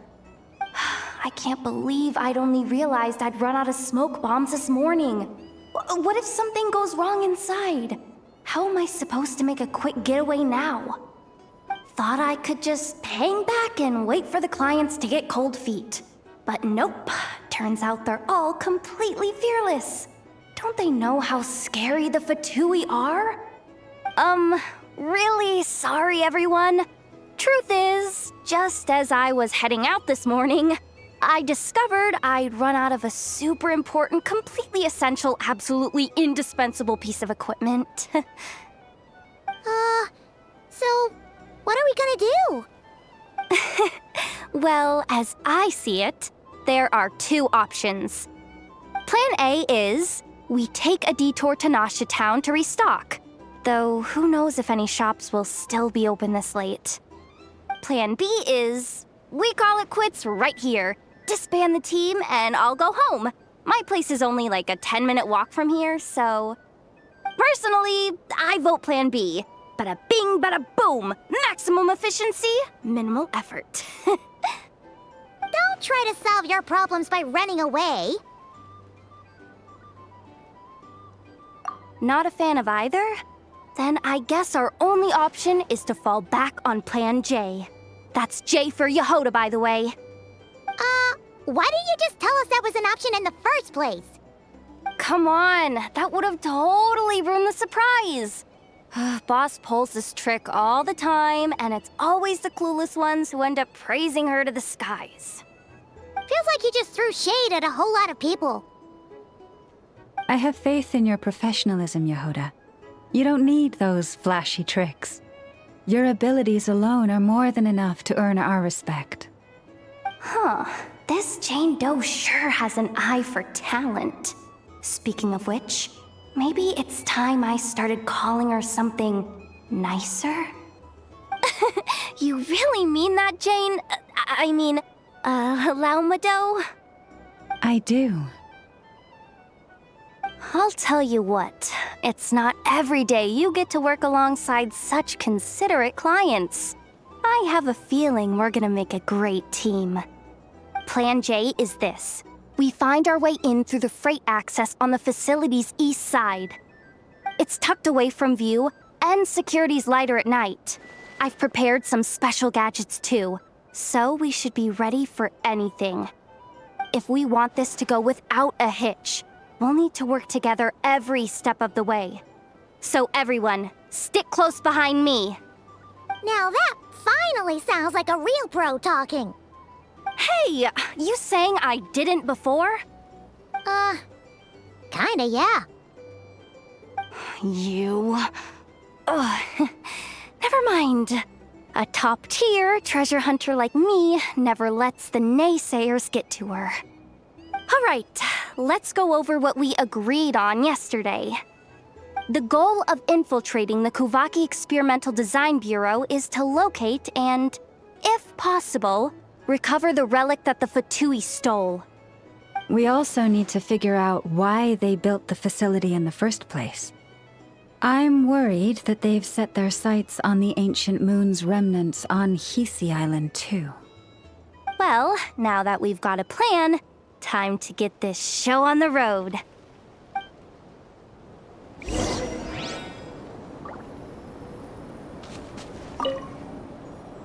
Everyone ready? Yeah? Then, no rush. We'll be waiting right here. Just don't go sneaking home on your own, okay?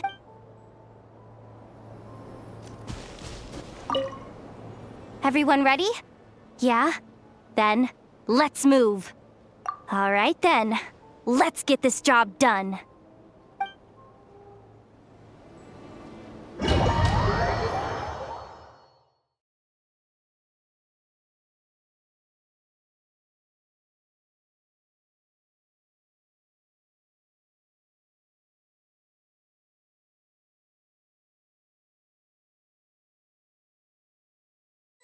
Go, go, go! But make sure you stick to the side.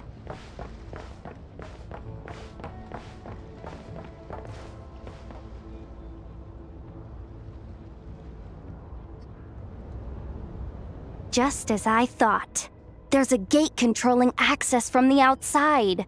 Good thing I brought this keycard, huh? Well, technically I stole it. But no need to tell them that, right? Blame that chump who thought it was a good idea to get wasted at the flagship during work hours. Ooh! Is it top-level clearance? Of course, that goes without saying. Let me read it out loud for you. Fatui Experimental Design Bureau number 183574, maximum clearance, maintenance intern. That doesn't sound very top-level to Paimon. Never underestimate interns. Even the most legendary of thieves started out as rookie pickpockets, you know?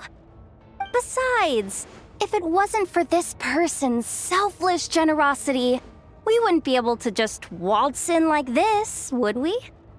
Feels like you're trying really hard to change the subject.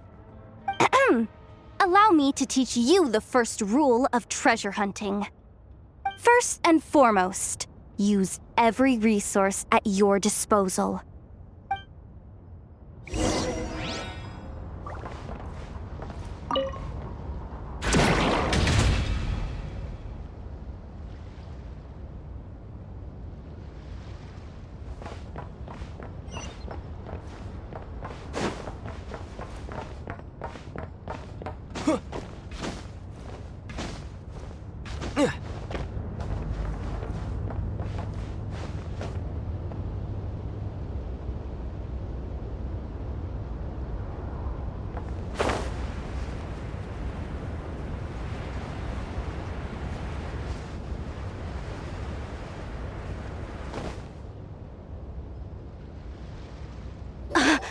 I get it now. It's like a pair of light bulbs just lit up in my head. What did you just get? The blue light, aka Plan A, is telling me to take the path along the left side. It'll be a lot stealthier, but that might mean a bit of a detour. The red light, aka Plan B, is saying, just charge straight in. But that'll mean dealing with, like, a dozen sentry bots already powering up. Although, I might be able to switch them to training mode. Their attacks will be weaker, but we'll still be in for a fight. Can't you just put them in sleep mode? Hey, I told you, I'm just a maintenance intern. Give the new recruits some time and space to blossom, will ya? We're still pretty close to the entrance. Surely they'll call the whole thing off once they see what these bots can do. Anyway, I say we go with Plan B. Either way, I won't be doing any of the fighting, so the shorter route sounds good to me. If we can avoid fighting at this stage, we should. Plan J is to call it a night so we can all make it back to bed before sunrise. After all, the deeper we go, the more dangerous this is gonna get. So we might as well give up while we still can. Okay, here are the bosses. Just don't forget, whatever you do, don't let those recon bots spot you. Let's see. No kidding. Anefa told me about something like this before. I can't believe that dumb robot actually helped me out for once. All you gotta do is this, and the recon bots will be reassigned to another position. That way, when it's time to move forward, the path will be clear. Which reminds me, it's about time I taught you the third rule of treasure hunting. Go with the flow. What about the second one? You skipped that one. Huh? Did I? Oh geez, must have gotten them muddled again. I mean, the second rule is exactly the same as the first. Guess that's what you meant by going with the flow, huh?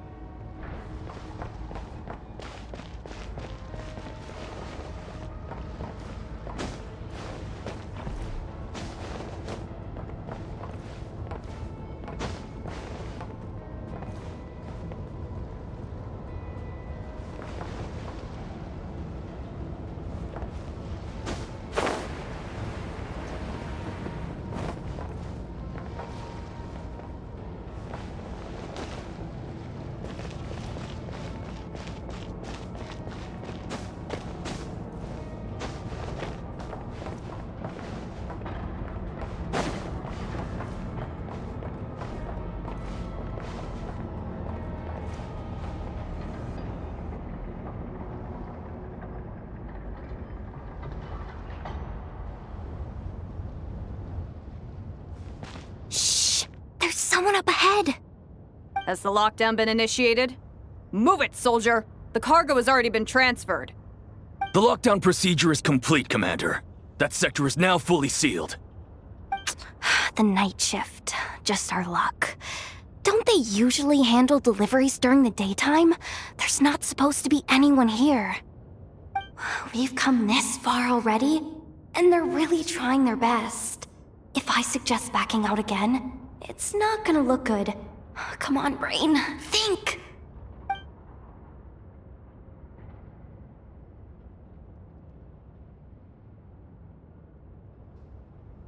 Got it! The freight shaft to the upper levels. We might have a shot there. Let me see. Huh?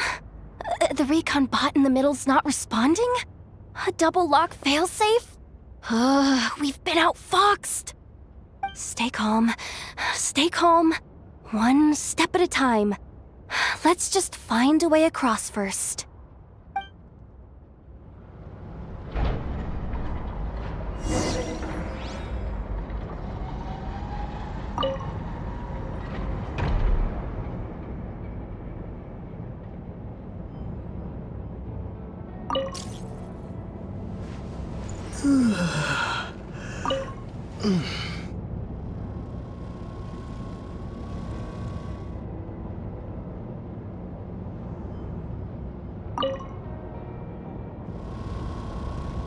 All set. Let's head down this way.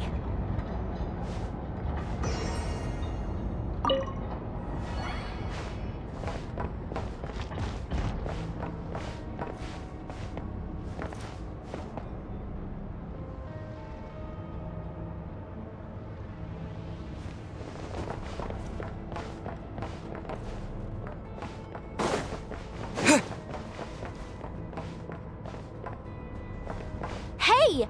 Another control terminal!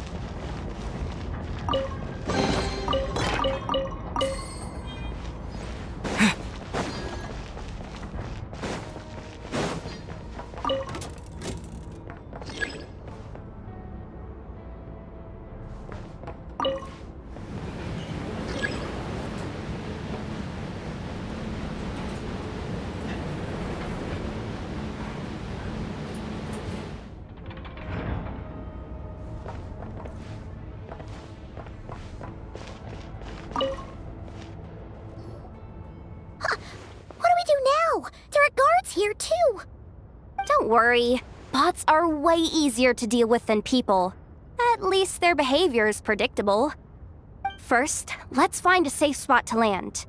Good. That spot shouldn't draw their attention. Let's go. Let me just try something. Maybe I can use the terminal to command them to move out of our way. Security verification? With 10 questions? Are you kidding me? You really trust me that much? Fine. I'll do my best. But just to be clear, if I can't answer a question, I'm backing straight out of the terminal. No way I'm risking triggering any sort of alarm. Come on, Yehoda. You can't give up now. Question 1. What is our motto? Oh, I know this one.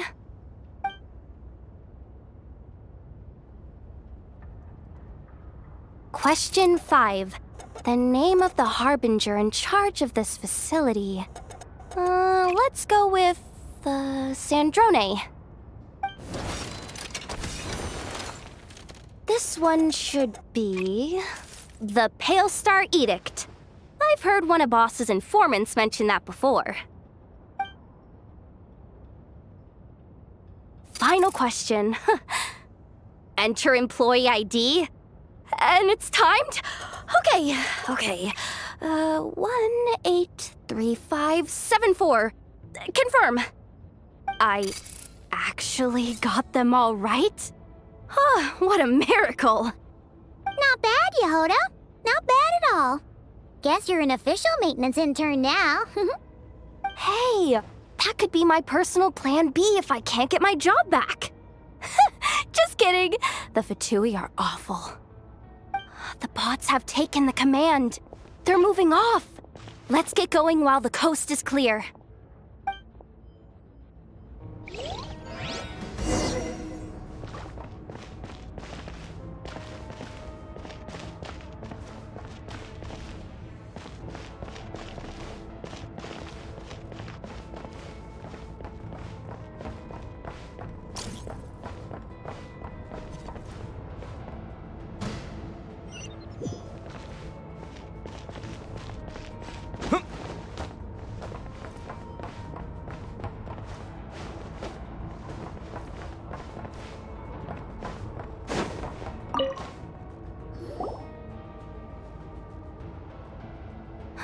Didn't think they'd even cut off the supply of Kuvaki. They're being really cautious.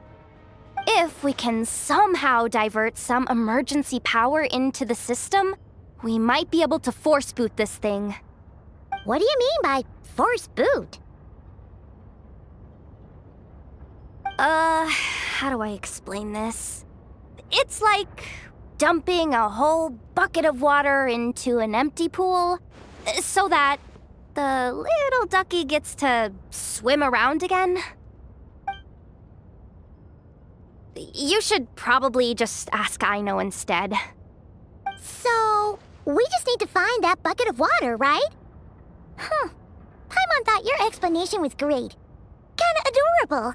In a childish sort of way. Hey, you could have just skipped that last part. Here, bucket, bucket, bucket. Where are you hiding?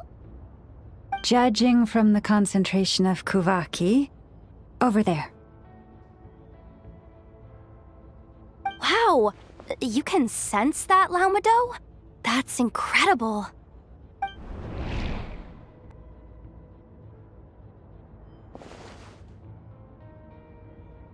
Let's move the recon bots above them out of the way first.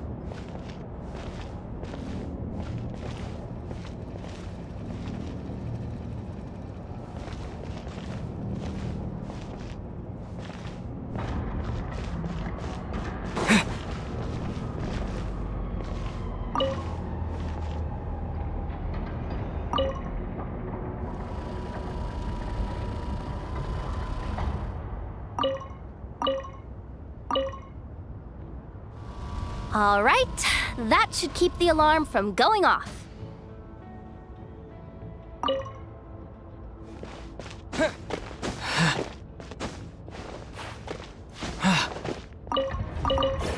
Time to plug in the charging component.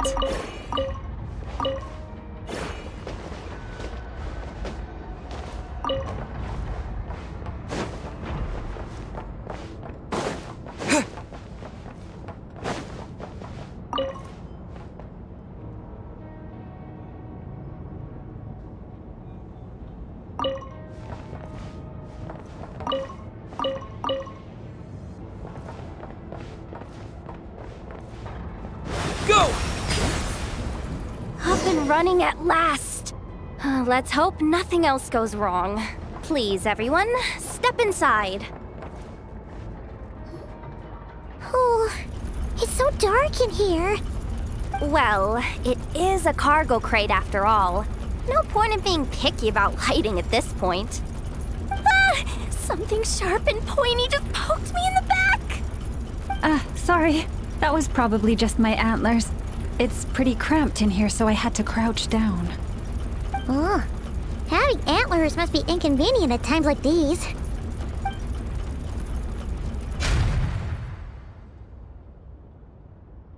Ah! What's going on? Don't tell me something's gone wrong already. Looks like there was only enough juice in the emergency power supply to lift us this far up. Ugh. Awkward. Am I gonna get docked for this? Based on the boss's policy of docking pay for every screw-up, No, wait a sec. I've already been fired. Doesn't look like it's moving again anytime soon. I think we can get through if we follow the ventilation duct along the outer wall. The entrance has gotta be somewhere. Don't worry, this was totally part of the plan.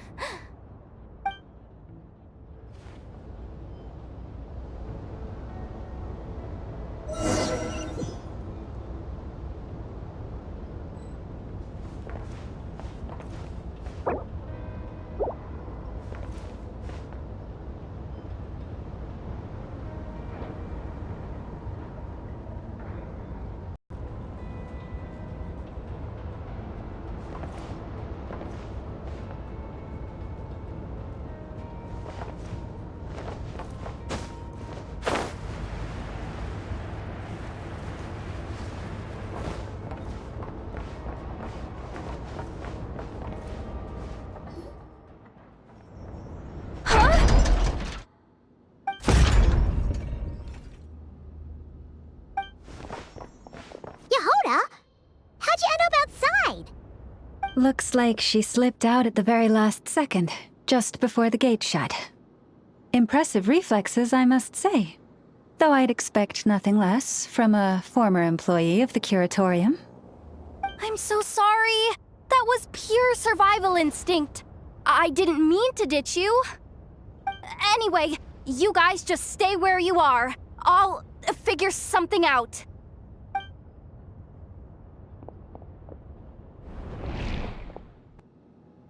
Hey, there's a terminal nearby.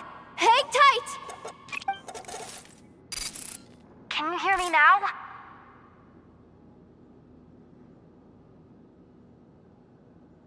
The duct security protocol has been triggered. The gate must have dropped when it detected a living presence. Wait, so we're trapped in here? I'm checking what I can do from this end. Watch out for the laser up ahead. What laser?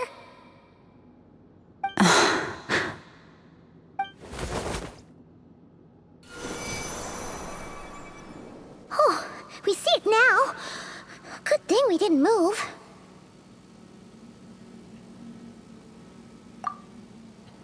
Got it. I think I understand the situation. Hang in there. Just one moment. This is killing me, but I think I've got it.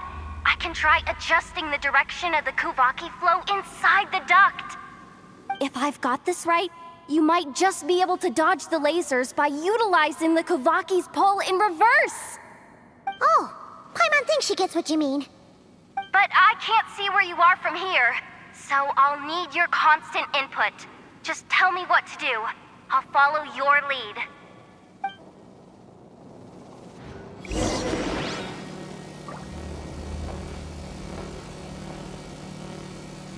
Like this, right?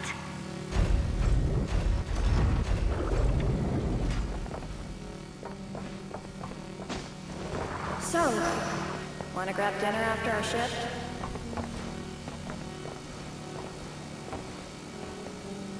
How about the flagship? Too far. And besides, we're not exactly in with the locals.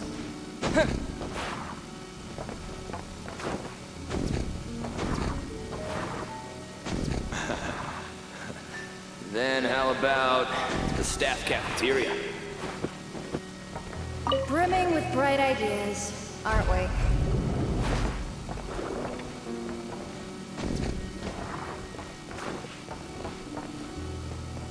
Okay.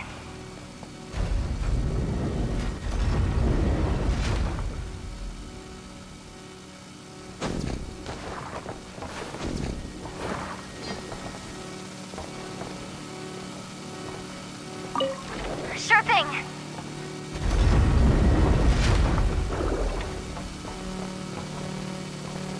Sure thing.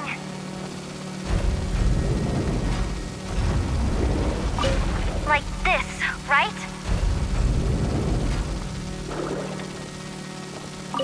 Okay.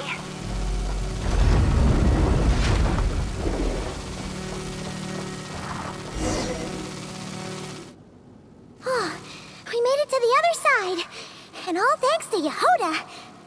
Well, but the gate hasn't opened. How's she gonna meet up with us? Yehoda! No irregularities detected in the duct. Confirm. Confirm. Confirm. Ugh, just confirm the command already, you useless excuse for a terminal. You piece of robo-junk, you mindless pile of scrap! What the? Insufficient clearance? Of course, I don't have the clearance! You oversized... Ow! Go with the flow, Yehoda. Go with the flow. If the others make progress, that's great. But you can't bank on it. You've never been one to depend on others. So it's about time you stepped up to the challenge. Deep breaths. Stay calm. My priority right now is getting my hands on a high-level access card. That way, I can override the security protocol. Senior maintenance staff. Only they can access the core sector. But hey, there's always someone careless enough to hide a spare key under the flower pot by the door. Which means there's a good chance there's a duplicate lying around somewhere in the control room. Even if I can't get into the control room myself, doesn't mean I can't rely on some external help. If I can take control of one of those guard bots, maybe I can use it to search for the access card. This is crazy, Yehoda! You're all alone. You've got nothing. And yet, you're charging ahead like fear's a foreign concept. Maybe that's exactly why. 'Cause I've got nothing left to lose! Confirm! Am I a genius? Whoa, this feed's super clear. Oh, this is gonna be a piece of cake. Wait a second. Oh, this thing's not a guard bot. It's a janitor bot.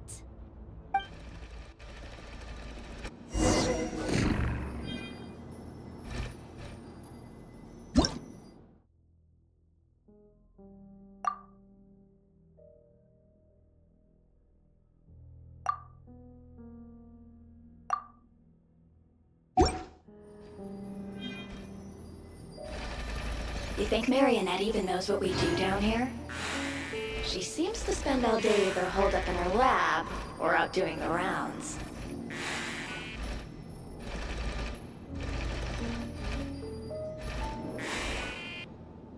It's still a mess over there. Go clean it up. Why? Planning to skim a little off the top? No, nothing like that. Just wondering if anyone would actually notice if we didn't show up from time to time.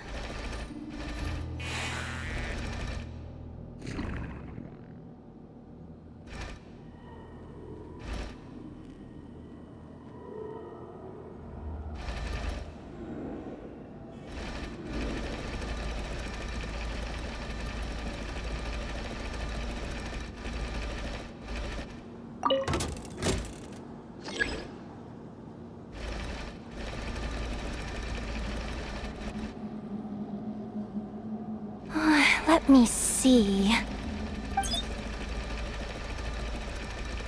Oh, there it is! Hey!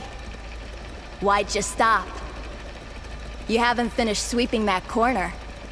But, I can see the car from here.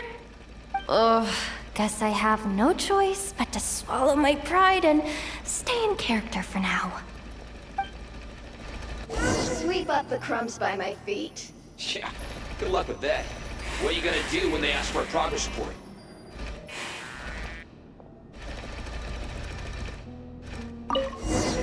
There's coffee stains at the bottom of the steps. No slacking! Sucks, though. Finally sent somewhere warmer than Snezhnaya. Yet we barely get to see the outside world. Gotten rid of the dust behind the door yet?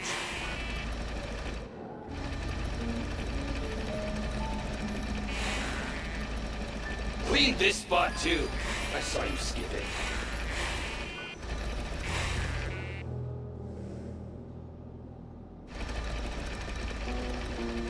Come on. Where's that bot passage when you need it? There! Oh, the terminal's just ahead.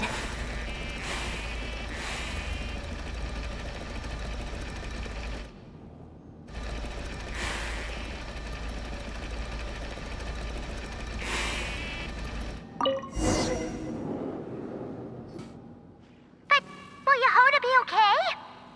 Paimon? She said she'd use every resource at her disposal, so let's have some faith in her abilities. Besides, when it comes to surviving in Nod Krai, she probably knows more than any of us.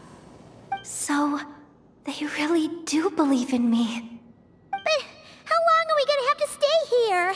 Paimon doesn't want to get caught by the Fatui either. Does Paimon mean the two Fatui in that room? Let me see if there's a way to distract them. Wait, did you hear that? Huh? The alarm? What's going on? Let's go check it out.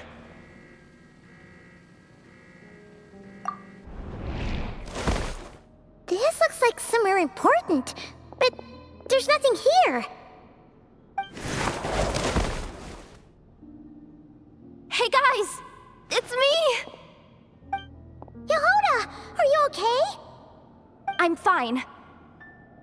I managed to swipe a high-level access card and triggered an alarm to draw the guards off. But we don't have much time.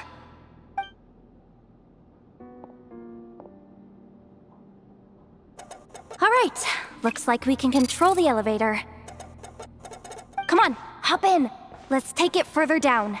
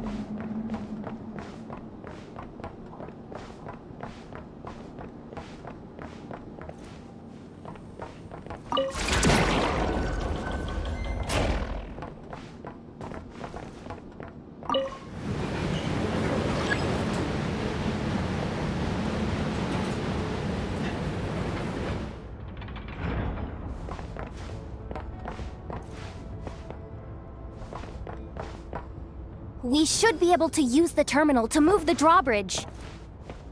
Here's the access card. I'll keep watch while you handle the controls.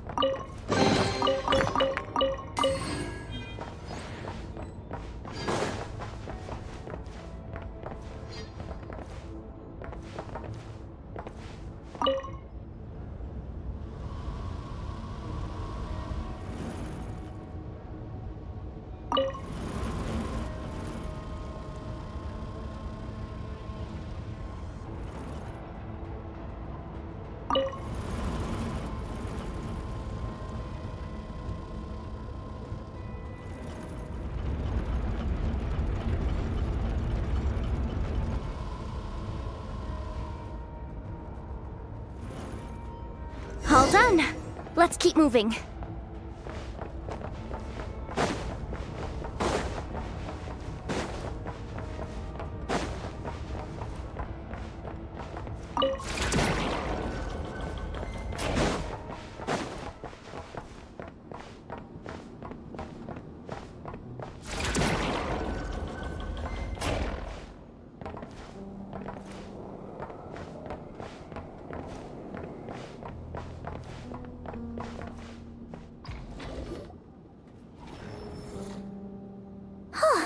There's no one here!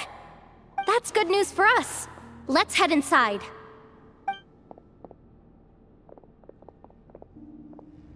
Looks like a rest area for the Fatui Zaprishniki. Huh? The terminal's still on? Hmm.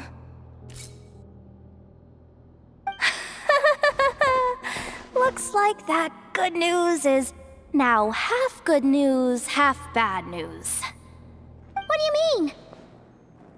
Well, it seems like that alarm I just triggered was so high level that even the guards in the rest area went to investigate.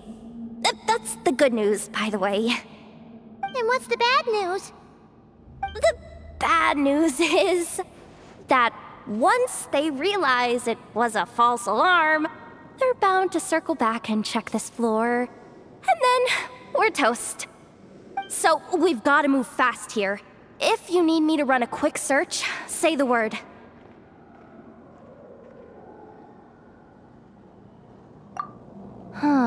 Analysis of Kuvaki extracted from the moon marrow suggests that its energy core bears some close relation to the power of the former Three Moon Sisters. It is suspected that there is a link between the Frost Moon Scion's hidden relic and the shattered remnants of the Eternal Moon. Come on, none of this is important right now. Just tell us where you hid the darn thing. Access denied. You do not have permission to view this data? Even with a high-level access card? Who does have permission then?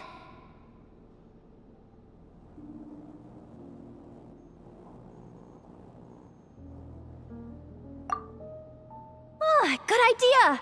Pulling it right away. Wow. What's with that huge hollow structure down below? That might just be it. Secluded, out of the way. Exactly the sort of place they might be keeping the relic. 264 pages! What is this? A novel? Can we just skip to the end? I'm flipping through it as we speak. Kuvaki, a weapon. Huh. Seems like the Fatui and Snezhnaya are trying to harness the power of the Light Realm to build some kind of weapon. The target of which is... Seriously? Insufficient clearance? Again? Looks like that's about all our current clearance gives us access to. Based on what we know so far, it seems like the rest must be hidden inside that massive hollow beneath us. I could sense something beneath the water down there. Something unsettling. If they've gotten their hands on the moon marrow, odds are it's hidden down there too. And here I thought we were almost done. But nope, we're going deeper and deeper into the danger zone. Chin up, Yehoda.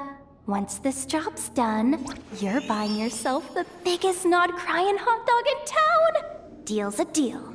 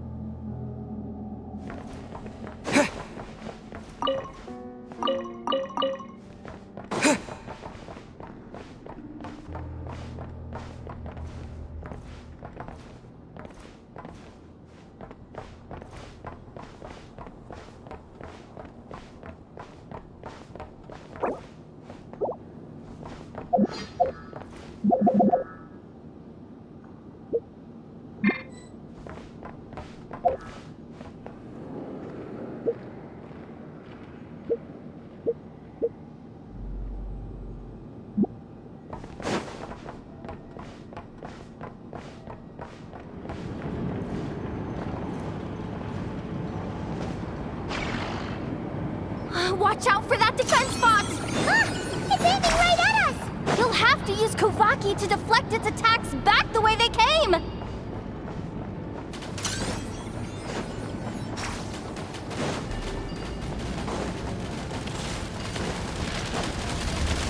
Go!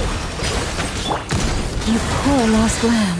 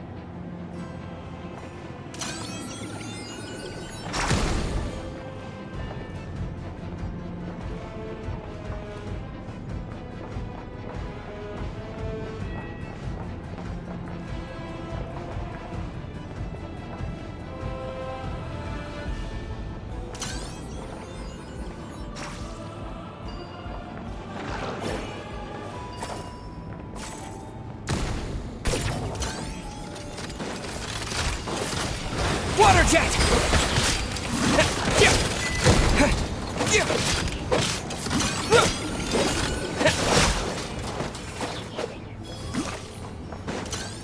Ah!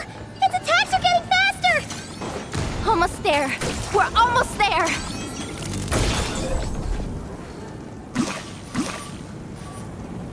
Oh, it's finally down.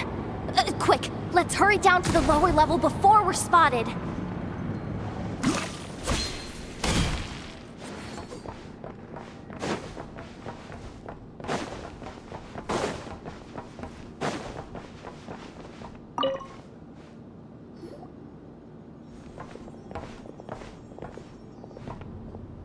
That switch looks suspiciously obvious. No way I'm pulling that. But you guys, go ahead. Hey, you spotted it first. Shouldn't you be the one to pull it? Not a chance. I'm just the guide, remember? At most, I'll help you look for an escape route. They don't seriously think pulling this thing's gonna lead to treasure, do they? I'd be amazed if it doesn't set off an alarm. Besides, I didn't even bring my smoke bombs. Which reminds me of the actual second rule of treasure hunting. Better safe than sorry.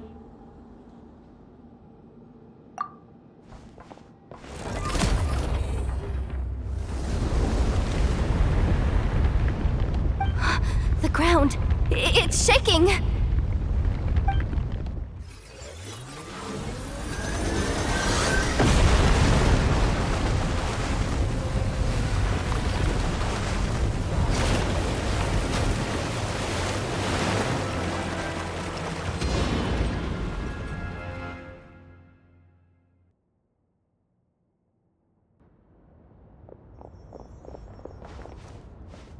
Wait, did the surface of the water open up?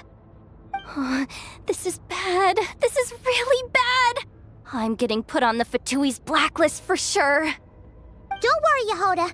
You've helped us so much. If they try anything, we'll protect you. Aww. Come on, I was just kidding. I'm tough, okay? Just haven't had the chance to show off my fighting skills yet. Me, afraid of the Fatui? Ugh, not a chance. I suspect the relic is hidden down below. Yehoda, your commission ends here. I am truly grateful for everything you've done for us. You don't need to put yourself in any further danger. I'm coming with you. This has nothing to do with the commission, or the danger, or whatever. This has already gotten way out of hand, so I'm coming too. End of story. Ah, she's blushing. Hey, zip it. Why'd you keep staring? Oh, you looking for a knuckle sandwich or what? Oh, come on, move it already.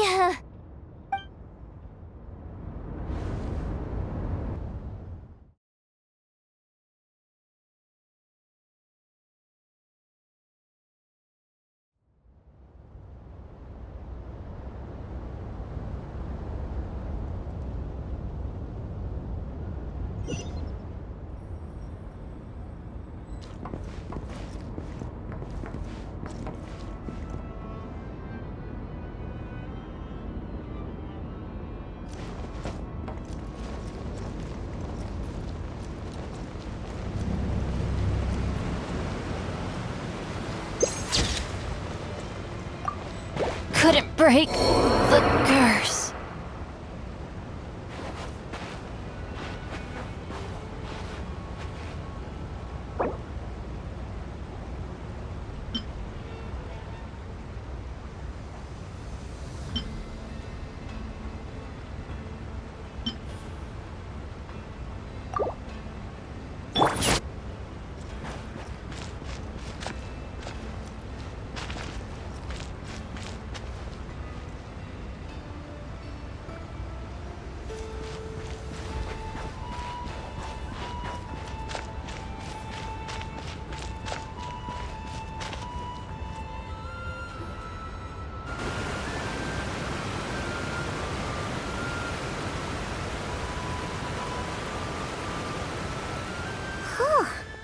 It's really deep down here. What is this place? We're standing on another fragment of the ancient moon's remnants.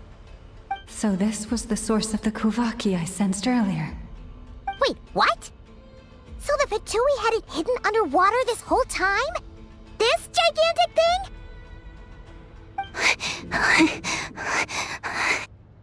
Yehoda, you've been kind of quiet since we got down here. What? Me?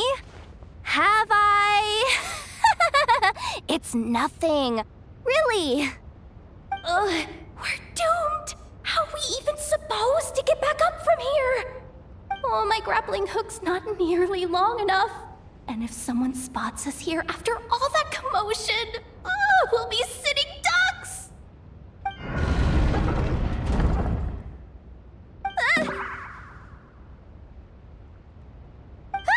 Oh no! That door's opening! Please don't say it's the Fatui! No, please, no! We finally made it here, and we're so close to getting the job done! I didn't risk my neck just to die before I've even had a chance to spend my reward!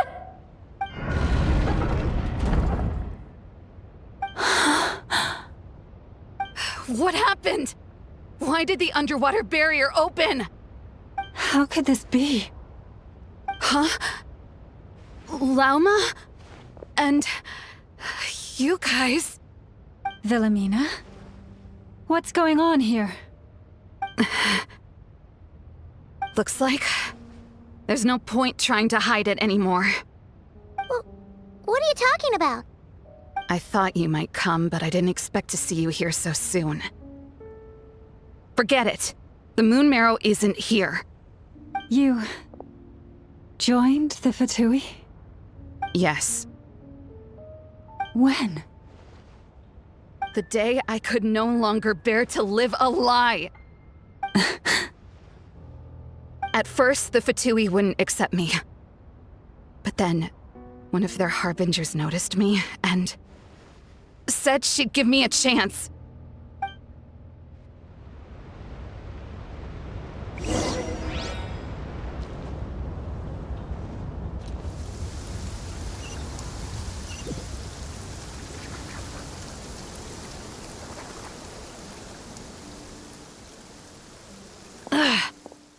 Lost them again.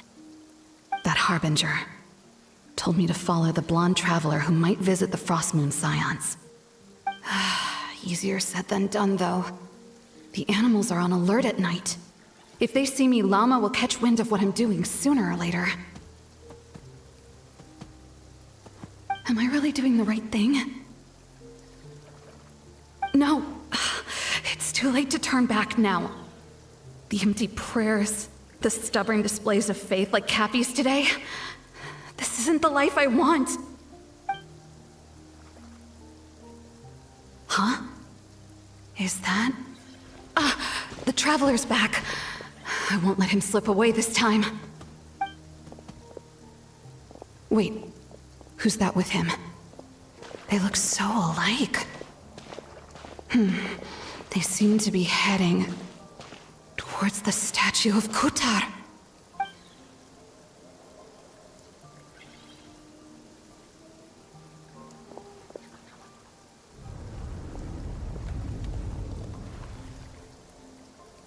They've opened the secret chamber? But wasn't it meant to be sealed? Wait a second. The Moon Marrow! Surely they're not after the Moon Marrow. I'd better go report this straight to... Hold on. If they do actually make it to the final room, then maybe I'll be able to get my hands on the relic. The one thing the Fatui have been after this whole time. If someone's going to take it, it might as well be me. This could be my ticket to joining them.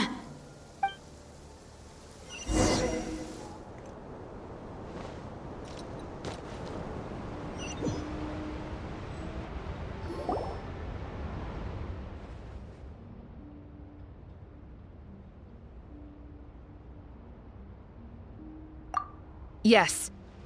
And in your final moment of hesitation, I took the chance. And then you gave it to the Fatui? But when we talked to you before, you seemed so genuinely worried about Lauma. Because I thought she was as fed up with the Frostmoon Scions as I was. We grew up together, Lauma. I know you were chosen to be the next Moon Chanter when you were just a child. They never gave you a choice in that. I saw the look in your eyes when you were treating that child. That sense of helplessness. Surely you too must see that this blind, inherited faith of ours is simply holding us back. If our prayers are never answered, then why keep praying? Do they really deserve all of your devotion? Or are you trapped by the responsibilities they imposed on you? So those are your reasons for wanting to leave the Frostmoon Scions? Isn't that reason enough? When we pray to the moon, we do so to show our gratitude for the life it granted us long ago. It reminds us to strive for something higher within ourselves. But I know that's not what you want to hear. You're right, Philomena. I have indeed kept secrets from you.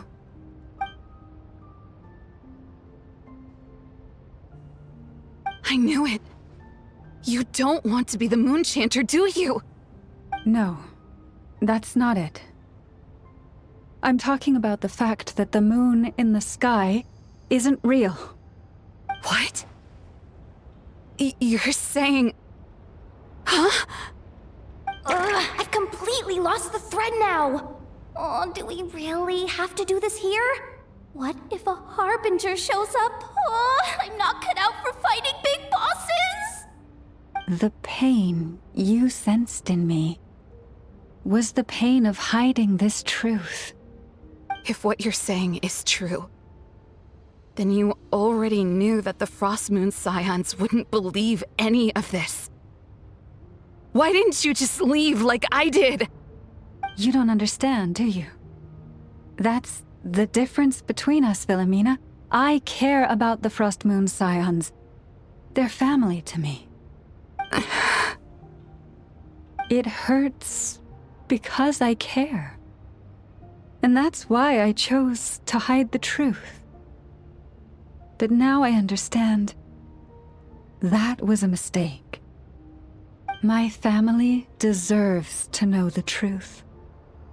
I shouldn't have tried to hold it all together with empty prayers. Are you trying to say that I only ever cared about myself?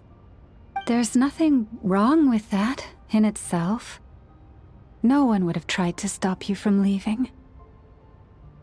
But you did not have to stab us in the back like this. We've been spotted! I knew it. I just knew it.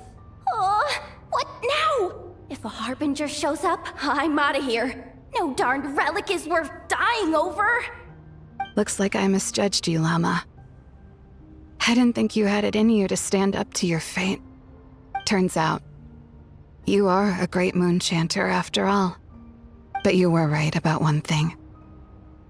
I haven't considered Hisi Island my home for a long time now. Bosses, time to go. I will change the Frost Moon Scions, Wilhelmina, as soon as the new moon rises. Then I guess I won't be around to see it. Say, Lauma, what happens to those who betray the Frost Moon Scions? May their antlers be shorn with silver blades, and let them be cast into the long night of unknowing.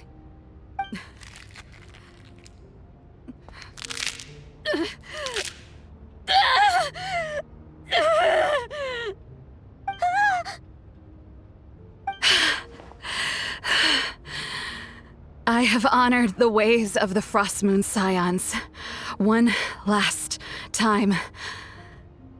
Think of it as a gesture of respect, Lauma. There they are! Lauma!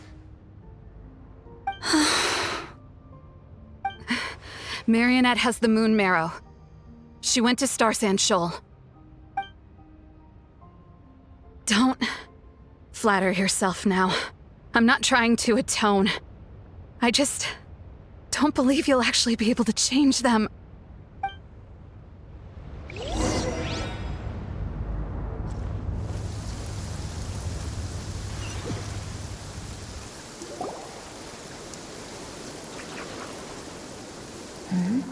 An alarm coming from the Experimental Design Bureau. Interesting.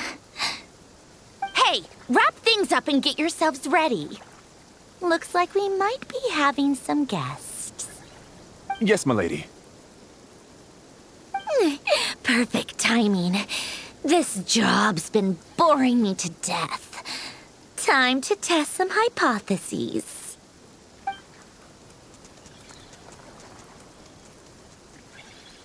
Bosses!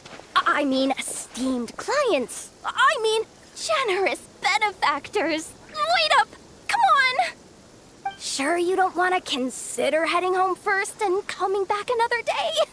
Nasha Town's that way. You are aware that this is the way too.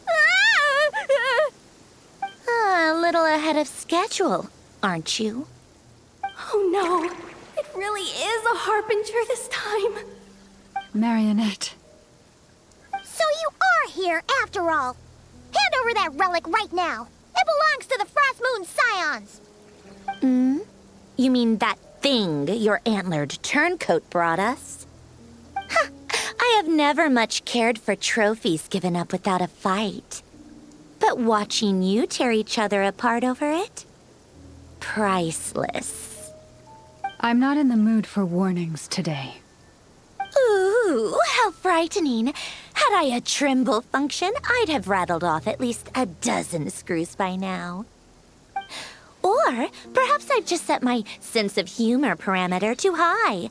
Were you trying to be funny just now? You don't honestly believe you're a match for me, do you? Go on then. Let's serve our guests a little appetizer.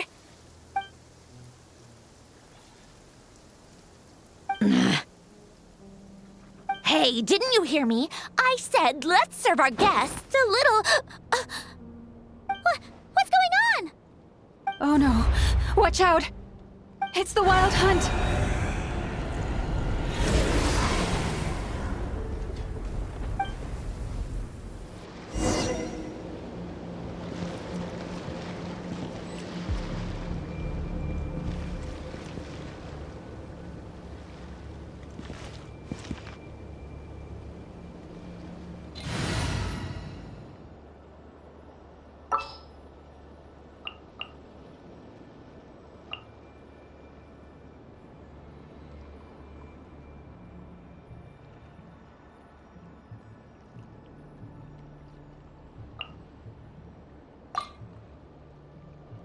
We may leave at any time.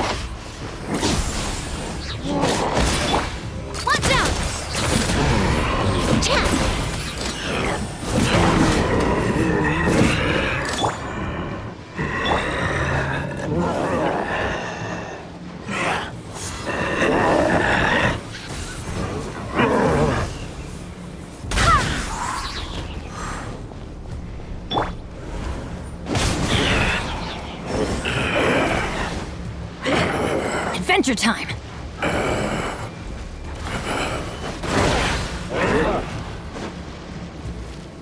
Get out of here! That's gonna hurt in the morning!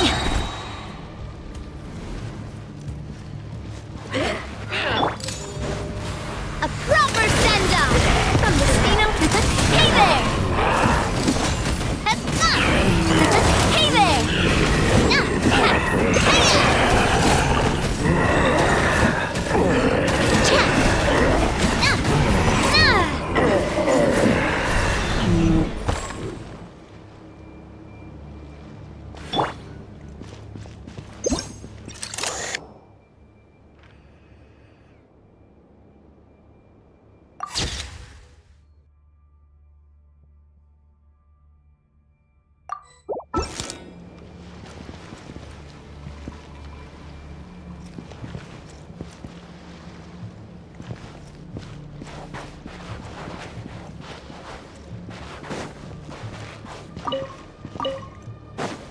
Off we go!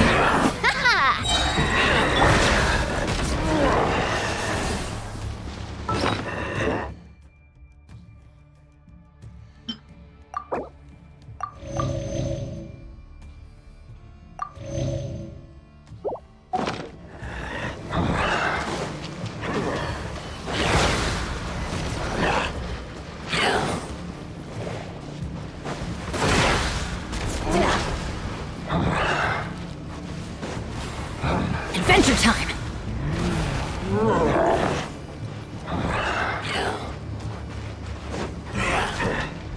Off we go!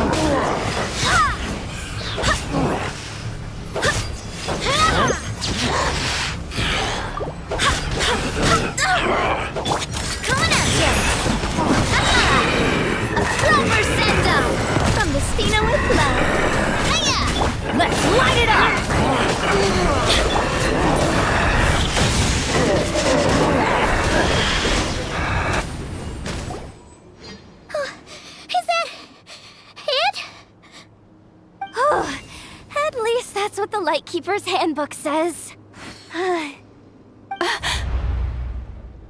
Careful! It's not over yet!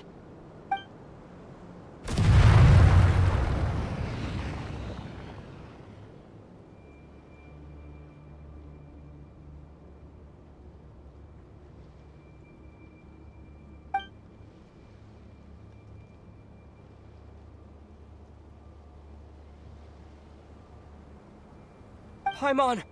Lauma! Yehuda!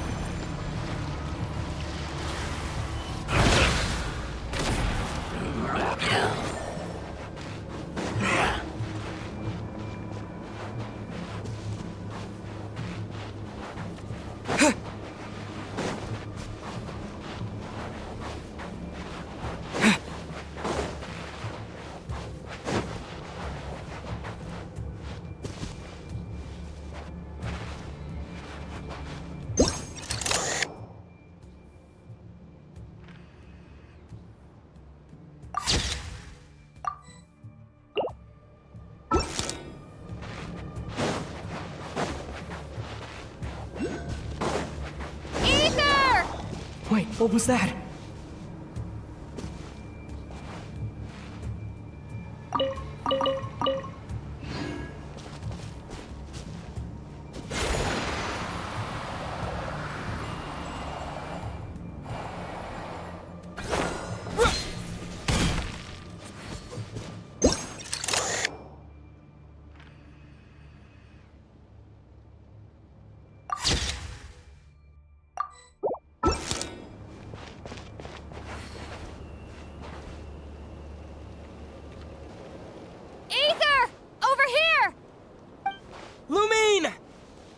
Quick, grab my hand.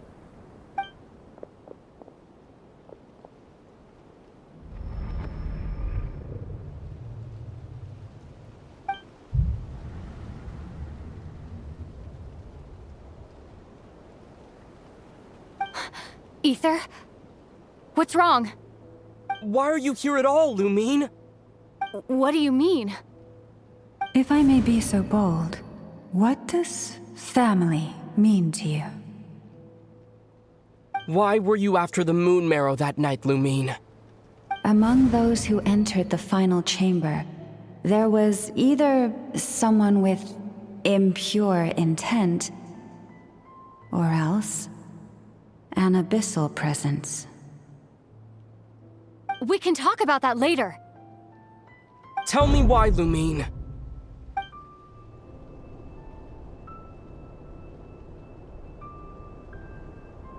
You know, this is only the second time we fought together since the day we both woke up in Teyvat. No. Ether? But when I found you, you were still in hibernation. Even the key to the chamber was still secure on your person. We didn't wake up together. What are you talking about? We don't have time for this, Ether! Look at me, Ether. Don't you want to explore this world with me?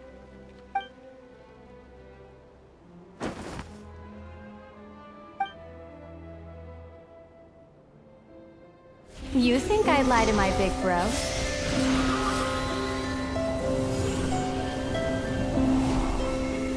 What a letdown.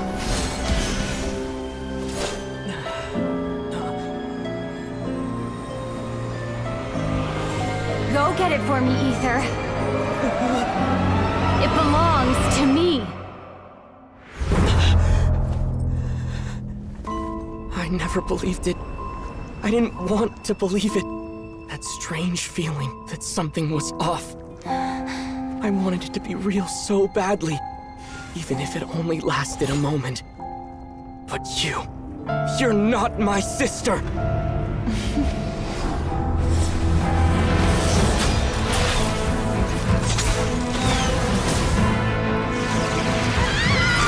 Moon goddess, please save us! Why is this happening to us? Has it been abandoned?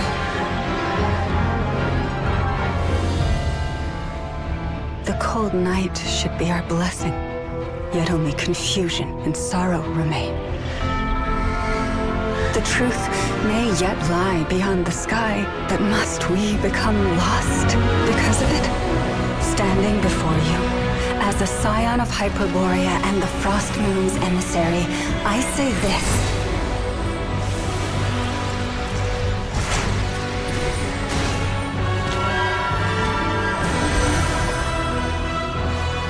Should the false sky above dim the light of the moon, then from silver blood that flows as rivers, let us weave moonlight anew.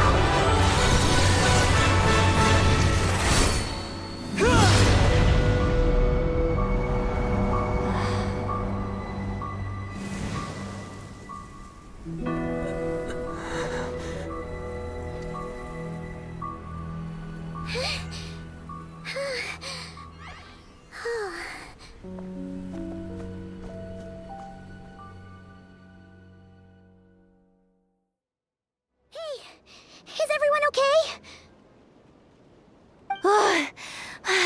Think I saw my life flash before my eyes there. Oh, good thing Lauma was there to save the day. Are you all right, traveler?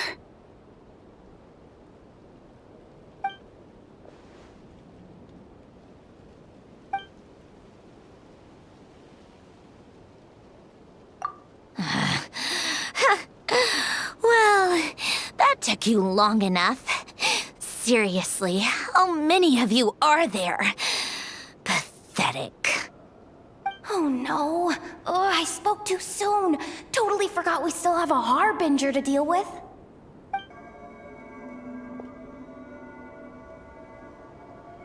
Hey, is that the moon marrow? It was hidden inside that big robot of hers all along! But that robot... That's Polonia to you, not just some robot.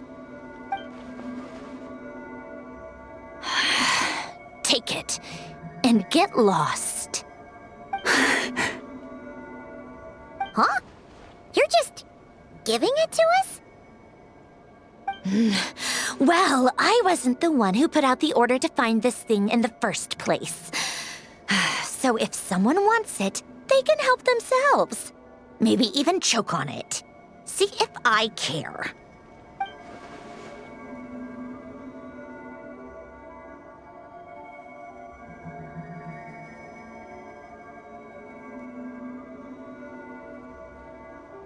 So, are you waiting for me to change my mind or what? I'd be more than happy to pick up where we just left off. But I should warn you, I'm in a bad mood right now. Let's go. Fine by me. Totally, completely, absolutely on board with that.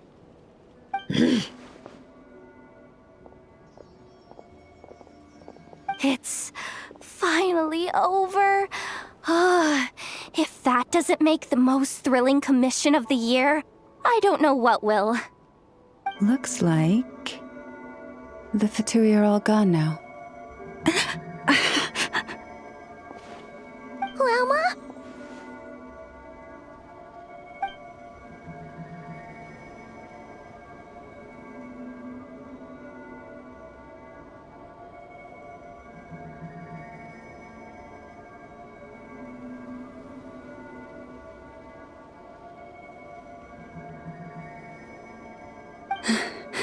I'm all right. It's just been so long since I truly felt the power of the moon. I thought I sensed the wild hunt nearby. Don't tell me you've already taken care of it. Hey, it's Flynn's! Hey, he's that Ratnik. Unless I am mistaken, you are the Moonchanter of the Frost Moon Scions, are you not? May I ask, what is that in your hand? Please, don't get me wrong. I've been tracking the Wild Hunt lately, and I've come to suspect that its actions aren't as aimless as they might seem. When I saw what you were holding, I could not help but start connecting the dots.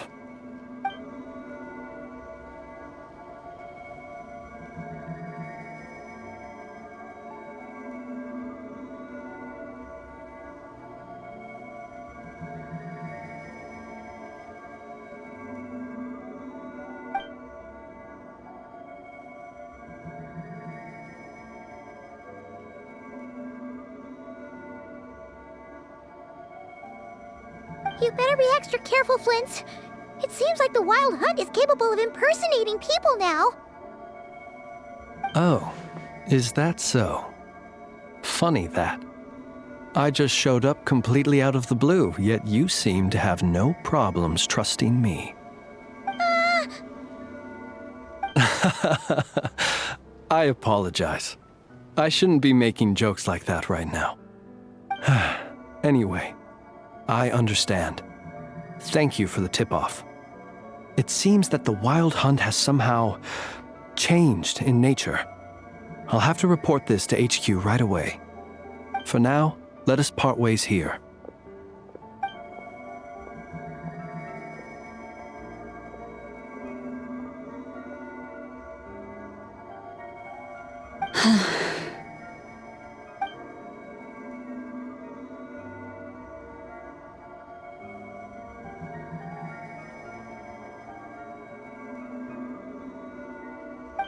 Joke of his just now sure scared the bejeebies out of Paimon. Are all the Ratniki and Nod Krai like that? They're usually stationed in remote areas and tend to keep to themselves. So, it's not surprising they end up a little eccentric? No, he's different. Really? How so? The animals. They've told me they're afraid to even go near him.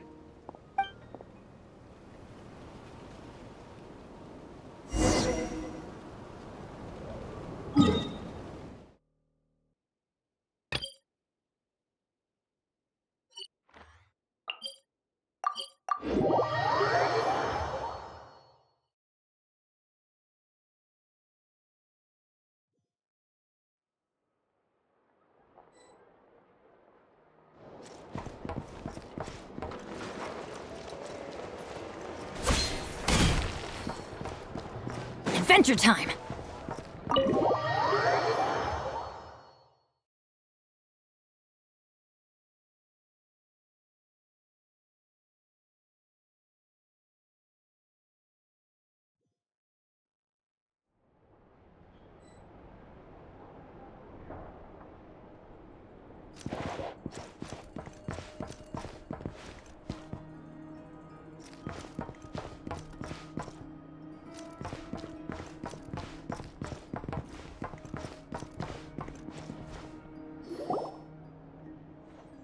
Oh, you're back. I just made you all a pot of tea. Better drink it while it's hot. Boss Neff, you wouldn't believe how scary our day has been! Seriously, I am never, ever taking random jobs like that ever again! You hear me? Oh, come on now. You even faced the Wild Hunt and lived to tell the tale. What's left to be afraid of? Wait a sec, how did you? Oh, right. Like you told us before, your business is dealing in information. Huh? Boss Neff? The teacups. Why is there one missing? Did you think I wasn't coming back? My. How could you think that of me? You know the rules.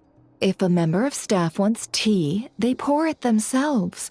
Your cup's sitting safe and sound right there, in the cupboard. Member of staff? Does that mean you're accepting me back? Wasn't that the deal? Boss Neff! You're the best boss ever!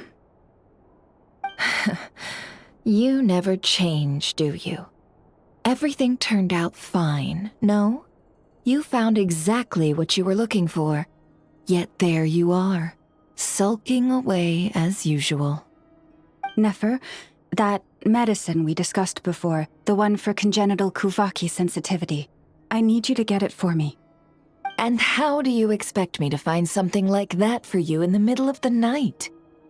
You'll have to wait till morning, at the very least. I need it right now. All right. I'll see what I can do. But you know urgent means extra charge, right? Thank you. You know what? You do seem a little different. In a good way? Or a bad way? Who can say? I'll take it either way, so long as you don't start making a habit of asking me for ridiculous favors.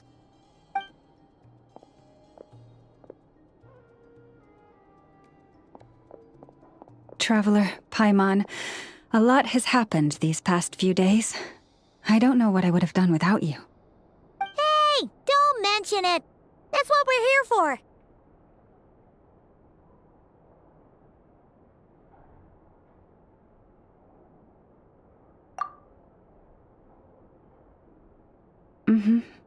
You're right. And tonight, I'm planning on telling them everything. Tonight? Isn't it a bit late already? The moon shines brightly this night. What better time for the Frost Moon Scions to usher in a new dawn for truth?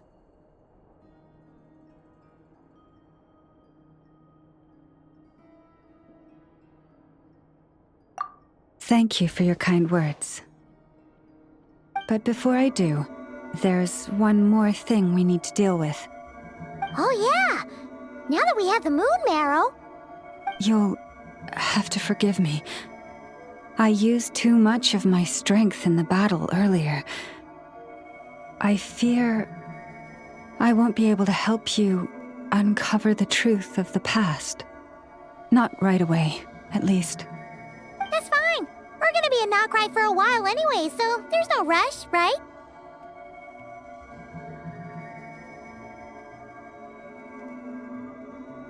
Thank you. But there's another problem. How to keep the moon marrow safe now? Huh? Can't we just return it to your secret chamber? The seal has been broken. Even if it were restored, now that the wild hunt has gotten in once, there's no guarantee that it won't happen again. Oh, right. Yeah, that makes sense. Back when the Frost Moon Scion's bloodline still ran strong, in special circumstances, a moon chanter could act as a vessel, safeguarding the relic within their own body. But it is a grueling trial of will and endurance. The moon chanter who did this only lasted 2 days. As for me, I might be able to last 5, at most. Hold on. You'd be using your body as a vessel? Yes. You can think of it like dropping a red-hot ball of iron into a bucket of water. How long the water lasts depends entirely on the bucket's size.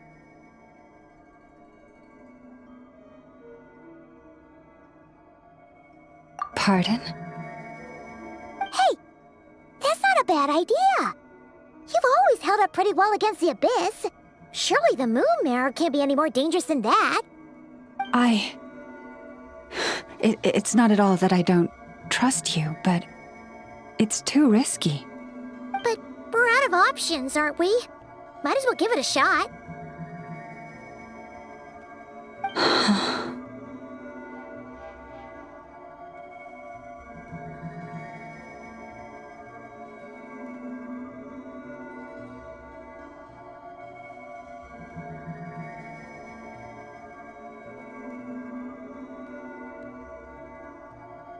All right. Well, I'll be right by your side. If anything feels off, please tell me immediately.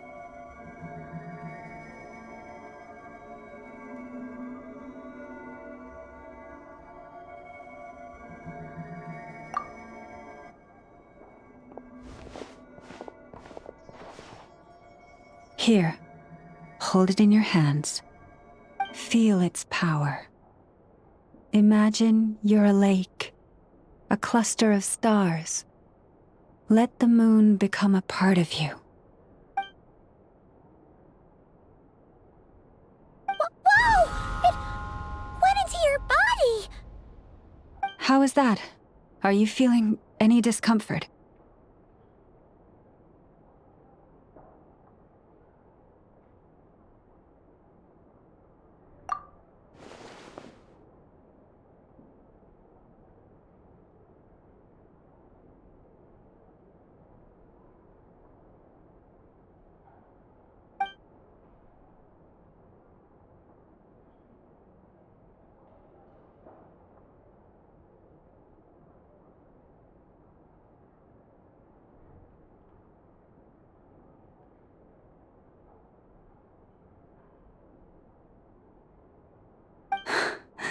Astonishing. Not even the slightest hint of lingering fluctuations. It's as if all that power just sank to the bottom of the ocean. Well, looks like we won't have to worry about the wild hunt catching its scent now. Phew! Paimon knew you have special abilities, but still, you never fail to amaze. Hmm? Did I miss something just now? Yes, and it was nothing short of a miracle. Not something I'd be interested in then. Anyway, here's the medicine you asked for. This is all I've got for today. I'll have someone send the rest over when we have it. Thank you, Nefer. I really appreciate everything you've done for me. Please stop being so nauseatingly friendly. It's creeping me out. So, what exactly did you all go through during that wild hunt attack? I'd prefer to hear it straight from you.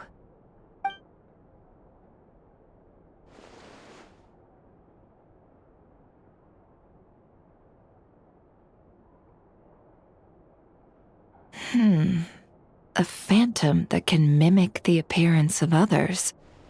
Quite different from what we've seen before.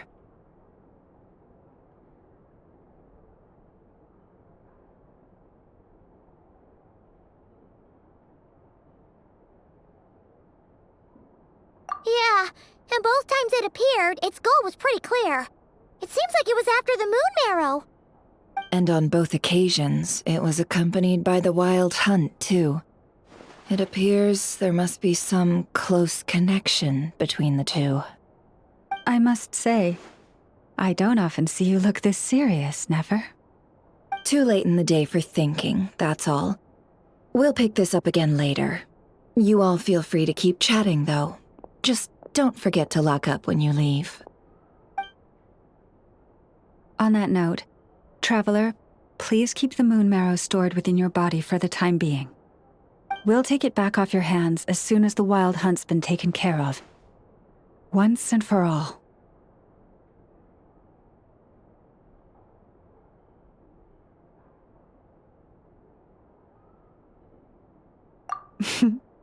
Now that's what I'd call a joke. Anyway, if the two of you will excuse me, I'm heading back to Hisi Island now. It's time I came clean with the Frost Moon Scions. Hey, we're coming with you! Though, guess we won't be able to do much more than cheer you on from the sidelines. That alone means more to me than you could ever know.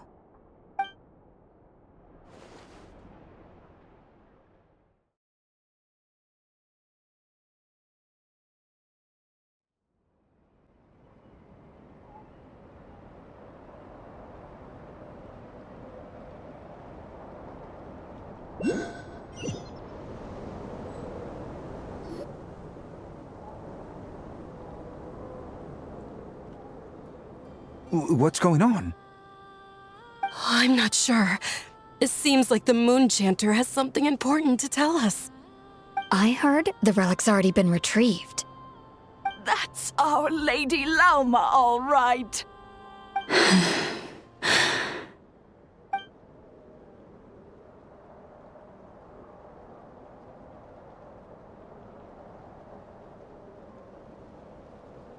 Noble scions of the Frost Moon, my kin beneath the moonlight, I hereby declare the truth to you.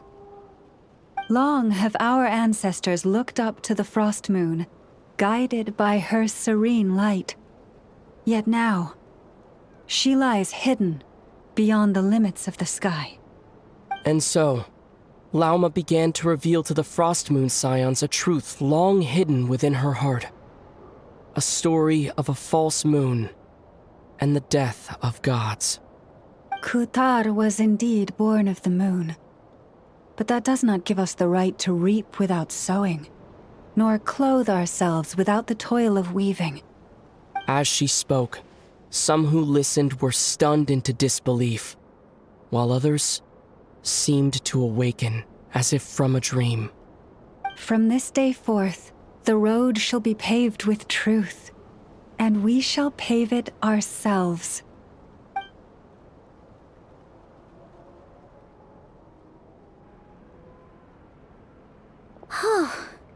After everything Lauma said last night, Paimon wonders how everyone's adjusting.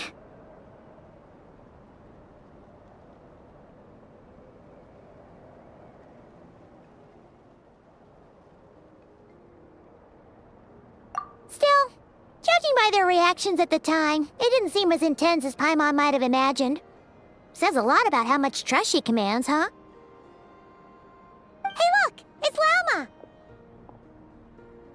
Welcome, both of you. The animals were most lively this morning. They told me of your coming. Nothing too dramatic happened, did it? No one took it so hard that they went on a binge-eating rampage and ended up cleaning up the whole pantry? Or something?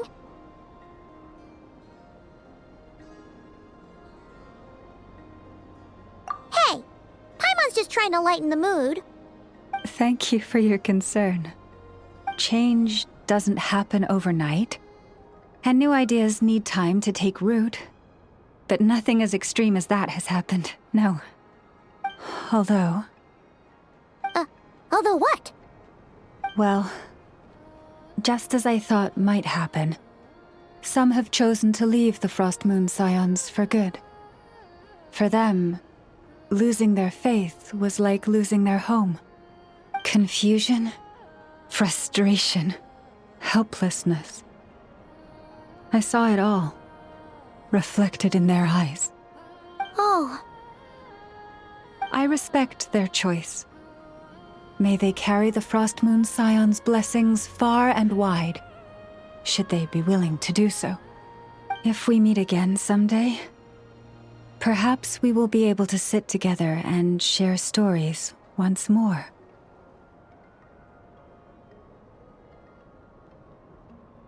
Others sought me out afterward, though, and thanked me profusely for sharing the truth with our people.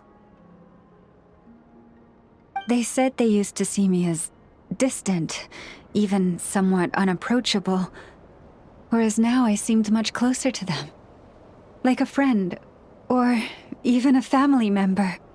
Sounds like a win overall! Paimon thinks you did the right thing, Lauma. Thank you. Though, I wanted to ask, do I really come across as distant? Well, maybe just a little. To people who don't know you, you are kind of tall, especially if you consider the antlers. I see.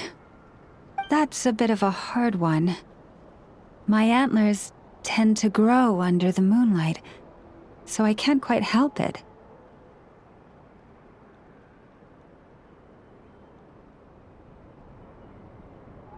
It brings me comfort to hear you say that. By the way, how has your body been adjusting to the moon marrow? I'm glad to hear it. I've also suggested to Nefer that we meet within the next few days. We need to figure out how to counter this new manifestation of the Wild Hunt. But for now, let's just relax. I want to enjoy this feeling a little longer of finally living on the bright side of the moon.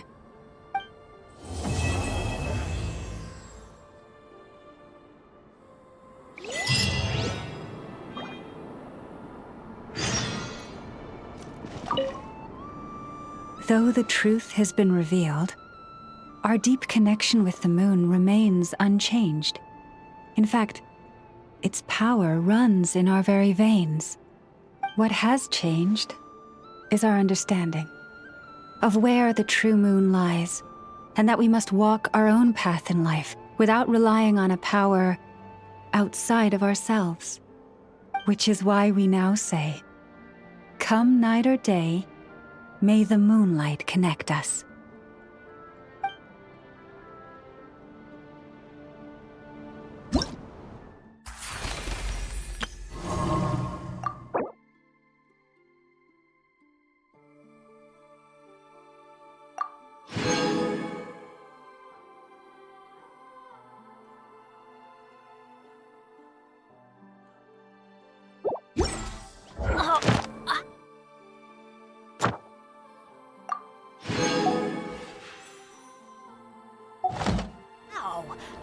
Where did that come from?